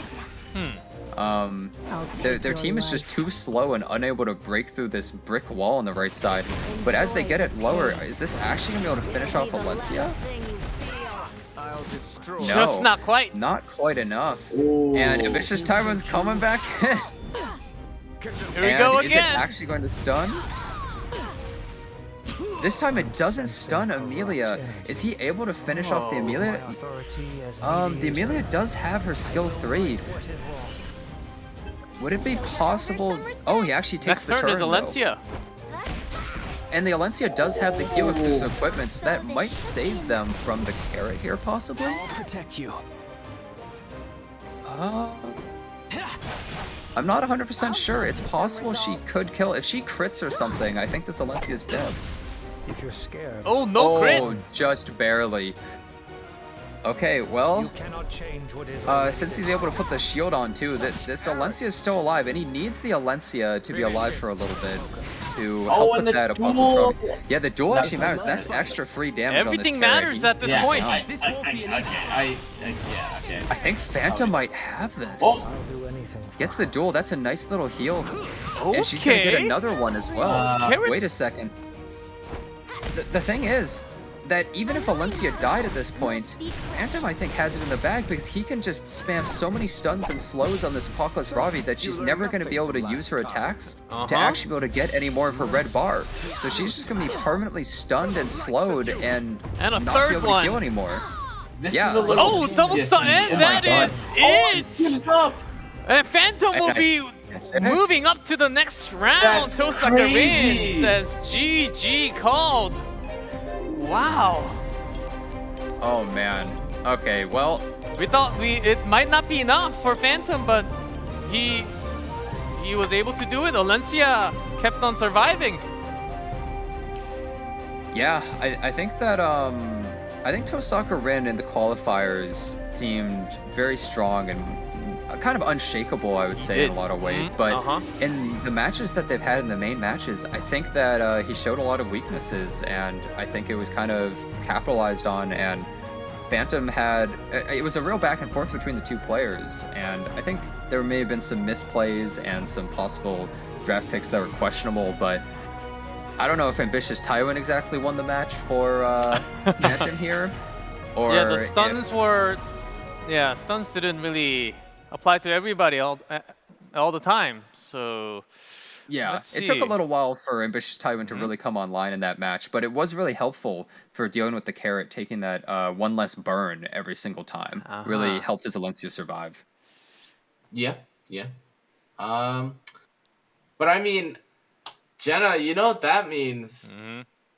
If DYR loses to Yule, that's no more Asia server for the tournament. You already have one Asia player out of the bracket. That's already pretty big. Yeah. The thing that's interesting is I think a lot of people saw the Asia players as having the advantage in those matches. I mean, I actually certainly did too. And I think the Korea players in the first day pretty decisively took them out, and it was pretty impressive. And now we've seen one gone, and is DYR going to be able to take the next match? Congratulations to Phantom, by the way. Yeah, Phantom certainly the best from the Japan qualifier, and he survived one more, getting into the next round. Yeah, a lot of people has said Asia does have one of the best gears in including all the world, and we already have one player being knocked out. Well, before we go into the match, though, we'll have some time to analyze what happened during the match. This was the very first round. Yep, a very dominant draft, as you guys have pointed out on the left. The Operator Cigarette doing a lot of work. Along with Flitica, was that really a decent pick? I think it was fine. Maybe... I mean, like, you guys kind of saw it, right? Like, even without the Faith Solidica, like, Faith Solidica looked like it could have been anything, and all that had to happen here from Tohsakarin was just that DN needed to press S3, and then he killed the Hua Young. Yeah. I think that he probably did actually go on auto in that match to not kill the Hua Young earlier, which is kind of crazy. Like, even with 2 autoed S3s, his team was just that dominant. Well, this is round number 2. Draft, this time, Phantom did ban out Operator Secret, and he pulled out a win after taking some damage from Ida. Yeah. And, like, I just think that, like, every time that... I think it's kind of a nice idea to pair, like, Flan and Ida. Again, like, I get the strength of it, but you can tell that there is, like, a little more nuance that you need to some of these matches, because like as you can tell, like Ida doesn't kill Alencia here, right? Like that's very clear. And the issue I feel like with sometimes the Flan Ida draft is that if you don't have enough juice, like, you know, or if you don't have the Spectre's Tenebria to sometimes help you out, right? You're kind of in a bad position. Like you kind of need a little more sticking power, a little more glue that lets you build the team comp that's very versatile and strong into, you know, even anti-cleave, right? Yep, so because of that, and the third game here, so finally with that many Peiras, okay, Phantom says, okay, I got my DJ Bazaar to deal with Peira this time. And it just completely tore him apart, right? And it forced a ban actually as well. So we've seen Ida have a pretty good performance, I would say, in the World Cup, right? One of those characters that when she's picked, you almost always have to ban them. And she's terrified, especially with characters like Operator Sigrid on the board. It becomes hard to decide what you actually really have to ban from the other team. Yeah, I think AoE stun like Ida, Solitaria, it's always being banned out, especially the post ban. We saw in this match that Tohsakarin just didn't have the damage. Like, even though he had stuff like Ida and Peira as the openers, like, Phantom's team was just so bulky that he just didn't care. He just took it all in the face and it didn't matter. And again, like that's why, like even if you do end up having like that Jintae-esque draft where you fight into maybe like a non-immunity team, you better pray that it's an 8-for-8 and that the DPS and the tanks aren't like semi-tanky too, right? Because if you just look at it like Alencia, most of the time it's supposed to have like immunity or something like that, or you know, you're supposed to be like a little tankier with some of your bruisers, and I mean we saw what happened, right? So. Yep. Game 4 here, Acid did a lot of work, but yeah, he just lived for too long. Basically, Phantom just swapped focus between two characters, and they both just, like, Angel of Light and Acid just lasted for way too long in this match. And he lost too much of his team and then couldn't do anything. I mean, sure, he got a little unlucky with Archdemon not really using her S too much, but even so, I think that he had to focus on one and immediately take it out. sometimes you really have to pick on the right target early on because there's always a chance of that dual attack. And this is the final game between the two players. And at the end, Alencia was able to provide yet good amount of damage every single time. Tohsakarin thought it was just not enough with what he had that he has drafted. Yeah. Yeah. And oh, sorry, go ahead. Oh, no, you go. I was gonna say, like, I don't know.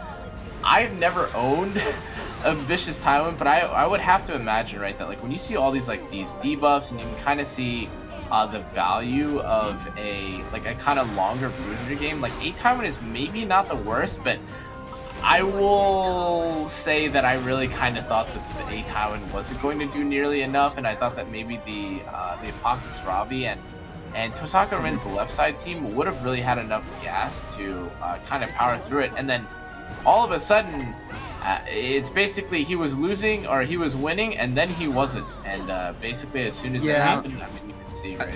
At first I didn't really think the Ambitious Tywin pick was going to be all that great. I mean, I acknowledge it's really good versus the Carrot Burns, just take a lot less damage, but it had some long staying power value in there, and you know, funnily enough, it actually works sort of as a Apocalypse Ravi counter, because if you get to just lock her down, in a way, it doesn't really matter how tanky she is or strong, because if she can't use her S1 to get more of her red bar, then eventually she's going to have none left. She's going to be slowed. She's not going to heal when you hit her. She's not going to get a combat readiness push. So she's just done. So I guess they kind of went for a really long match where even if Alencia died, they were just like, yeah, I think I'm fine because Ambitious Tywin could just lock him down. And I mean, hey, it worked out pretty well. They didn't even lose Alencia for the longest time. Yeah, that is true. Alencia being used with a lot of players. But that is it for match number 3. We still have one more match, and the players are DYR and Yule. And we'll have that match very soon after the commercial break. So take a short break, and when we come back, we'll have that final match of the day.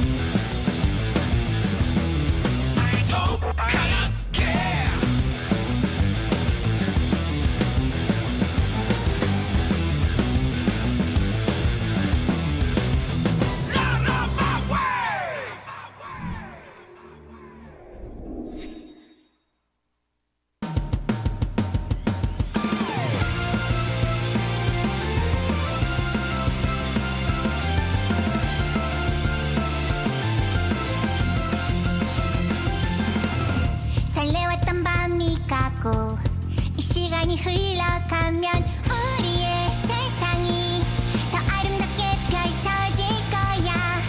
내 모습이 부끄러워 감춰지길 바래왔던 모든 걸 보여줘. 바다에 일렁이는 파도 속으로 떠나자. 손을 잡고 꿈이 반짝거리는 서로의 맘속에서 반짝이는 별처럼 떠나볼래. 푸른 바다 속으로 두근거리는 내 맘 안고 혼자가 아니야.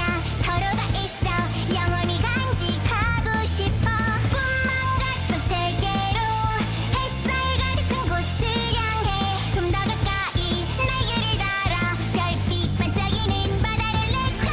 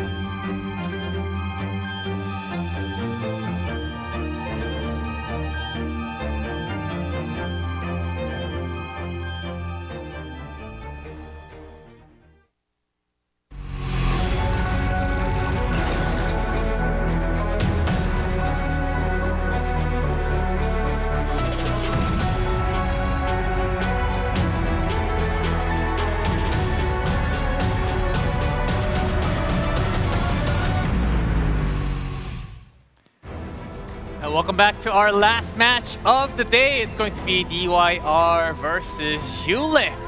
And let's see how far you're doing so far with the prediction. I hope you're getting everything right. Well, here's DYR. Supposed to be one of the best from Asia for sure.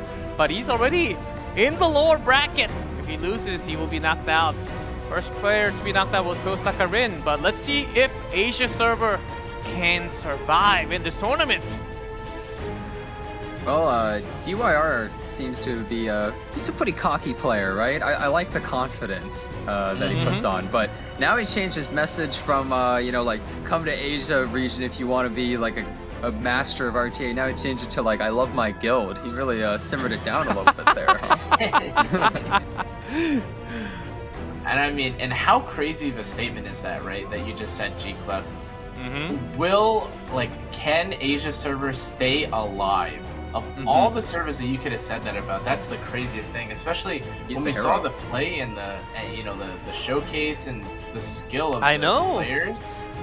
With that much gear and all the skills, now he's up against the best from Europe, Yule. He's also the last hope for Europe. Let's see how well he will actually do against DYR in this best of 5. Yeah, likewise, he's the hope for Europe region, right? Both of them have their regions on their back. They so are now. whoever loses, that region's out. It's such a peculiar most pick lineup too, right? Apocalypse Robbie fairly okay. Like maybe you could even say Shu, but then Green Sid paired up with the Shu, and it seems very just out of place, right? Well, it shows that Green Sid has become a pretty strong pick, I guess, right? Oh, yeah, it's one interesting thing here at DYR. Actually, his second pick win rate is very high, 85%. Wow. Yeah, I mean, that might actually, is that actually the best second win rate, I think, aside from YunDuan that we've seen so far? That's actually really good. surprising, right? Yeah.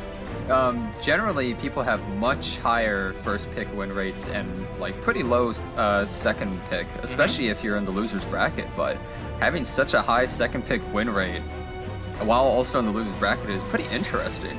Yeah. But I guess we will see, guys. Game number 1 between DYR and Yule. I think that's getting prepped right now.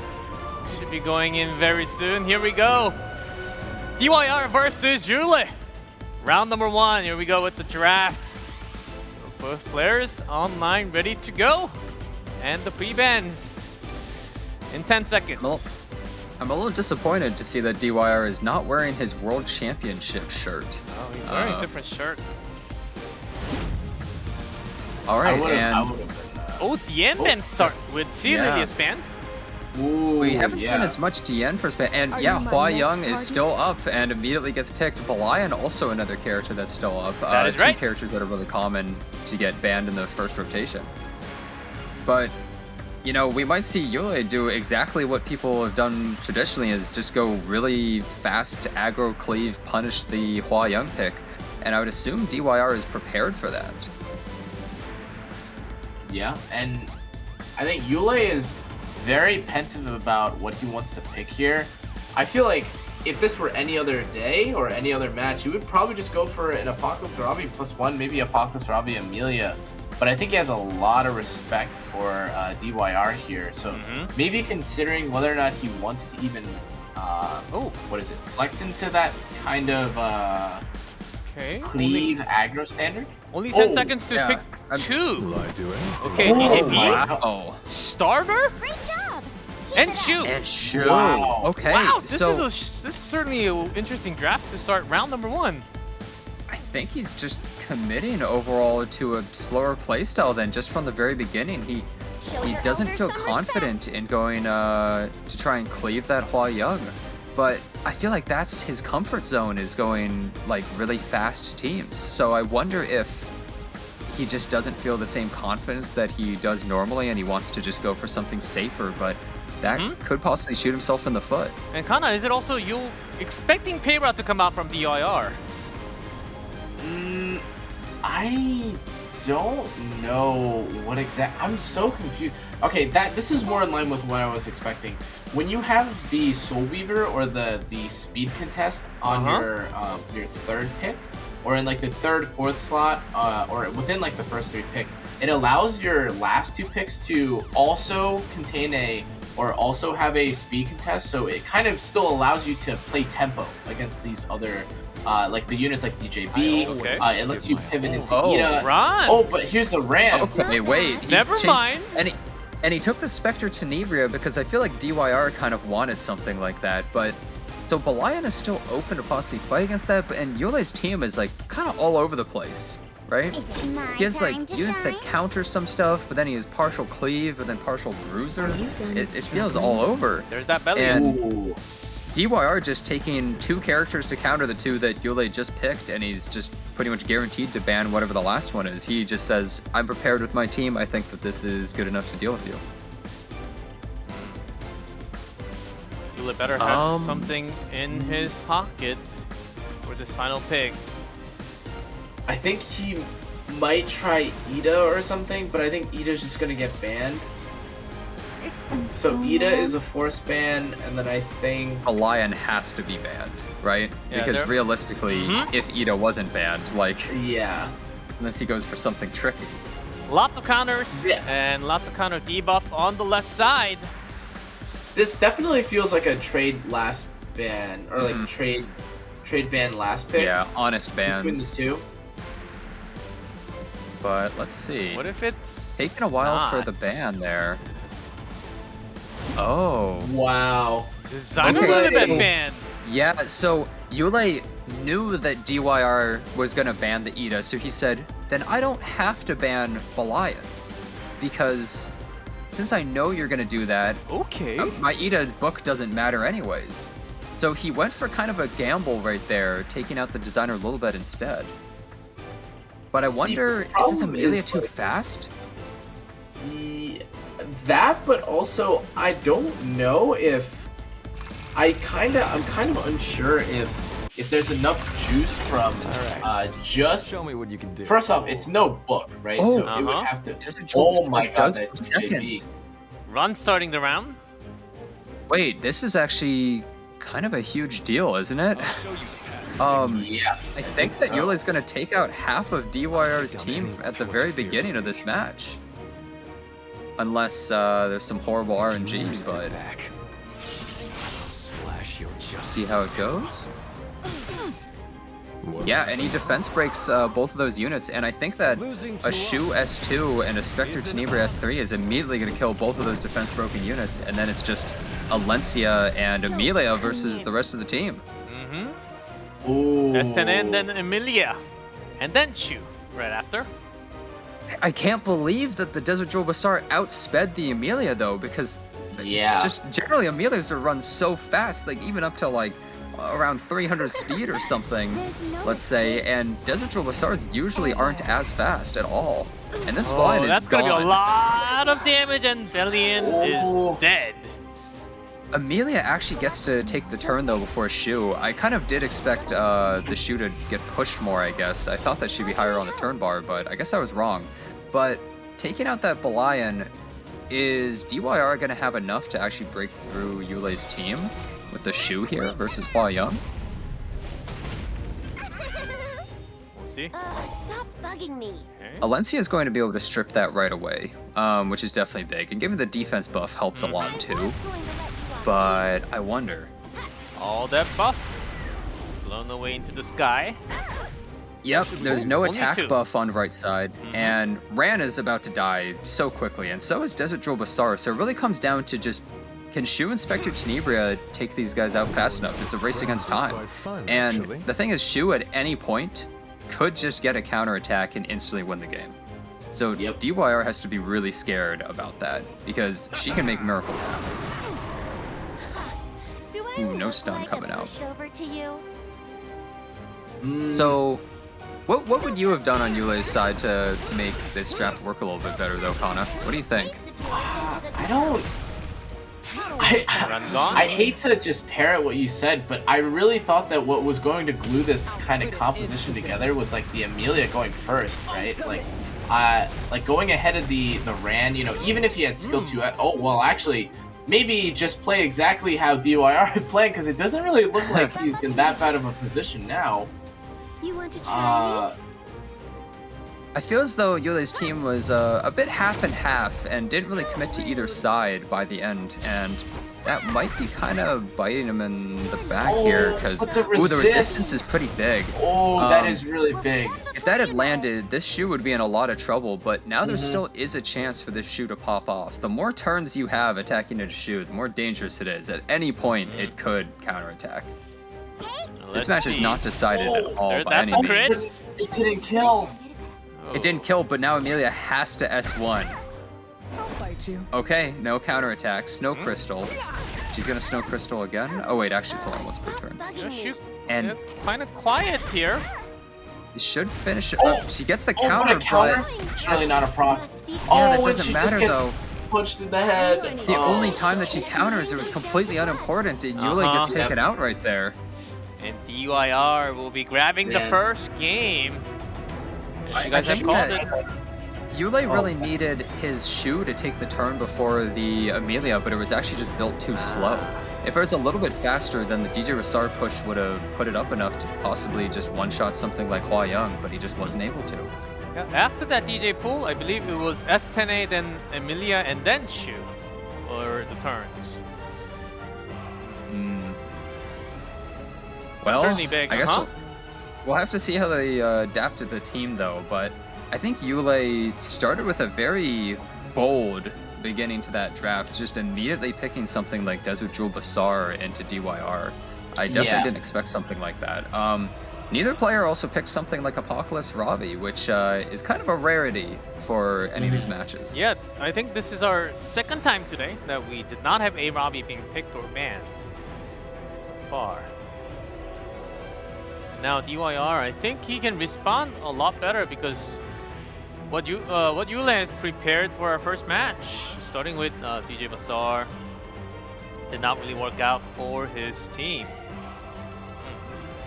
Now we have to wonder what he's gonna do next, as he will be getting first pick this time.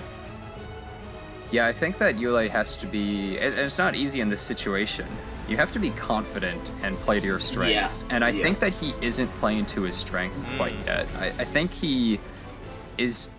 He's taken a long time to think about his draft, and I think he might be playing a little too safe, or just thinking like, "Oh no, that's too risky." Maybe but we'll have to too see. much. The Hwayong first pick from DYR wasn't even the problem in that game, right?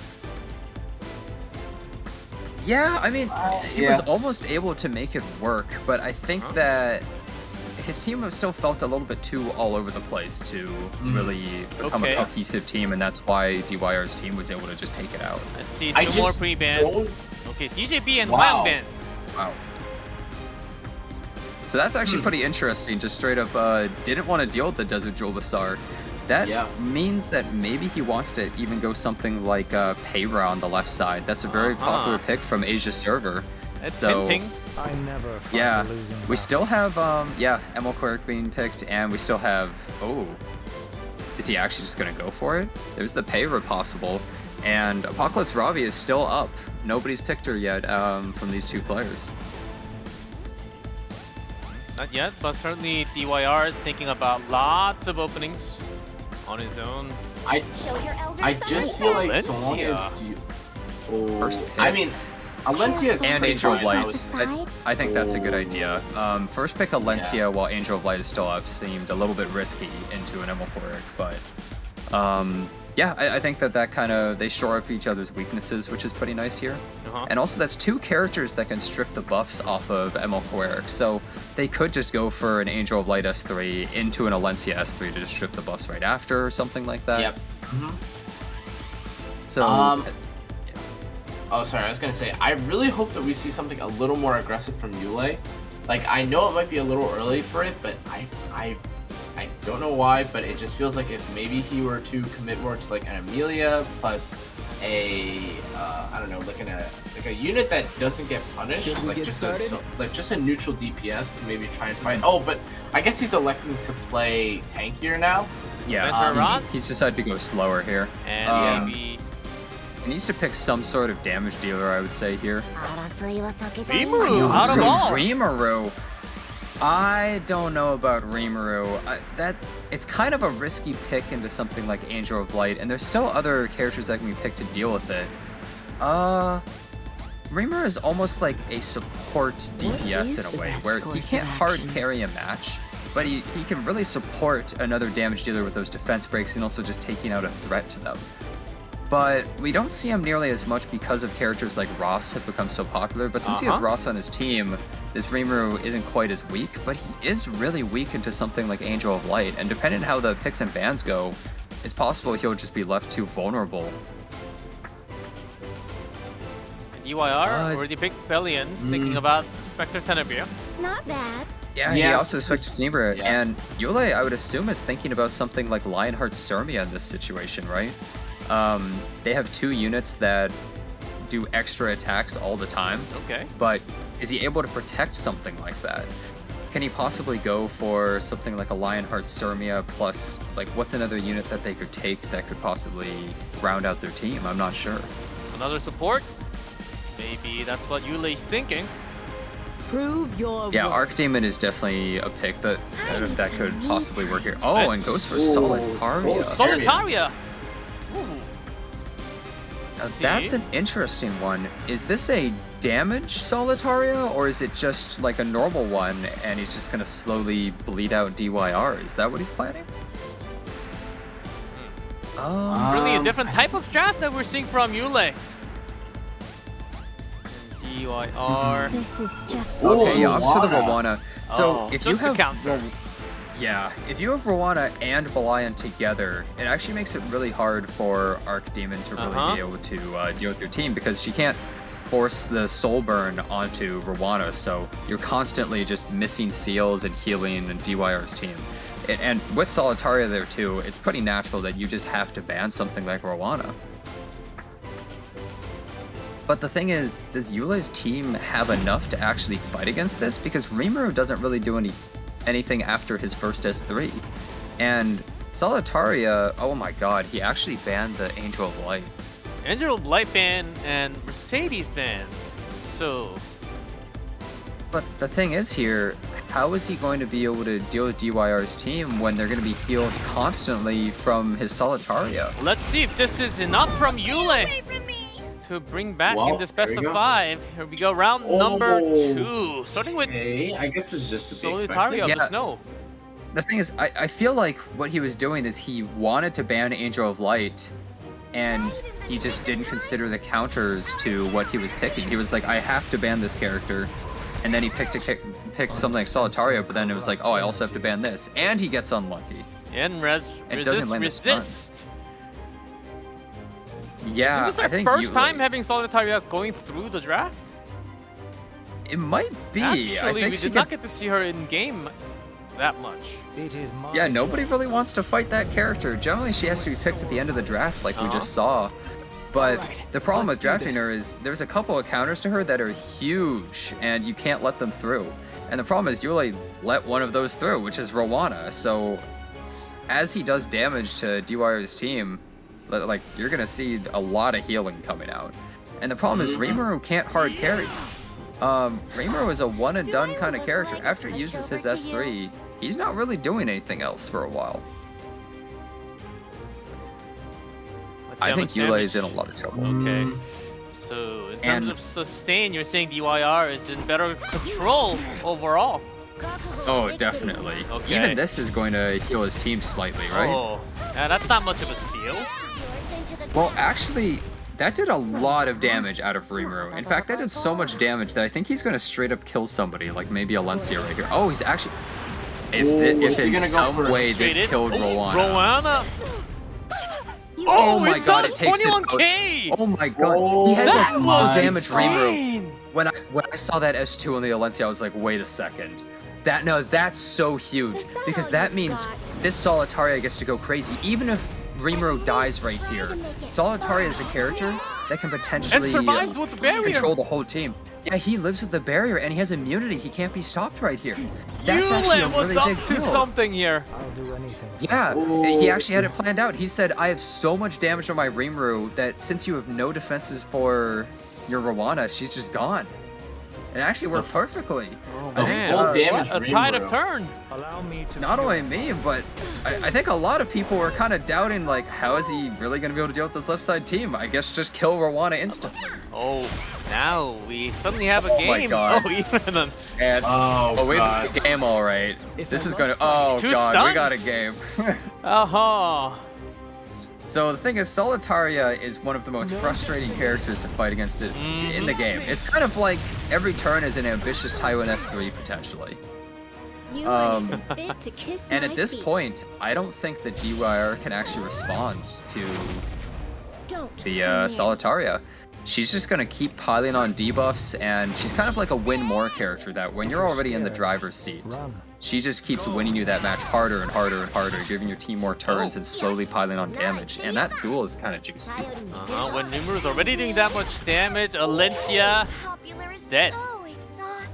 Yeah, another duel coming out, but it doesn't really matter at this point. This Abyssal Crown is doing work, and Solitaria, another stun. Oh, Yeah. stuns after stuns. And this is just demoralizing at this point for Get out of DYR. here. And Yule will be having his round. Refresh. One tied in this best of 5.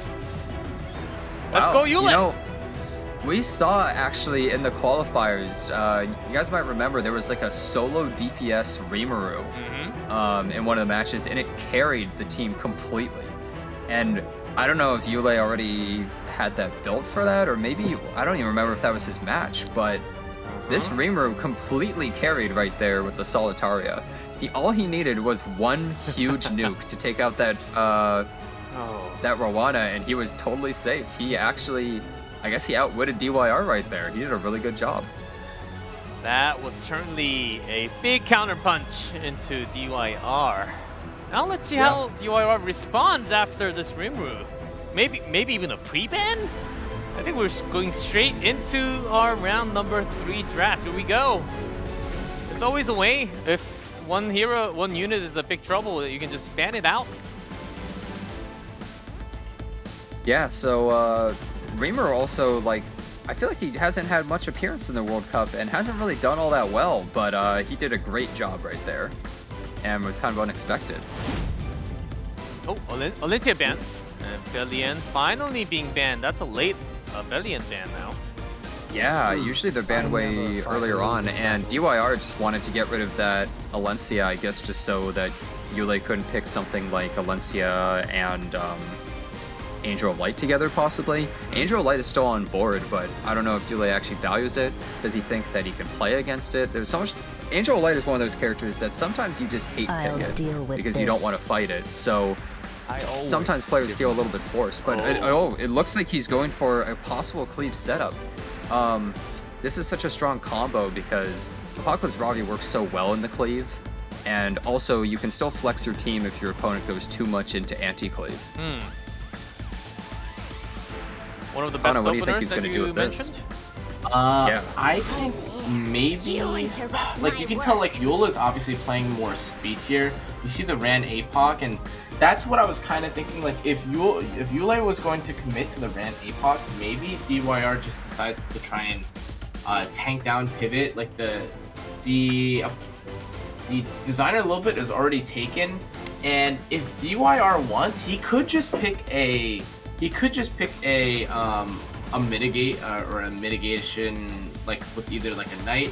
I mean, he could pick Para. I guess Para is not the worst in the world either, but I had really been thinking that if he had just picked like Troublemaker Crozet here, he would have been safe. Para pick here. DJ Bazaar already in the pre-ban. Yeah, so DYR still leaves his team like a little bit open because he has like some anti-cleave with the designer Lulbed, and Para could possibly be used to outspeed. But then, like, we'll have to see what Yule decides. I mean, maybe Yule's just gonna go for something like a Sid Silk, like just to try and speed race or something like that. I'm not sure. I wonder, because if you do outspeed Para and you're cleaving, then she's a completely dead pick most of the time. So I wonder if he's going to go for that. Oh, we will see. Still 2 more to pick in 14 seconds. And my opponent? Yeah, he's running out of time, and he does go good, yeah. And Silk! Yeah, pretty traditional kind of speed character. I say traditional, even though it's kind of a newer Let's go thing. with Imprints. But usually that's used to counter something like Ran, and normally you're not able to pick it with it. So DYR now has to either just say, I'm going to outspeed, which seems unlikely, or he has to tank down. He has to find some counter to this right now. Can you find the right counters at this moment? Okay, I don't know. So I think he has a few plays here. Sage? I think if you want, I don't think you can pick Sage here. Armin. You could. Armin. I think Armin. Armin? I think Armin could actually work. I think Armin, unironically, would be pretty good here. Armin plus mid. I might sound like a broken record, but if your opponent picks Ran, I feel like you immediately think of Sage and Armin. Sage? Don't put all your faith Sage in and FCC. So the thing about Sage and FCC here, though, is that if you ban the designer a little bit, and he for some reason picks, like, I don't know, something tankier, more flexible on 5 here, right? Yule, that is. You are fighting like 4 mitigation, basically. Or you're fighting like 4 supports or like 4 utility. Yeah, like even this Arya pick here, right? If he bans Arya.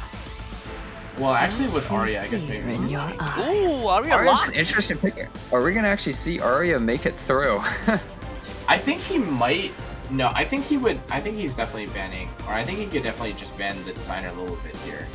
Because assuming that he's going to outspeed, which I mean he is, I think he is, you're gonna have to hit this designer. You're gonna have to hit this Arya, and the Arya is just gonna, you know, strip, push back, whatever. I mean, both players really thinking hard about the post ban. Yeah.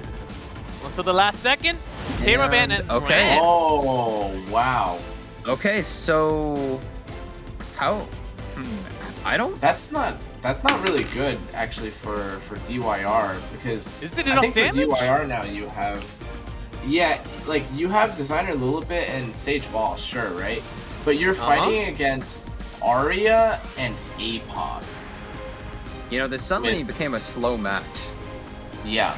Like, what happened? Like, I don't know. I guess let's see what exactly happens here. But let's see. We're starting with Silk and Sid on the right. Left side is just tank stats, pretty much. It's very low damage. Although, Designer Lolbit S3 would still be able to just straight up kill Sid, for instance. I'll send you And who's she using this on? Looks like it's on the Sage. It doesn't push back. That's a pretty big deal. If they sleep... Now, it isn't 100% chance to sleep. Oh, wow. And it doesn't land. It was a bait all along, giving false hope. Neither one working out. What's he gonna go for? He could Soulburn, but like it's impossible to kill anything on this left side. Okay. Yeah. So he's gonna use it on Emil Kowarik and do 3,000 damage. So the thing is, though, is that despite the fact that Arya, you know, is about to press skill 3 here, if Kowarik just decides to press skill 3 and then... Oh, actually, I mean, it's fine now. Like, I think if DYR decides to let the Designer Lilibit rip, you knock everyone out of stealth, right? Which is... Or you knock most people out of stealth. 3 of them, right? yeah. And now what does he do?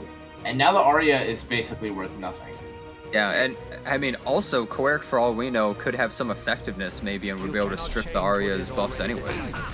Yep. Oh, and Sid is he almost doesn't gone. even need to like skill. He doesn't even need a skill 3 here.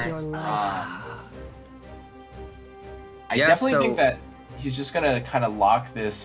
I think he's just gonna like lock this this APOC up and just keep provoking, running out the bar. Is provoke, silence, and sleep with some barriers and skill nulls and stuff. So, well, this is gonna take a while. Get your pillows out.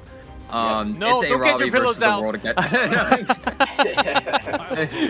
It's a Ravi versus the world, and You can brush your teeth, but no pillows. I think the world is probably gonna win though. I just don't see how, because the issue here is that the left side's taken no damage pretty much. If they were already worked down, I could see Apocalypse Ravi slowly taking them out one by one.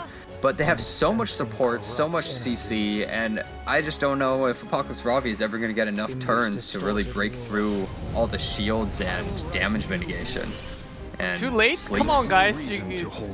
This actually might not take as long. We've had some Frenzy 9s already. Oh, wait. Okay, first sleep. Sleep number 1. Okay.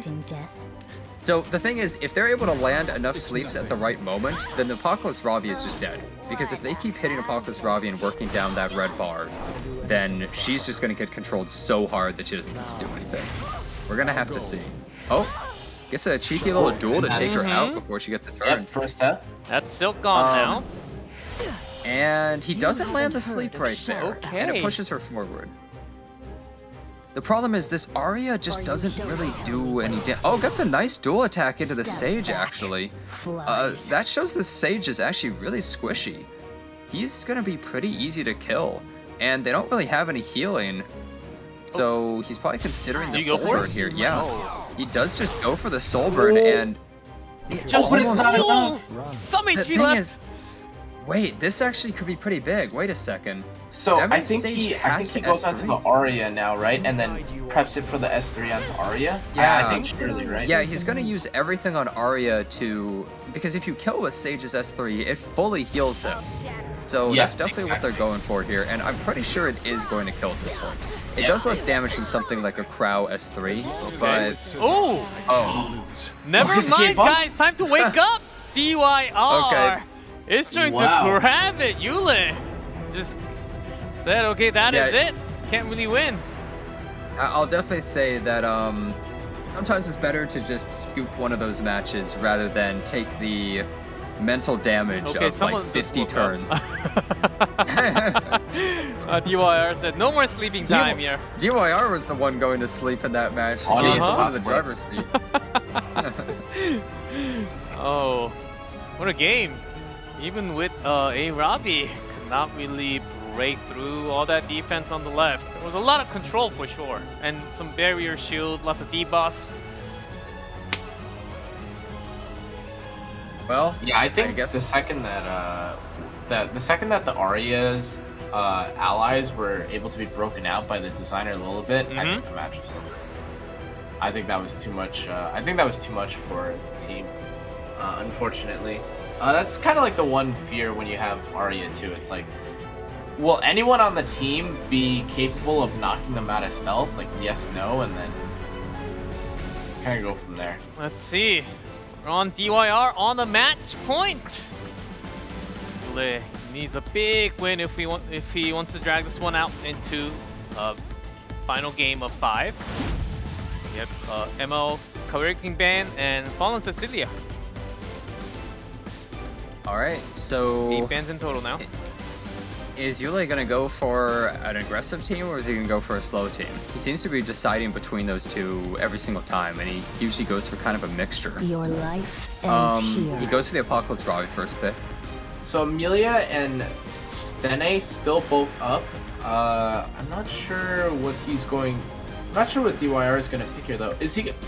Heir would be very bold, I think, this early on, especially when the Apocalypse Robbie is already taken.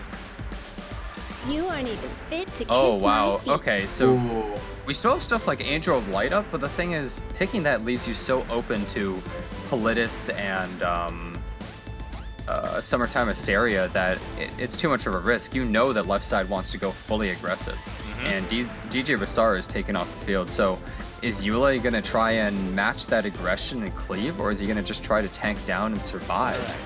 And he goes for the Rand. Is he going to pick a speed imprint with it? Yeah, he takes the Sid. Maybe this time he wants to go full speed. Okay, Demons. so Awaken. I think if DYR still has Silk available, oh, that's what I was thinking. Maybe if he wants, he can go Wanderer, Silk, and Vildred, but I guess maybe not, because the Green Sid and the Ran are already picked from Yule. Let's see, this will show if DYR wants to compete against the race or not. Okay, certainly we're seeing... Oh, Yep. okay, Silk stolen away. Yep. So this Alright, is this is the natural response, I think, to races. You take the Wanderer Silk, who's kind of like the cheater imprint, and normally you want to pair it with Green Sid, but Green Sid obviously taken on the right side here. So I think the last pick that DYR is going to be looking to pick here is Vildred, and I think he could just ban an imprint. Okay, I don't even think he has to care about. What other imprints do we have here? Shuri and Timur? Okay, Vildred is definitely a strong one because it can just wipe DYR's entire team if it gets a turn. And I think it's interesting that both Yule and DYR have kind of like one half of the Sid Silk equation, right? Because people always like to pick them together. They're always holding hands. And oh wow, Yeah, okay, he Shuri. goes to the Walter Shuri. So he has 3 imprints on the right side. I feel like he just takes the first turn. Sid and Ran are both such absurdly fast characters, and the moment you kill one, you have Watcher Shuri with the Sashi Thons to push your entire team, and you have Vildred with his passive to push your whole team. That's exactly what I was gonna say. He can go Bloodblade Karen here, and then if he wants, he really could just ban the. Yeah, it's a force ban, but even if it's not, if he.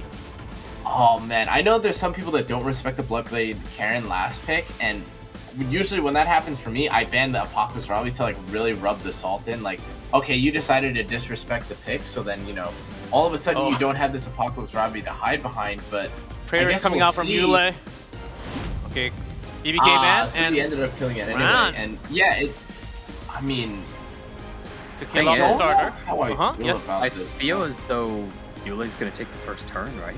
Yeah, with that many imprints, it has to be, right? Yeah, I think it's gonna be a bit difficult. Payra is also pretty fast, but let's see who takes the first turn. Okay, A Sid on the left. my- DYR. Wow. Wait, and look at the speed differential. That's 3%. And you just leaned back on his chair.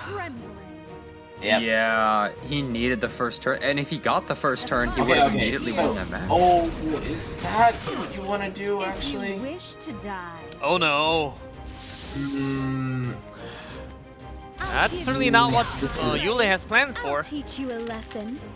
Well, Yeah, and then okay, he so gets that's fine and all. My one concern was that like when you press S2, you're not like you can no longer push back with the Wanderer Silk S3. But I guess it doesn't matter here because even though Watcher Shuri, actually, oh my God, wait, is this? I guess he's probably fine. I think he's fine, but thinking about it, like if Washishuri kills here,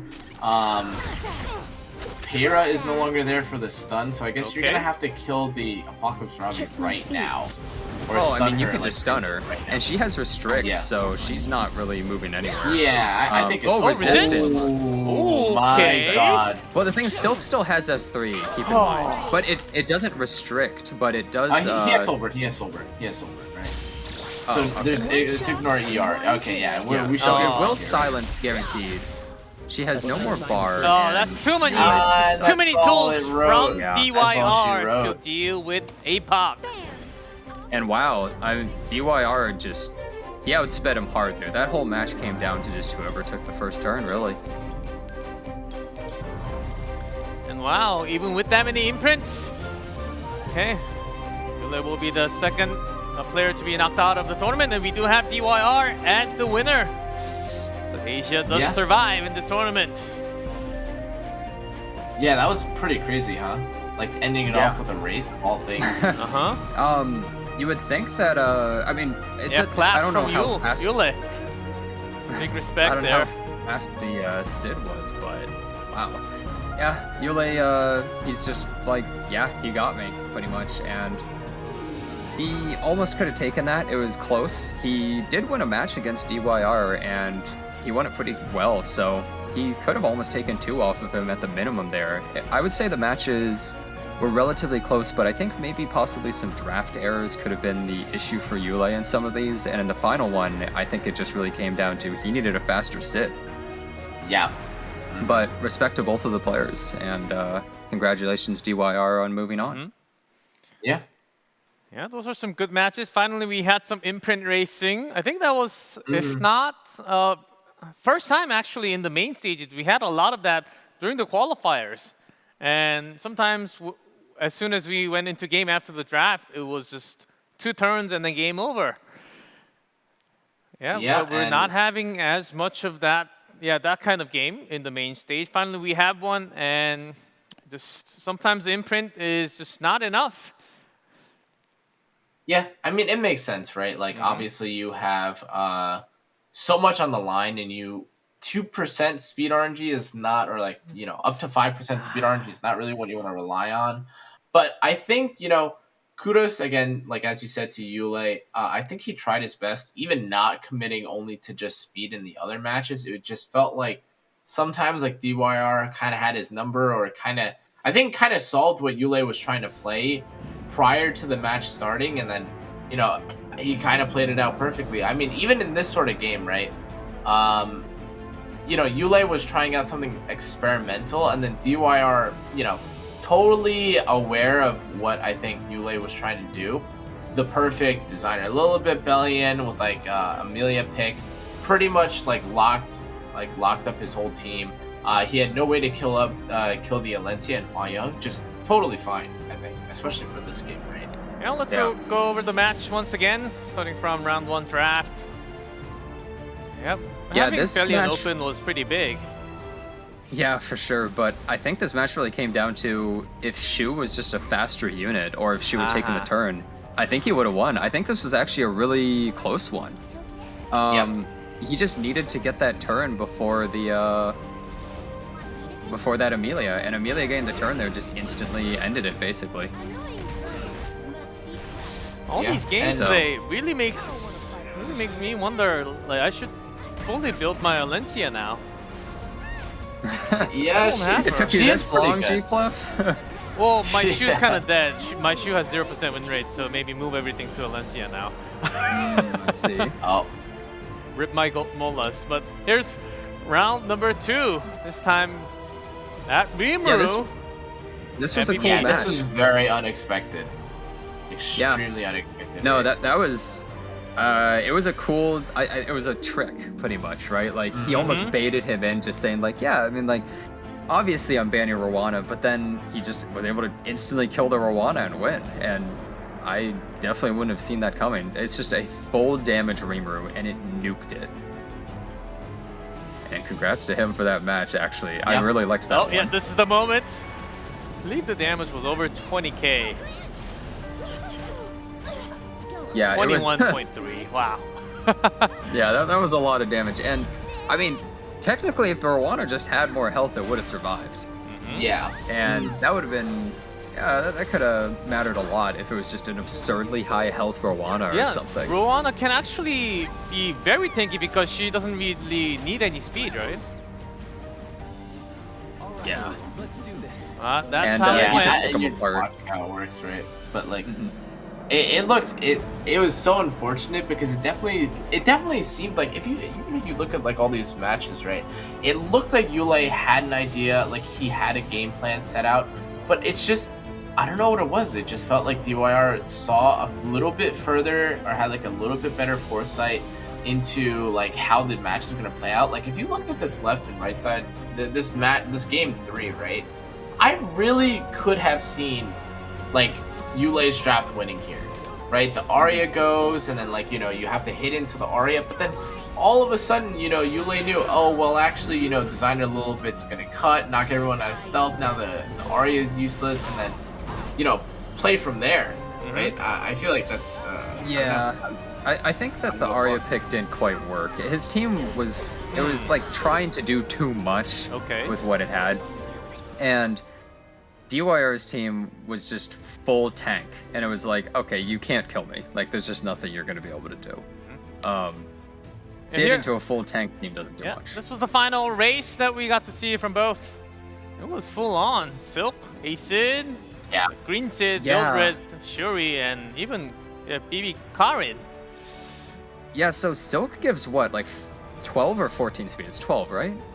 Silk is 14. Silk is 14, I think. Okay. Yes. Yeah, and Watcher Shuri plus Vildred, that's 22 given to Sid. yeah. So you would normally expect Sid to probably get the turn, but the thing is, this Assassin Sid that he was fighting against was probably minimum 310 speed or so.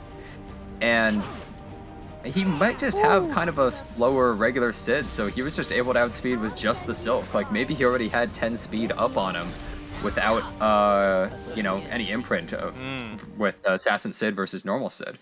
Maybe. So, oh, that's some top gear from Asia that we're seeing in the tournament, and I think a lot of racing will actually continue. And we have the updated bracket. I think with updated bracket, you should be soon be able to make another prediction for next week, actually. So you have a lot of time to make your prediction going into the next set of matches. And that winner's finals, of course, yeah, that's going to be at the final day, actually, because we have to do all the losers first the day before. So those are going to be the big matches. So the winner's final day will actually have one more a day of break until the last final day. And that's the matchup for next Saturday. Zoom up a little bit so we can see all the names. And three more players will be dropping down next Saturday. Let's see which players actually move up near that grand finals that we are having in just a week. So we're not that far away, guys. It's been a pretty long journey so far, but final weekend left. Oh. Yeah, next weekend's the last weekend. Make sure to get all your drops and stuff. But I mean, even more so, I mean, check out the matches, because I don't think you could have predicted this at all, right? Phantom taking out Tohsakarin, right? Yeah, that's big. It could have gone either way for sure. I think that Tohsakarin looked so much stronger in the qualifiers and had some trouble in the main matches. And Phantom, we saw how close his matches were with Jintae, right? And Jintae is kind of one of the favorites to win. So if his matches are that close, then he's actually like, just because he lost and he's in the loser's bracket doesn't mean he's not one of the strongest people, for instance, right?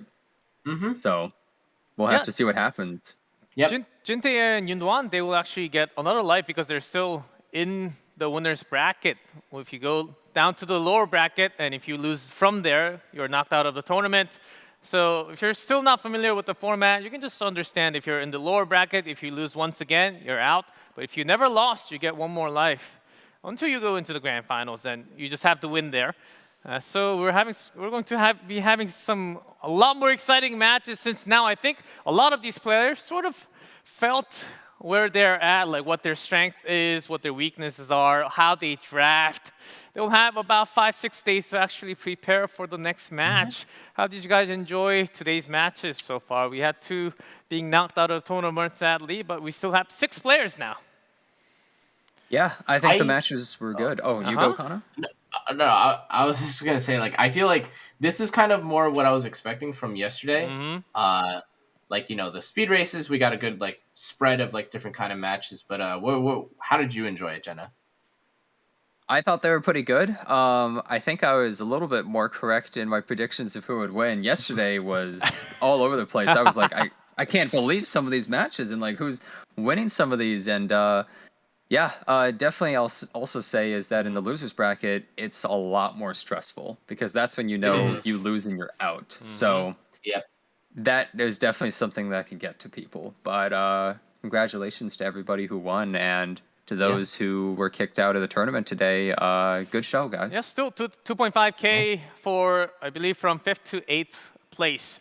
But once you move up out of that bottom 4, you're doubling and even more doubling. You're getting a lot more in prize. So I think that's really what you're looking for, to escape from the bottom 4 first and then going up all the way into and getting the frames, the sparkly champion frame, plus the hero skin. So that's what you're really looking for, of course, on top of that $50,000 grand final prize if you do end up being a champion. Well, that is about it for us today, I think. I think we are ready to close here out for the match. And that is it for day number 2, guys. We have the final weekend coming up very soon. So in the 5 days, make sure to participate every single day with the event because it still goes on. Make sure to watch every single day. Do not miss any energy. And whenever you want, you can use all the blessing for the 12 hours that you want. You can always use it. But I think that is up for. Ready to close? I think we are actually ready to close here. Not really getting the calls at the moment. Okay, it seems like we have some more time to actually wrap up, okay? Okay, make a prediction right now. Who do you think is going to win the winners finals? Jintae versus YunDuan. Come on. Phantom was going to win in a match of YunDuan versus Jintae? My bad. Sorry. I think YunDuan's gonna win. My bad. I think it's gonna be YunDuan. Yeah. Okay, what about you, Jenna? Jintae or YunDuan? I mean, hey, YunDuan has a spotless track record so far, so there is that. He's hot. Okay, too. Let's see. Let's see if that actually happens on Sunday.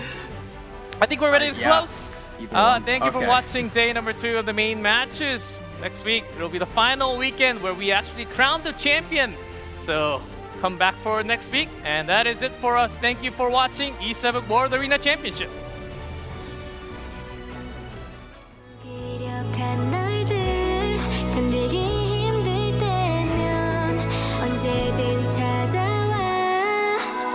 I'll be your energy.